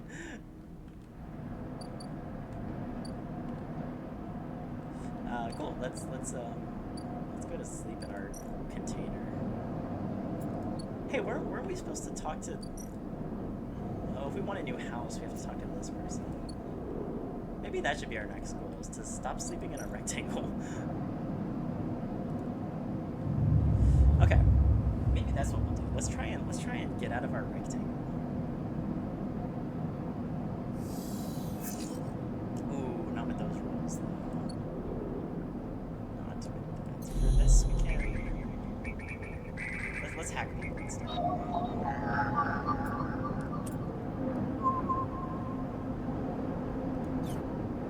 his interface.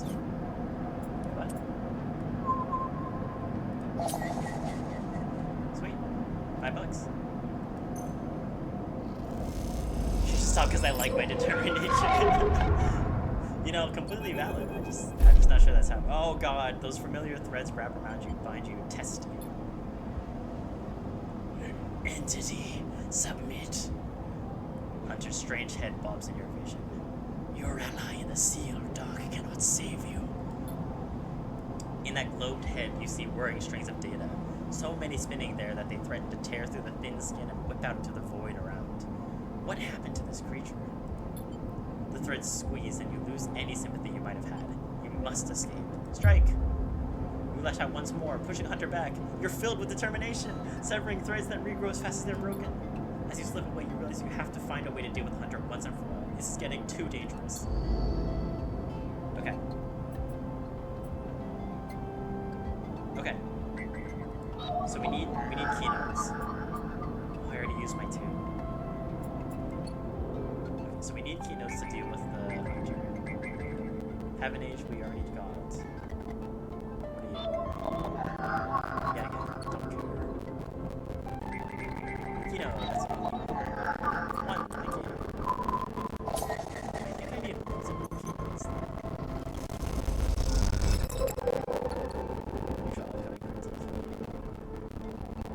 I might need another invented key for this tour.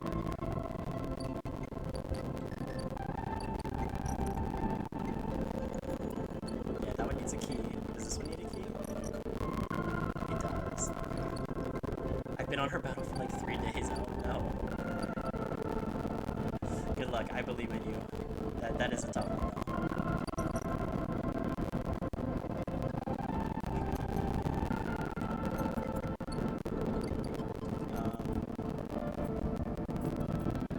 Oh wait, we have the cipher now. We can break into this. Oh, that's cool. Okay, let's do that. The gate flips. You're in. Have an H port H33. No good ports. It's waiting for you to slot in a ripper worm. All right, rip away, buddy. Yay, ripper worm. The worm slots in and begins tunneling down the thread. Godspeed, little one. I feel the same. You go, little one. What did I get out of that? Oh, Fang's Bay. The ripper worm is installed, but it'll take a few cycles to run through the closed loop. Perfect. I feel like I should have done that sooner, actually. Okay, in the meantime, let's do this. We'll hack the Hunter unit. Maglock pops open. Alright, go, get her. Hack that tangle nest. Great job, vending machine.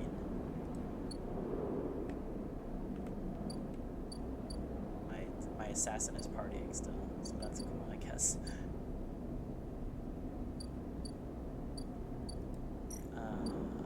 Okay, I need one more key.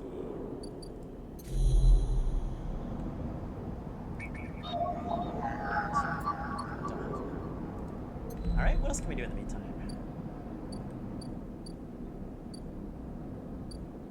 How about... Let's already do that. Port. Good gamble. Let's try and unlock more of the low end. Give me a good one. Positive. Perfect. You refit the long broken fans of the family's air filters. They insist you join them for dinner, and the children are delighted by your presence. Wow. New drive discovered. Build a home. There's a derelict unit in the low end that remains unclaimed. With lots of scrap and a little work, it could be yours. Yay! Let's get not a rectangle. I just said crippling crikey in fear. Wow. Wait, I love that. Crippling crikey! I gotta start saying that too. The half-built unit looks long forgotten, a project that never made it. With enough scrap, you're able to seal it up. Okay.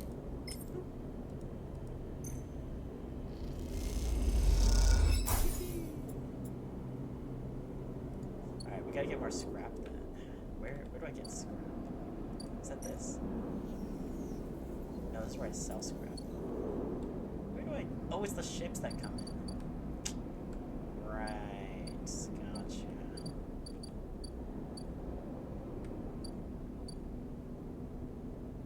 Okay. I have one guaranteed success. Where do I want to spend that? Oh, wait. I have page data. There you go. Thank you. The tea houses and force are signals for a hacker to cut off the upload. Their eyes widen as the data streams onto their system. All that, you're gonna give me $10? Okay, fine. Let's buy another stabilizer. That'll be the money.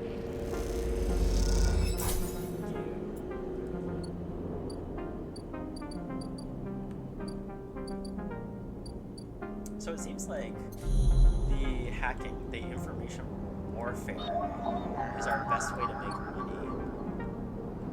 Well, actually, no, it's not. It only gives us 10. It's actually not that good. Yeah, now that the shipyard is gone, how do we make money?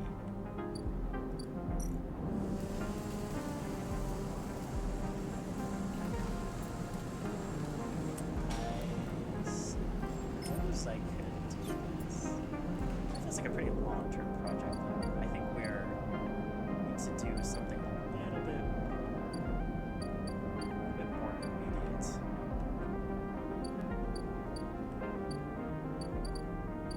What do we use her? Alright, fine. We'll use it on this. Give me scrap, please. Thank you. Oh, we worked. Okay, great. Let me finish low ender.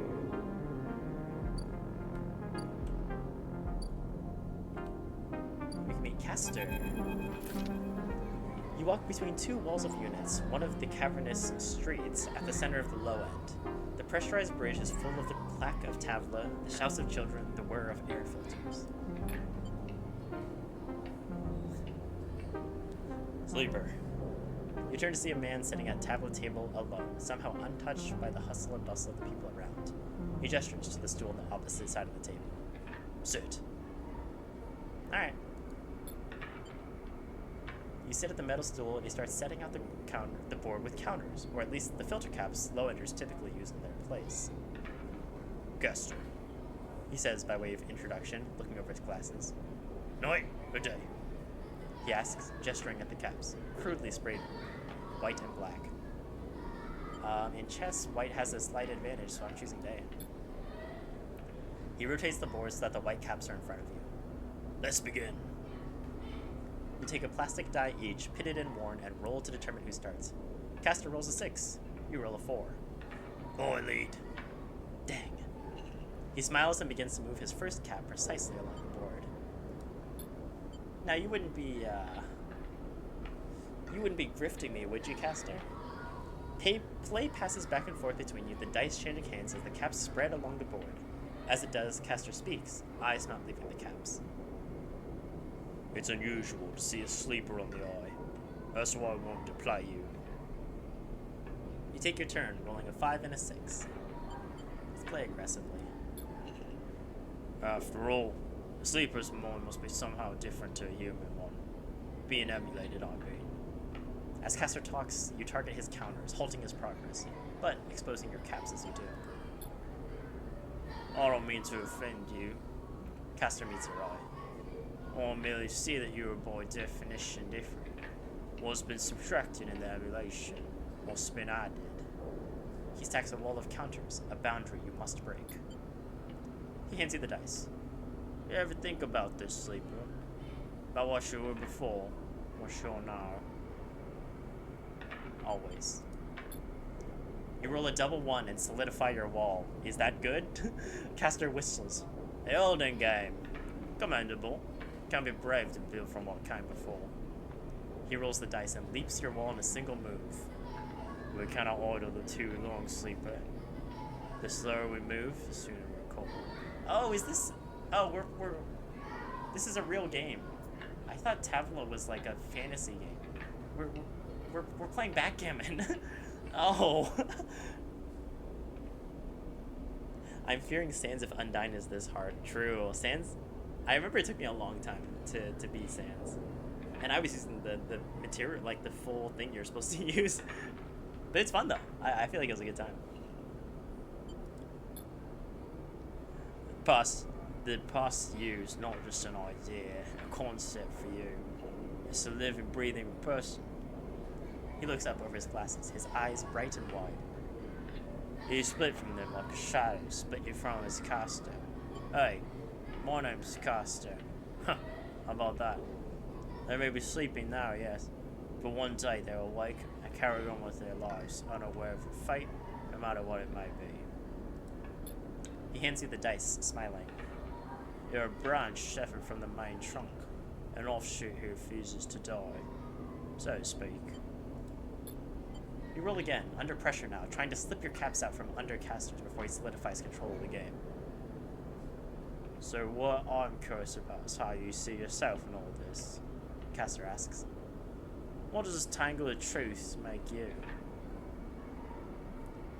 Free, doomed, or driven?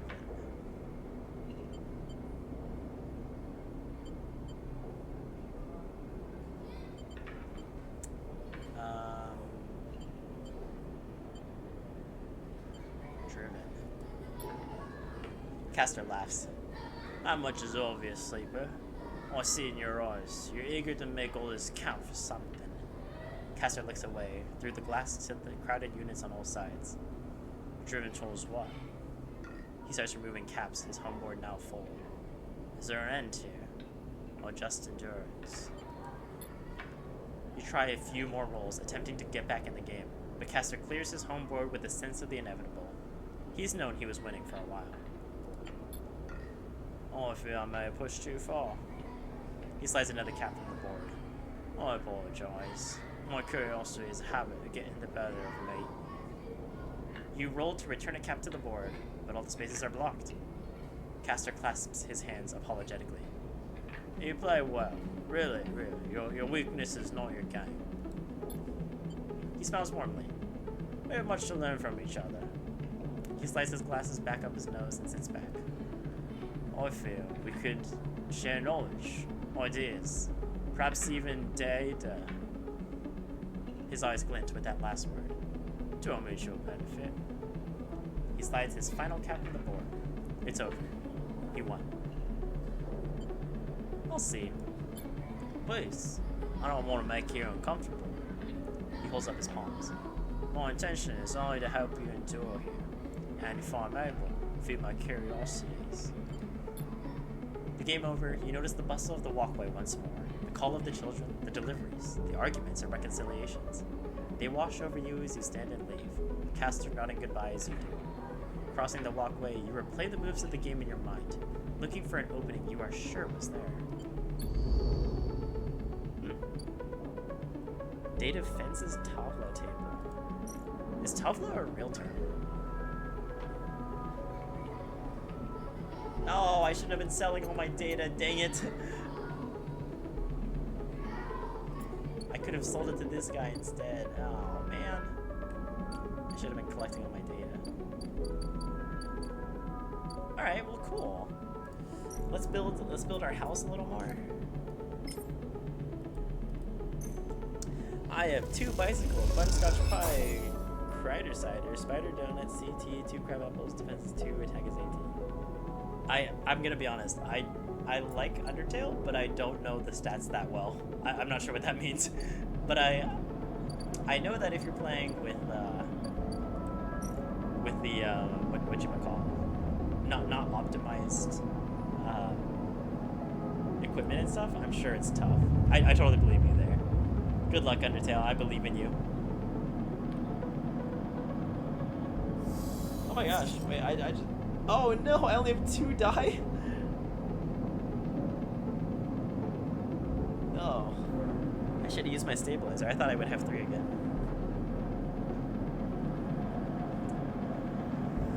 All right. What can we do with 2 die? Not a lot. I got the farthest I ever did. Congrats! That's sick. Also, I just realized I've been playing this for like 4 hours. I didn't even think about it. It just kind of flew by. I'm really into this. I like this game a lot. But I think it might be time to call it. That was I didn't even realize how long the stream was. I guess 4 hours is not that long. It's not that long in relation to some other stuff, but to me that feels like a long time. So, alright, yeah. Let us... Citizen Sleeper 2 announced. Great. Alright. I think that is going to be a good place to call it for today. So far, Citizen Sleeper. I'm really enjoying it. I like this game a lot. I've really been looking for like a cool I don't know, like I bought the Elden Ring DLC. I'm excited for that, but when I played it, it kind of it was too hard. Like it kind of took the wind out of my sails. So it's kind of fun just to play something here and do some silly voices. Like this is great. I really enjoyed this. I hope you did too, everybody watching. But yeah, thank you so much for coming, everyone. I think this is gonna be where we call it today. I hope you all enjoyed the stream.